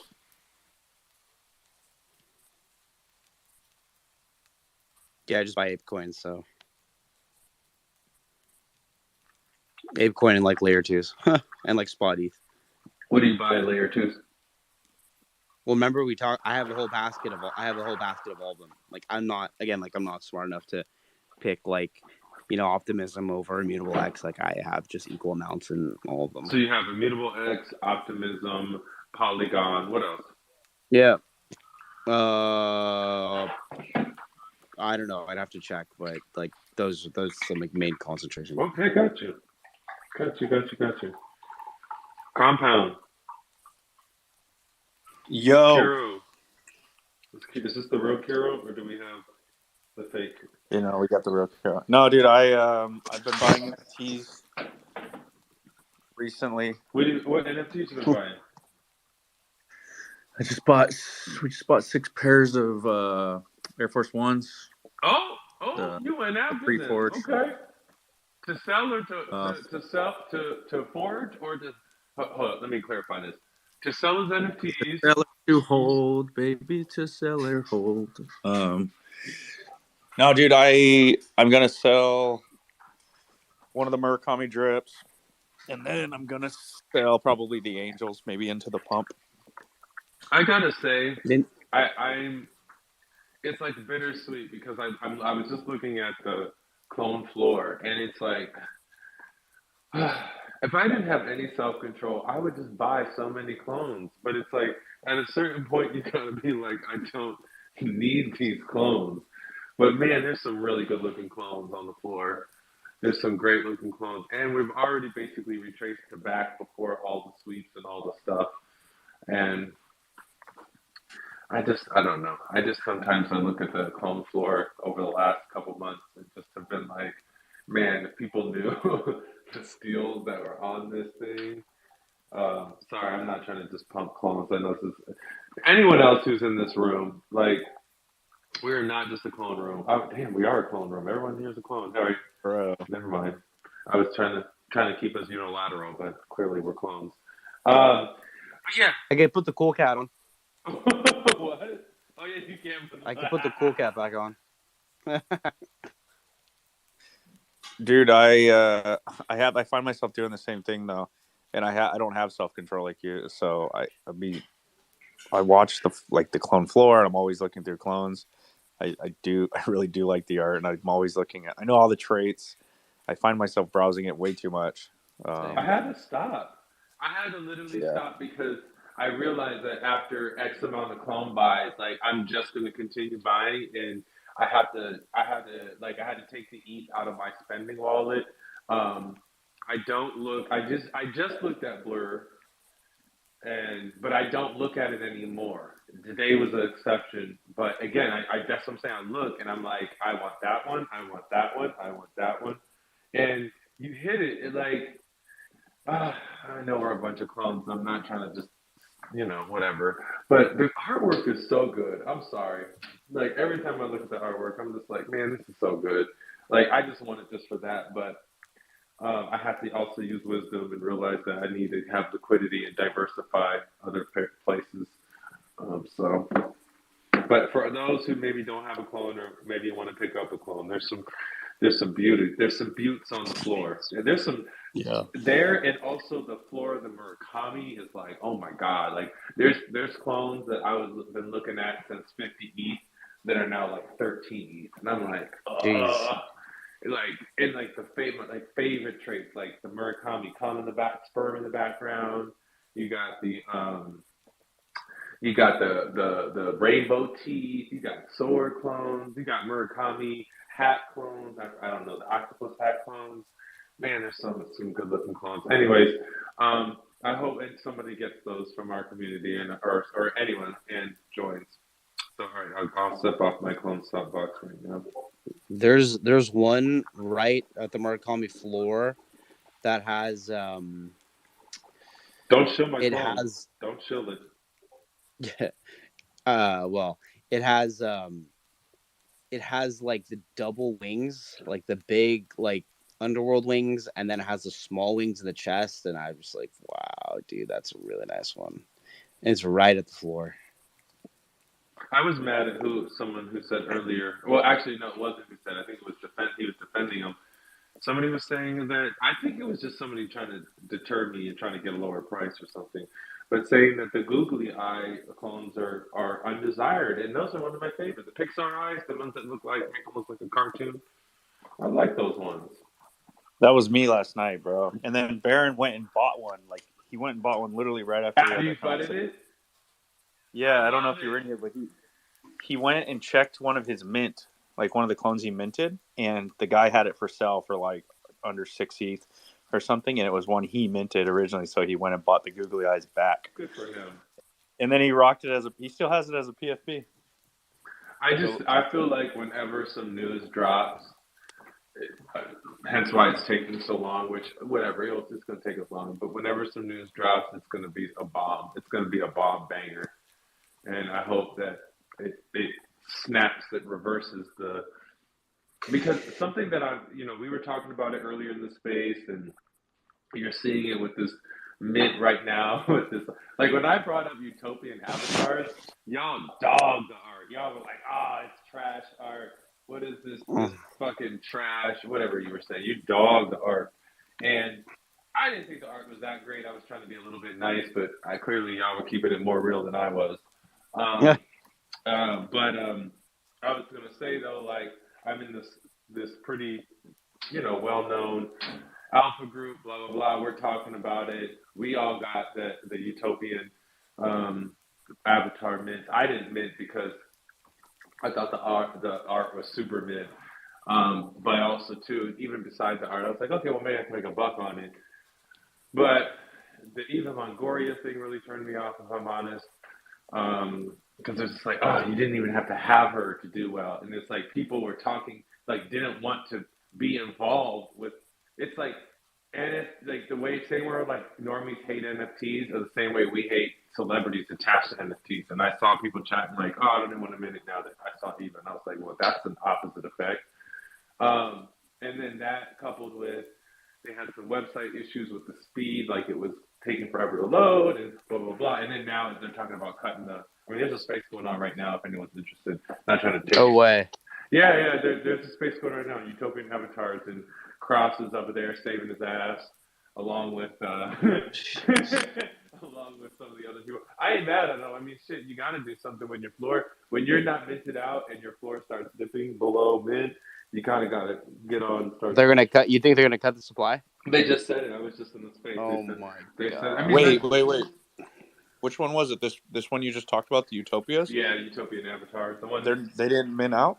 No, well, their mint isn't over, to be fair, and also too, yeah, their mint. It's the fact that it's going below mint. But if they cut, I mean, I'm sure it will have the Porsche effect. If they cut the supply, it should bounce back. It should at least go above mint. I'm hoping it does for their sake. What was the mint price? Do you remember? For founding people, like the first, it was like 0.22 is the lowest, and then I think the highest is 0.25. So it's not much, at least for some people. Man,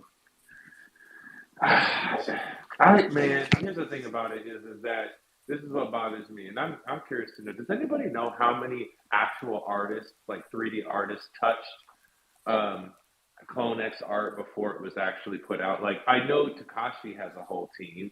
I'm assuming Artifact at least had.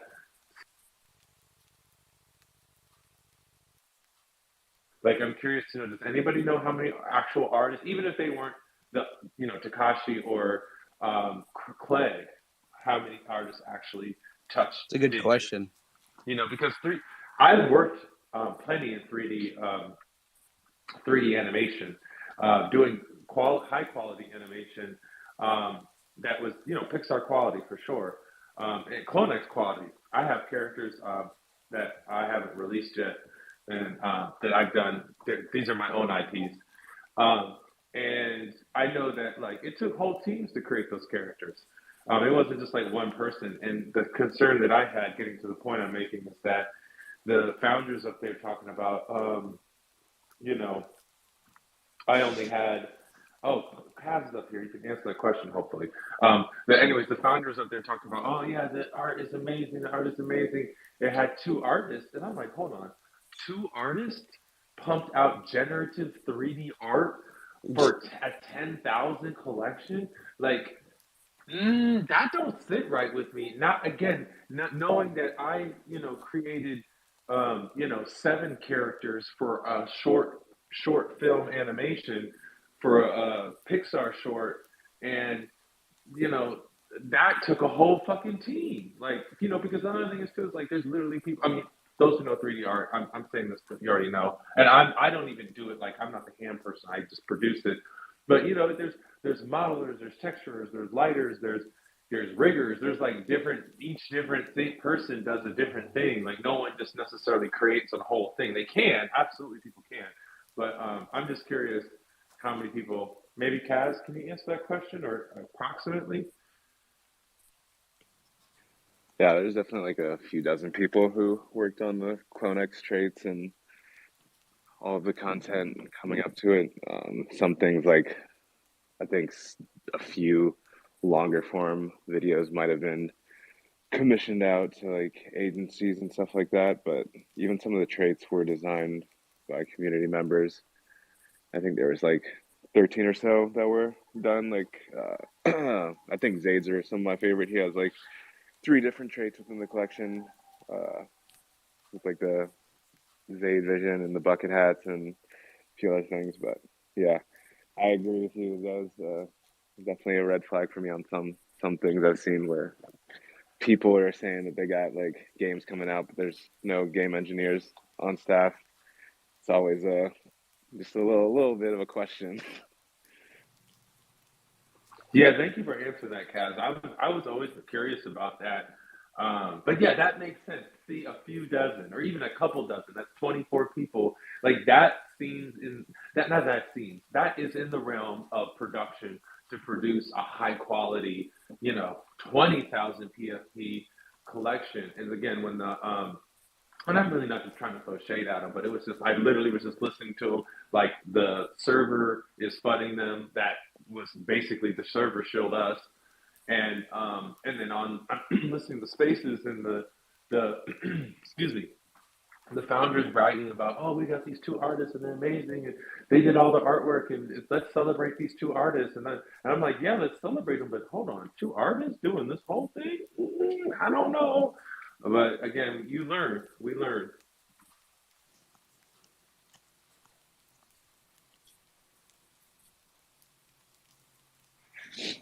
But How long will we be learning for?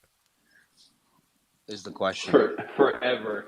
Forever until you lose all your money or you make all the money. It's one or the other. That's what I'm saying is like how long will we be using that excuse? So we're learning. I'm learning. Right? Like, you know what I'm I saying? have a question for Kaz while we have him up here. And Kaz, don't worry, I'll be respectful. I know you just want to be I know, Kaz, I know. And then here Ninja comes asking you questions that you know you can't answer. But I'll no, say Dre's not here, so somebody had to do it. You know. Yo. We can't ask any alpha. We can't ask for any alpha. No, we can. Kaz is really smart. Kaz is really smart. He knows how to give us like a crumb of like a breath. He knows how to give us like a breath, and if we just breathe in at the right time, we'll catch it. We'll catch the alpha. No. All jokes aside, Kaz. I'm just curious. I know that the artifact spirits. I mean, I've talked to several other people who are in the core team like yourself, and they all have really positive things to say about the positive energy and the spirit and just the whole that everyone has. So just curious, Kaz, as far as like, do we know anything what to expect next? Do we know the next step? I know we got our Dot Swooshes was kind of like the last little announcement that we got. Is there anything we can expect next, or just basically hold on and wait? I mean, you can definitely expect official communication. The fun part we had last year was all the crumb of the crumbs of the crumbs and people trying to trade on speculation, and that shit sucks to see when it doesn't pan out. But look, at the end of the day, we know there's a lot of cool stuff coming and a lot of stuff that we're working on. So I think you guys are smart people, and if you're not over leveraged and you want to collect some cool things, Artifact's gonna be making cool stuff. Yo, Ninja, ask Cass his favorite. Like, Cass, tell us your favorite like rug. Like, when was the last time you got rugged, bro? Like, I tell, dude, this is a rule in this space. Is like if Cass and Anya and other team members come in here, like, so they can come in here and chill with us and not get like asked questions about what's coming. And for Alpha, and Dre likes to dig sometimes, and I always go, Dre, let him chill. But I want to know when Cass got fucking first rugged. See, but here's the thing: is compound, and I agree with you. But I'm doing this for the edification of it. Like when I see Kaz in person, that's when we chill and we're homies. And I'm like, yo, like nice haircut, Kaz, and like that's when we do that. Like this is for the edification of the group. Vegas said he always comes off busted. He said never gets a fade. Damn. Hey, bro, you know what I mean? Nah, yo, he was cut up in Utah, bro. He had a good haircut in Utah. Listen, I do cut my own hair. I ain't gonna lie. I love when Kaz tells the story about how he came into clones through cum. How like literally he got some cum and cum. Oh my god, he did not just air me out like that. Oh what? Oh yeah, that's the story to tell. Damn. Ninja, bro, this man already stressed out. Cass now sighs at least 76 times a day, bro. Listen. Like Cass don't even speak sentences without sighs anymore. He just be like, well, I guess like. Yes, bro, it's true. Those are facts, Vega. Those are facts. He was actually telling the truth. It's a real story. So, I was definitely one of those people playing around in Solana early in the summer, and sure enough, there was an airdrop one day. And if the SEC is listening, I did not accept this, but it ended up in my wallet. I was forced to take this cum, and then that became stuff that I was able to liquidate to ETH and moved over to favorite clones. What was the name of the token? Literally cum. Yeah. Oh, and tell us what you were forced to take again. I think we got the gist, but yeah, I mean, it's crazy. There's opportunities to be made in this space, and they might look like cum sometimes. You got a cum airdrop and you used it. You liquidated it to buy NFTs. Literally.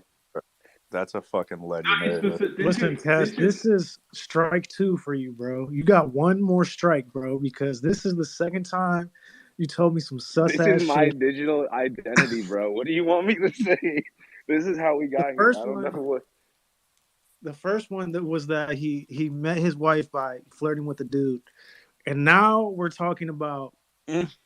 Damn! Now we're airing out all of the stories. I didn't hear that. How the fuck Damn. are you Story gonna time. do this? Story time. Jesus Okay, Christ. fellas, Cass, it's open. You know, we love everyone here. Everyone I'd is rather welcome. go back to talking about Alpha, dude. I'd rather break an NDA at this point. Jesus. Damn. This is just getting too. This is why you don't make friends, people.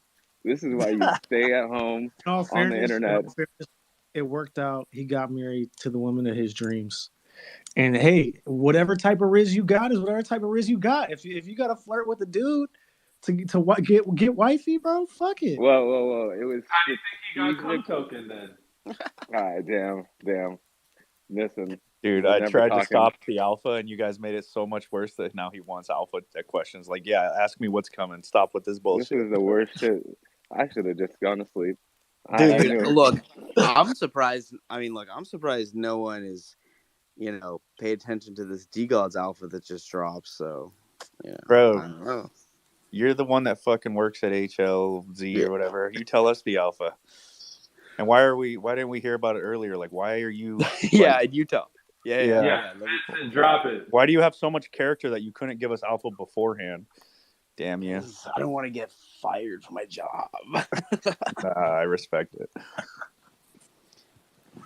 No, but what's the alpha or the late stuff? Yeah, I mean, like we're, D-God's moving to Polygon, right? So there's gonna be some cool stuff happening there. Like when the assets bridge over, and we're gonna be working with them on some cool product stuff that we'll have some use like. So the guy is moving over instead of going to ETL 1.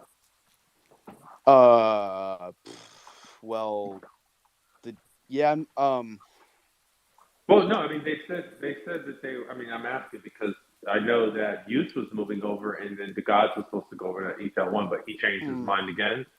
No, yeah, so maybe I might have. Sorry, I like kind of conflate D-Gods and Utes together. So yeah, Utes are going to Polygon.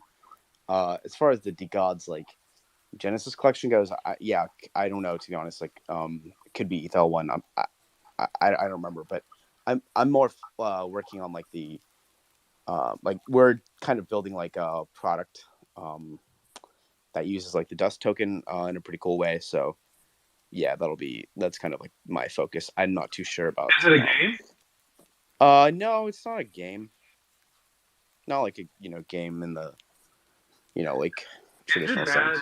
I know this is your job, so you could just tell me. Is it bad to be bearish on dust token just because it doesn't really do anything? Well, no, not really. Like, it is what it is. That's kind of part of why we engaged, to help them through like, some of those things. So yeah, I mean, like odds are, the token will look very different than what it looks like now. Okay, so last question, and I am going to drill you for some alpha. Like, what can you tell us that won't get you fired, keep you on the line of ethics, but we can actually use? I just told you. Can you we first? already know about you. Youth is old, and you didn't even get it right.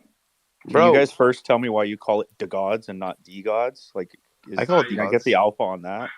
I fuck it up all the time because I could give a fuck less. Honestly, that's why. I just told you, Ninja. We're working on a product that'll be used. But it's not a game, and I'm sorry. Like, fuck the game, dude. Can you say it a little bit louder for my SEC IRS? Recording. This is a recorded space. I mean, it's nothing we didn't say in the thread, so yeah. Okay, I gotta go back and check it. I'm assuming that Dust is mooning or has mooned or at least had a pump. Something happened. Bro, I was fucking flying in Utah, dude. I was sick to my stomach looking at that. Well, yeah, we were sitting on a mountain And Vincent was like, "Yeah, I got some alpha I could probably drop." But yeah. No, he wouldn't tell me all weekend, dude. I asked him multiple times. And like even when we weren't recorded on a recorded space, dude, and I'm his friend, like he wouldn't drop anything, dude. And like that's super respectful, actually, dude. He was waiting for the actual announcement to come through, and I didn't realize this is what he was talking, what he knew.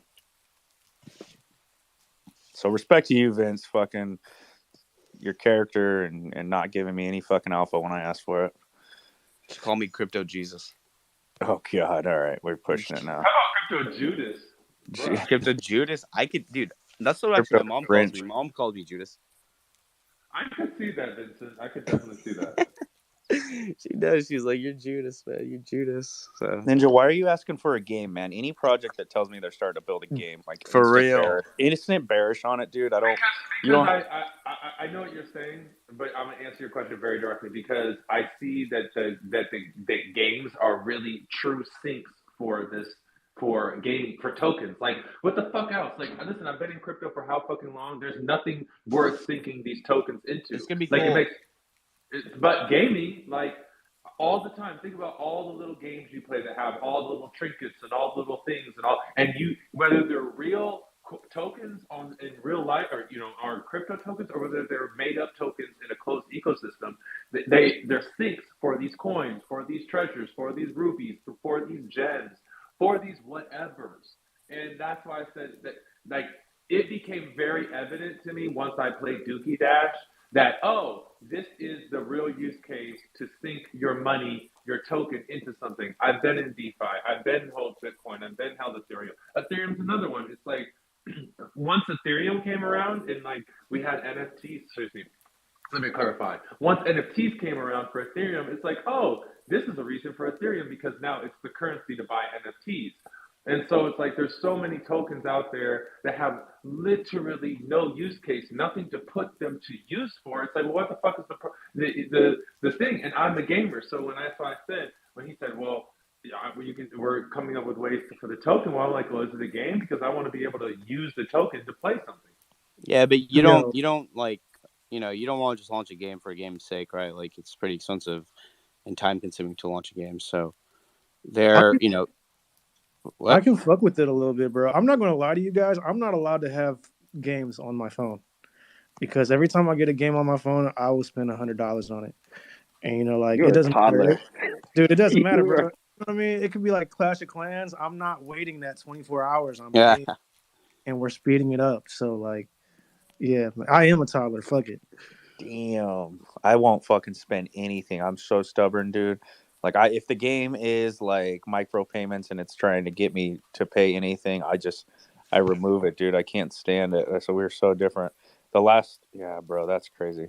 So wait, so your thing with ApeCoin Ninja was that the use case for ApeCoin so far though is to sync it into a game for power ups like that. Like that's what once you do it, you're like, this makes sense. And then once you saw how much they spend on it, it's like, I don't know, whatever. It's posted on Yuga and Bored Ape. It was like the first week they spent millions. Like DGen spent millions. I paid a gamer. When I got my scores for ApeCoin, for my scores for my Dookie Dash passes, I paid a gamer. There was two things I paid him with. I paid him an ETH tip to run my Doogie Dashes, and I gave him ApeCoin to boost them. And once I was seeing the mechanics of that. Another thing is too why I'm super bullish is I just bought some more ApeCoin yesterday, and or I think I posted it today, but I bought it yesterday and I posted it today. But I bought it on MetaMask. But another little thing is that a little bit of alpha, take it or leave it, is that I bought it on Polygon. So like when I was buying my ApeCoin before, I was buying it on Uniswap or I was buying it on MetaMask. I prefer to buy things on decentralized exchanges from now on. I highly suggest people don't use centralized exchanges for anything. That's just my own personal take. And except for like onboarding, like on-ramping and off-ramping, if that's your only way. But other than that, there's no really reason to use decentralized exchanges. And so anyways, I bought it on Matic. I paid less than I think 2 pennies. I think I paid 2 pennies for it. And I was like, oh shit, like I'm really bullish on this because I know that there's a whole line of ApeCoin sinks coming with these games. We got this Toad thing, we got Mets coming, we got multiple things. Of course, there's other deeds, and I just saw the execution in action. Like it's like one thing to speculate on something, and there's another thing to actually spend my ApeCoin to get better, to help another gamer get better. Like I didn't use the boost because I'm not that good at the game, but I didn't mind giving ApeCoin to another player to spend it. And if I didn't mind that, and that's something I would normally never do, but I'm like, you know what? Shit, I want better scores. And he asked for it. Here's your ApeCoin. Damn. So you're no better than Vega playing on the phone, paying for the phone games. Bro, I'm telling you. Wow. It's not even good games either, bro. It'll be stupid ass games where you like basically are playing, what is it, Candy Crush, but in the form of like Dungeons and Dragons and shit. And they'll be like, you need the legendary character for $20. And I'll be like, well, fuck it. I mean, it's $20. And then somehow I've spent $160. Jesus. Nah. So Ninja, you paying for power ups and that though? Like there should be some kind of, like, you guys are all speculating that there is going to be better ranked NFTs or better ranked No, it's not meats, speculating. right? They said it. It's confirmed. So there's a reason for it behind it. Yeah. Vega, I can't back you up here. You just owe $160. Well, you don't own any of that IP, or you got nothing in return for it. Just a bro. good That's fun why time. I'm not Hey, allowed to Vega. have iPhone games. I gotta delete them and not Vega, download. though, they got some iPhone games though coming out. Gala just bought that I know it's your game you're talking about. They have a Candy Crush game, but it's like dragons and you like fight little things. Basically Candy Crush on steroids.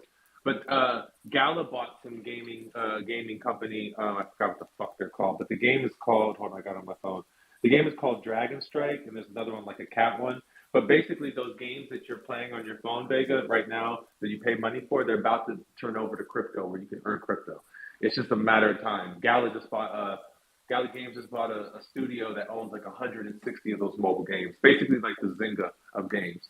So we'll see what happens. But yo, don't you Compound, don't you shame Vega for spending. He's allowed to spend his money on whatever he wants, whether it be games or hookers or drugs or anything. Whoa. I'm not shaming Vega. I didn't call him a toddler.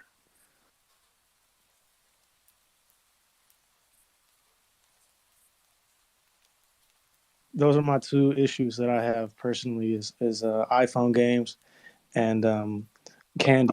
Sugars, bro. Not hookers. Really got you there. But no, bro, like I can't stop eating Airhead strips. Bro, I love Airheads, dude. I don't blame you, dude. If I couldn't keep Airheads around either. I grew up. But you're talking about the belts, though, right? Vega? Yeah, the strips, the Airhead strips for the Alpha. Those multicolored ones, right? Absolutely. The rainbows. Oh, those are fire. Would you pay for an NFT that gives you a monthly supply of different assortments of different candies? Probably. How much would you pay? I don't know. I mean, there were times where I was buying Airhead strips every day, taking midnight walks to 7-Eleven, and that's about $3. So it's like $90 a month on Airhead strips. Compound, how much would you charge if Elon token gated this space and you had to charge something? How much would you charge for people to come into the space for Bad Take? Bro, I would shut it down, dude. It's over. Lies. You have to charge it. The people are demanding it. They're like, Bad Take, Bad Take. How much you charging? I'd delete my Twitter if Elon did that. Fuck you, Elon. You're not gonna force nobody to pay nothing. I'm already paying for Twitter Blue, bro. You know who I really like is the Chinese Elon Musk. He's pretty fucking funny. Elon Musk? Yes. Oh, dude. He said, "I am Elon Musk."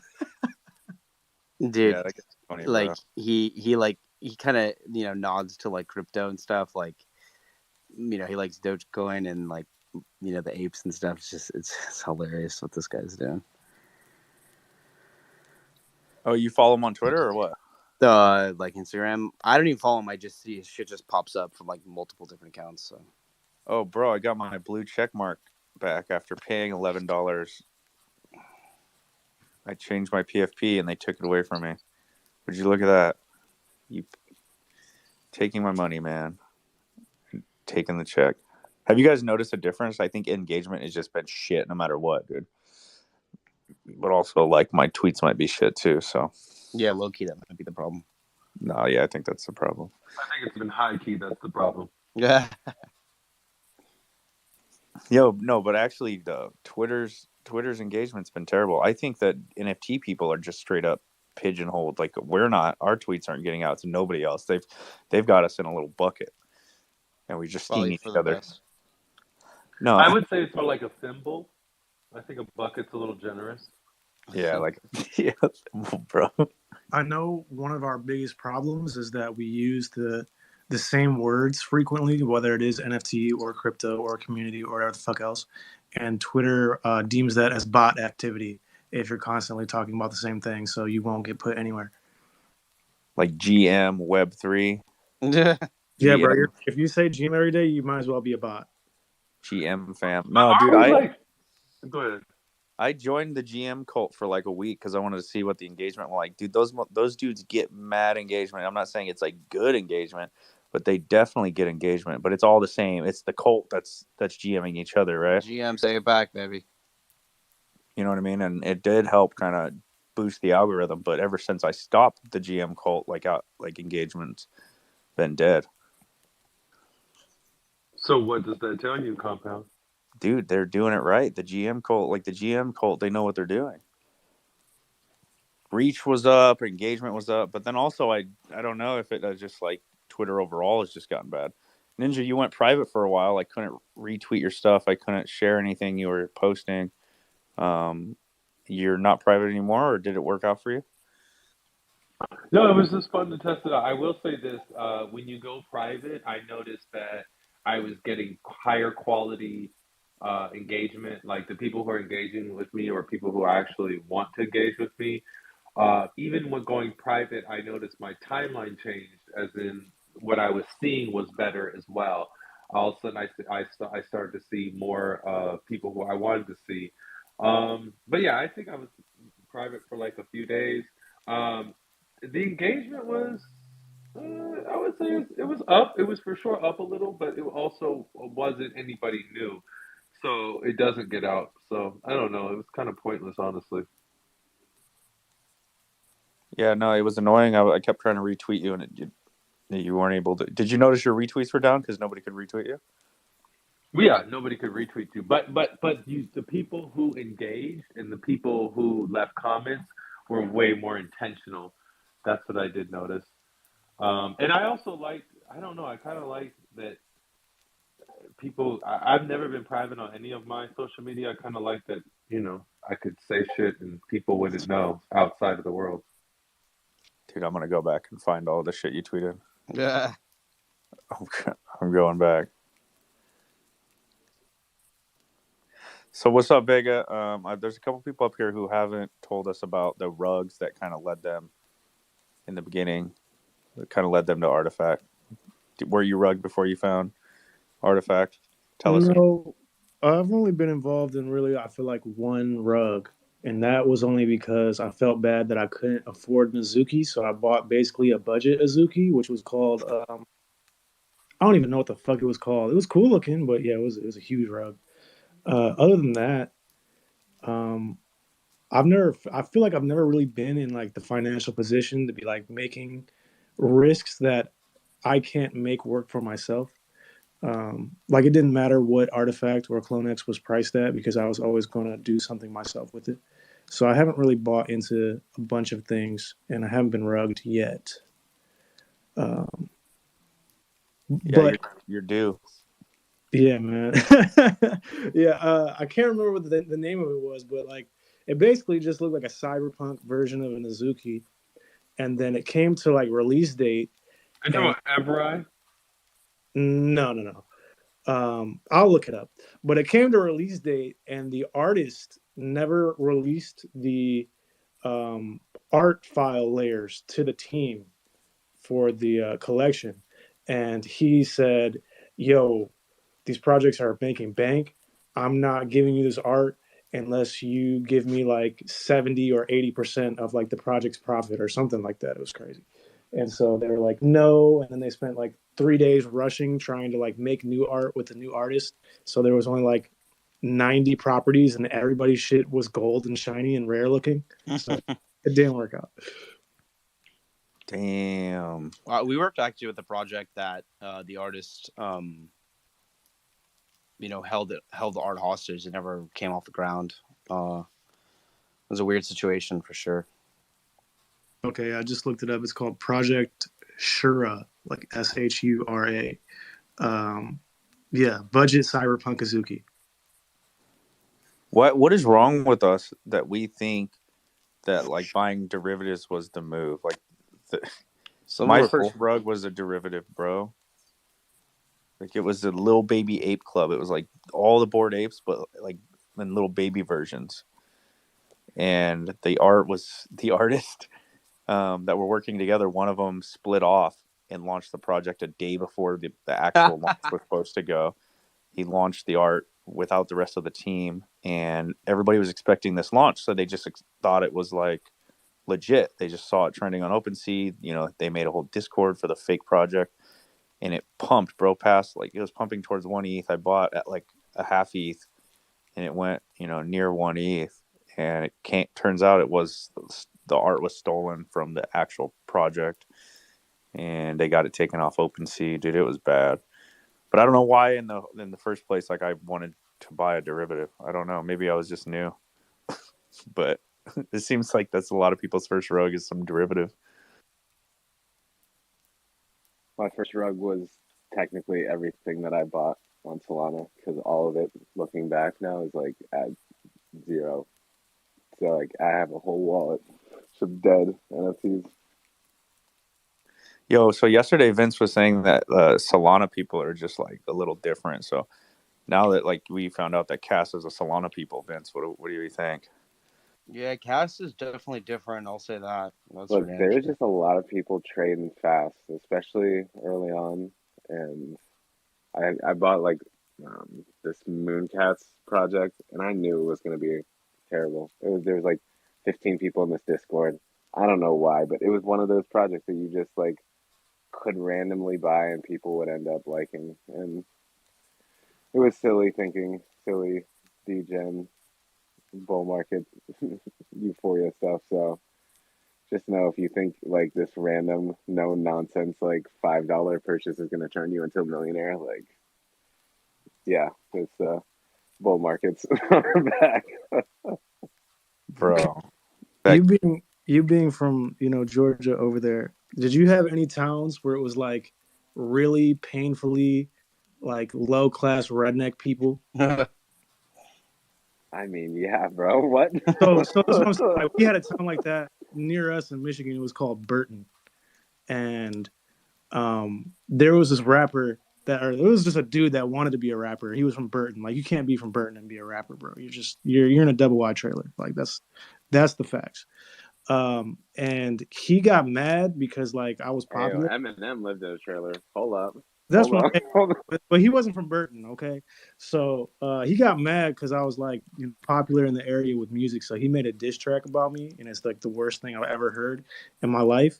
And he has now a successful collection on Solana. So that is who is on Solana, is people like that. So what do you think about Cass being a Solana people? I mean, he must have been from a town like Burton. I think don't make me call this dude back on you, bro. It sounds like he's ready. He's ready and waiting too. He would too, bro. That's the sad thing about it, is even now with this like Solana collection, he's like sending diss tracks at other Solana collections via see, here's the new meta. Vegas starting to have a beef with the Solana maxis. I already see it brewing. Here we go. I'm about to end Solana's whole career. Yo, what a Web3 glow up though, from being a Solana peoples to an Artifact community manager. Like, bro, that's a glow up, baby. Hey guys, let's throw all of our favorite rugs in the comments, just like Vega Genesis did. If you have a good rug, put it in the comment and we'll pin it to the top so we can all laugh at how ugly that shit is. I'll go find my first rug.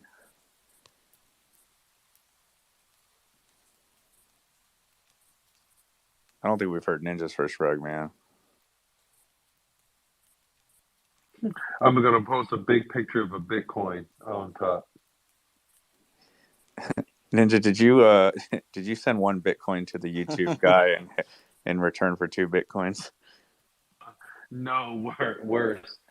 Excuse me. There was a coin back in the day. I think it's still around. I don't know. It was called Bitcoin Cash, and basically it was one of the first OG airdrops. And back in the day when shit used to airdrop, like y'all think money is falling out of trees today. Like airdrops have just consistently gotten not more watered down. Airdrops are like, obviously we've had great airdrops. You got out there 100K airdrop, blah blah blah. But airdrop, so it was an airdrop on Bitcoin. So for every 1 Bitcoin you got 1 Bitcoin Cash, and basically, I had a lot of Bitcoin, and I was trading it. This is really embarrassing, but whatever. It was my first experience ever getting rug. I was trading it, not really understanding what Bitcoin was. So keep in mind, I was coming from stocks. I was coming from the simple mindset of buy low, sell high.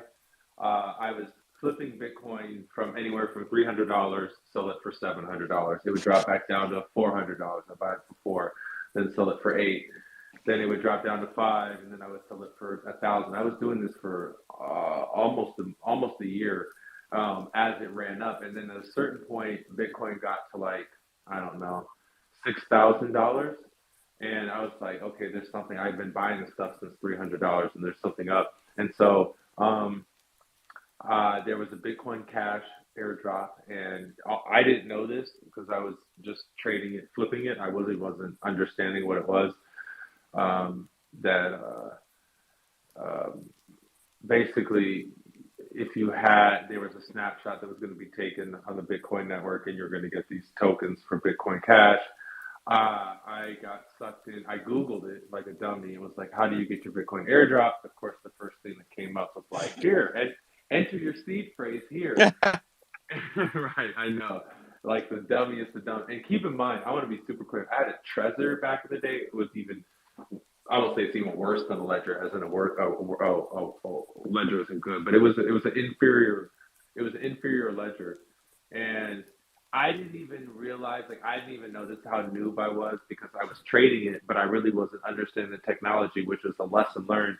I didn't even realize that like what a seed phrase was. Like I had the hardware, but I didn't even know that giving that up was bad. So I gave over my seed phrase, and like in a matter of seconds, all my Bitcoin was gone in that one wallet. Thank God I had Bitcoin on Coinbase, and I had other Bitcoin on Gemini as well. So that was probably the saving thing that saved my liquidity. But I never forget that day. I've been talking to my girlfriend about how excited I was. I was making all this money. We're gonna be rich, and got my wallet drained of all my Bitcoin.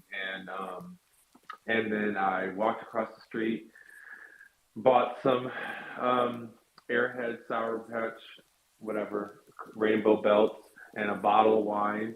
I drank the bottle of wine with my girlfriend. I cried. I literally cried. I cried. I physically cried. Yes, I did. I will admit it. And I remember I took a nap, and I woke up and I went across the street. I bought another bottle of wine. I drank all that with my girlfriend, cried some more, and then went to sleep. By the time I woke up the next day, I guess this is a little bit of this line. I ended up just doubling down on the whole thing and just really learned about Bitcoin, learned about the technology, learned about everything. And I took a good amount of my savings and put it back into Bitcoin. And it's why I'm here today. And I never forget, because that was a very pivotal moment where I wanted to quit. I really wanted to quit. Like I really wanted to just give it all up and just say, fuck all this shit and just leave. But I didn't. And like I said, I doubled down. I took more money out of my bank account to buy more Bitcoin, and it worked out. So that was a little bit. But yeah, my first rug was getting rugged for Bitcoin. Yo, that's an OG rug, dude. I didn't even think about fungible rugs.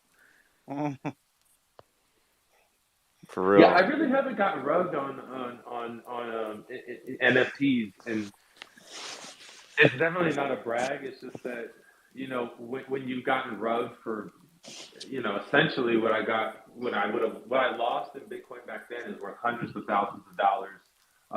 If we put Bitcoin back at 65K, a lot. Like I just you learn that really hard lesson, you know, and it just makes you hyper aware. So like I was super sus on every NFT project, even clones. I remember looking at clones before they minted. Like, what the fuck is this rug? I swear to you, I thought it was a rug. I was like, not that Takashi part was a rug, because I knew it was like, okay, Takashi's, but that people were spending 3 ETH on that. That's what I thought was like. I had but I also didn't understand at the time. I'm admitting I only was investing in play and earn gaming, and I was making a lot of money in play and earn gaming because that's what I knew. And I didn't really believe in PFPs, and I didn't really understand the vision behind Artifact. I didn't. Otherwise, I would have bought into it. But I do remember thinking people paying 3 ETH for this thing, they're crazy. But you know, you see how it worked out. So I was. It's okay though, Ninja. Now you can buy it below mint, so you're chilling. That's a good one. Dog went from thinking it was a rug to the top 1% Animus egg owner. Bro, I'm not gonna lie. I passed an Artifact as well early on. I remember finding them when they had the Cyber Truck shoes, and I thought it was too forward thinking. I was like, dude, there's like just digital shoes. I was like, I don't know, man. I don't see people like buying that. It's PFP season. You gotta be buying something that's a PFP. Literally overlooked everything they were doing for like 3 months, and then once they like announced the whole little Akira stuff, I was sold. I was like, yeah, this makes sense. And then it snowballed after meeting everybody in Discord and just vibing, you know, doing all this shit. So, Bro, I faded Artifact too. No, dude, it's a similar story. I had just gotten like rugged a few times. Definitely was like skeptical about everything, and I saw, I think the Mutant Apes were at like 4 ETH at the time. It was like 12 grand. And Artifact was fresh too. Like I like 3 ETH, right? Like they were right around that range. And I just couldn't like fathom paying that much ETH at the time for NFT, right?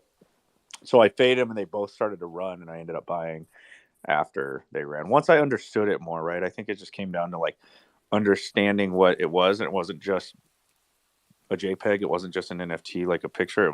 There was more to it than that, and I think it just took me doing my own research to figure that out. But I remember hitting up 3 friends. I had the money, but I remember hitting up like 3 friends to maybe buy a mutant, like my closest friends, people that I've invested with before. And they were only 4 ETH, bro. And I had ETH, but like it was just like something that I wanted to kind of gauge. And then I was like, you know what? No, you don't want to go in with somebody else on this risky ass shit. So I ended up like going into NFT solo. I'm so glad I waited, dude. My God. Waited to learn more. Just on all this shit, all this NFT stuff. Like I watched Azuki Mint. I watched kind of Artifact like fly like in the beginning of the year and stuff. Like mutants, like all this. I just didn't get it, dude. I was like, what? Yeah, I don't know if Vince is talking, but I can't hear him. Oh, it's probably best if you don't hear me, to be honest. So I think, Kaz, that means you just got to go down to listener and then just come right back up. You should be able to hear everybody. Or somebody said if you swipe up on your screen, you should be able to hear your sound again. Try that. If you swipe on your screen, say Elon 3 times, I don't around, really you'll be good. mind. It's cool. I don't like hearing Vince anyways.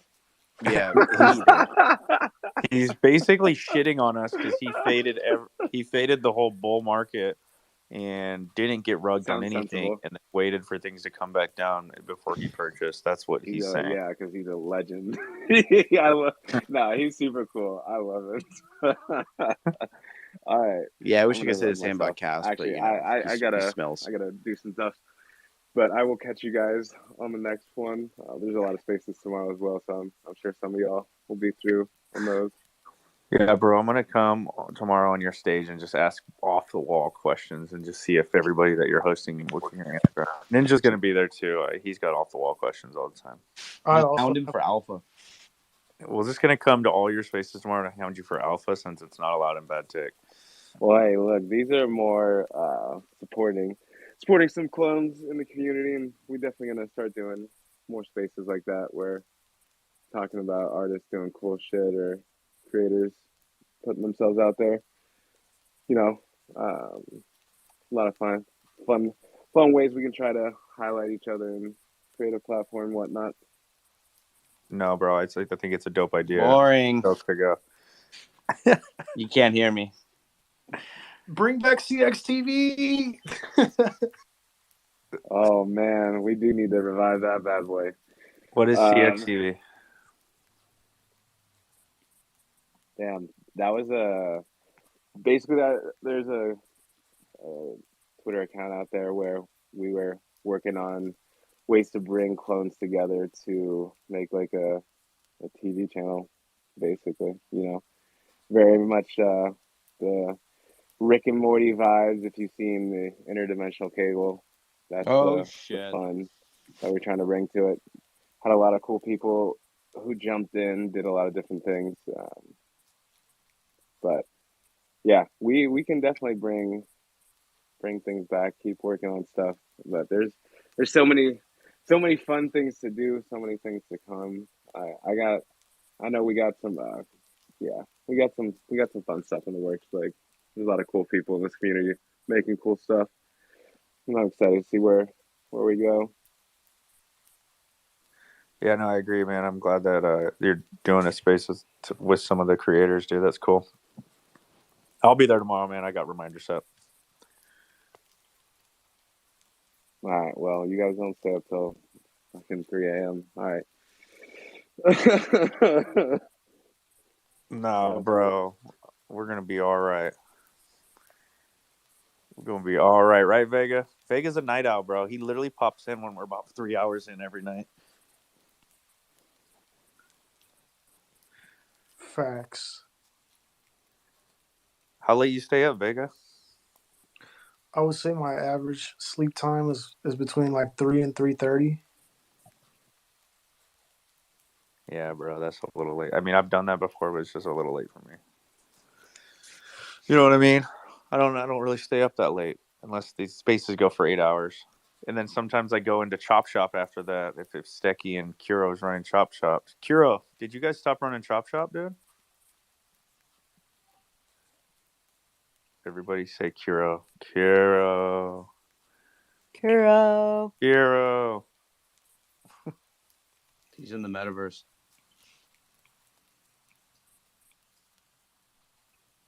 Let me look at this stuff Cass put up.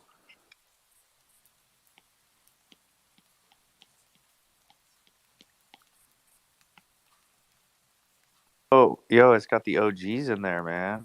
Got Bombay. Is that Bombay with a different clone? Yo. I didn't know Bombay with his other clone, man. I didn't know he had another clone.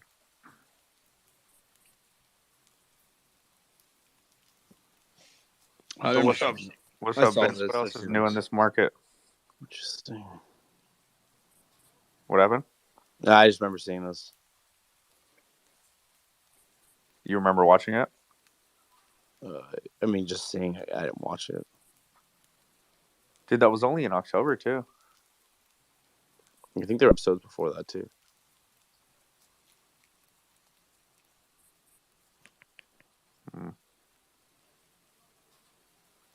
Yo, Vega, when did you film that fucking mall video, bro? Last night at like 11:30 at night. Dude, I could tell those are late night vibes, bro. The jokes, the humor. That's only something that comes out like later in the evening.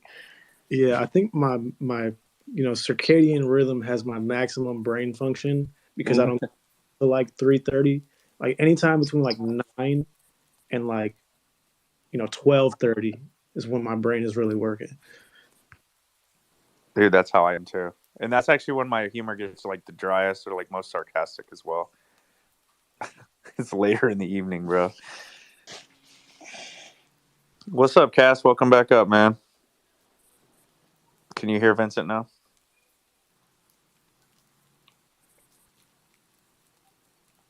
Dude, everybody's fucking rugging. I can't believe this. He's not even talking. Nah, Bro, I can hear him now.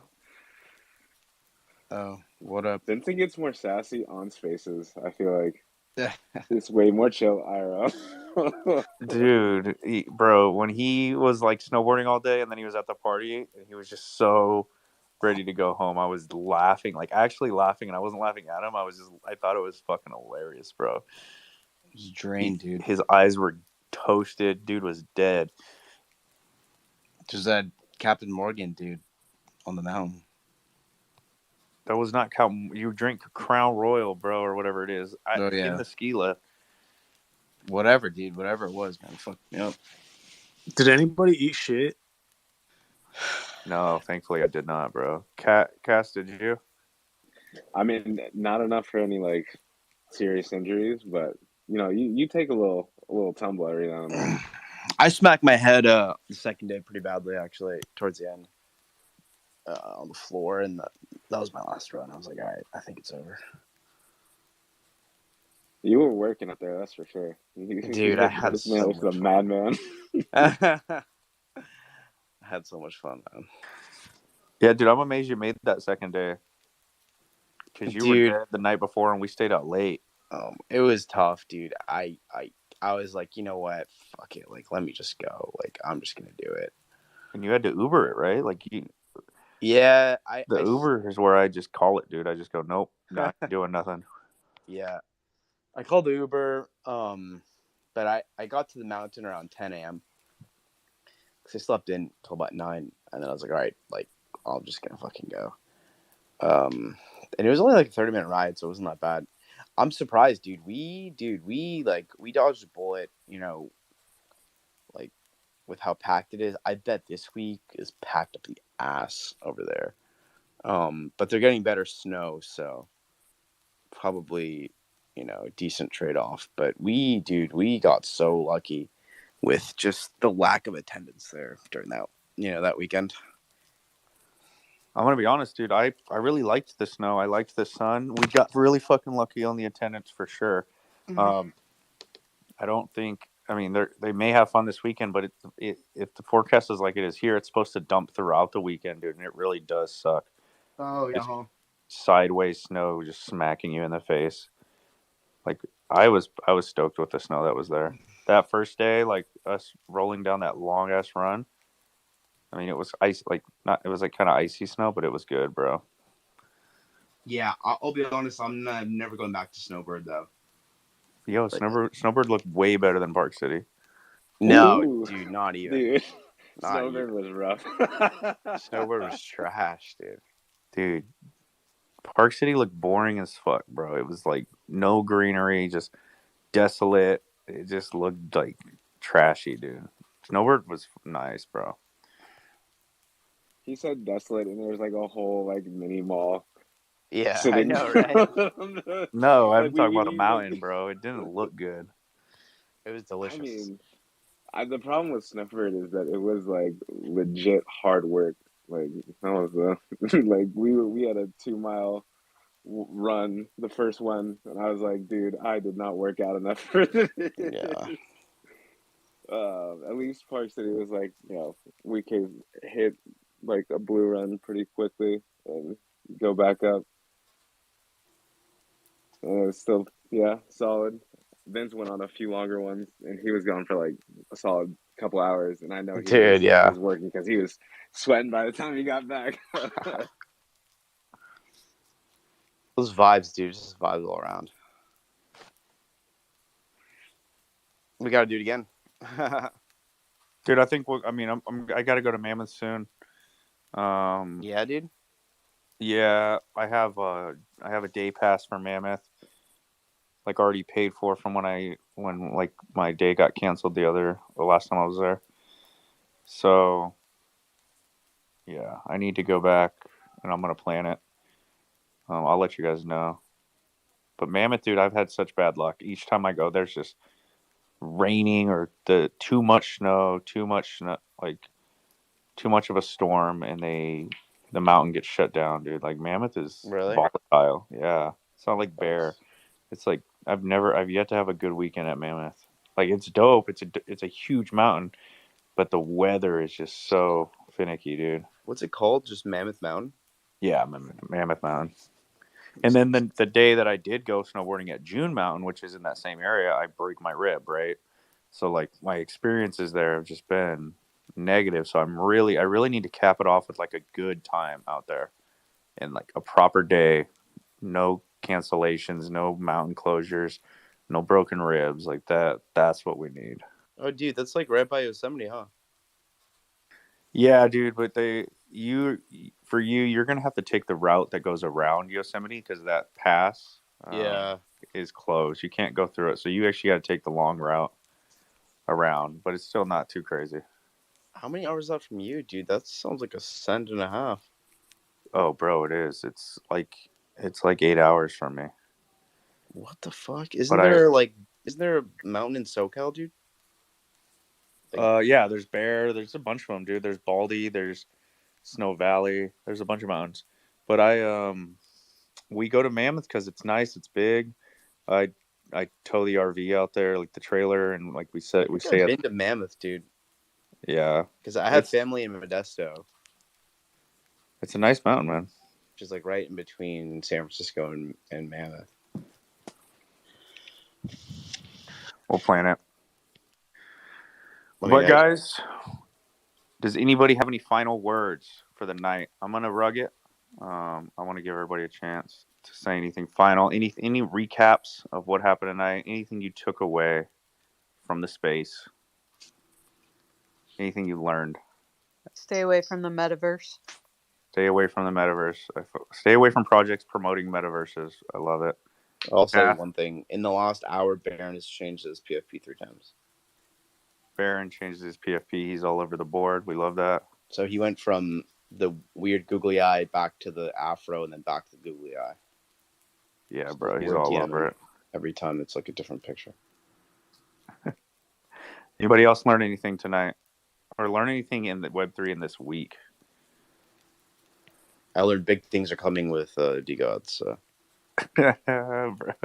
No, so what I learned today, right? And I think what we learned tonight is that don't trust these motherfucking influencers out here, dude. If you see all of them together, coordinating, talking about something, asking each other questions about something on the timeline, and it just seems so weird that it doesn't seem like natural conversation.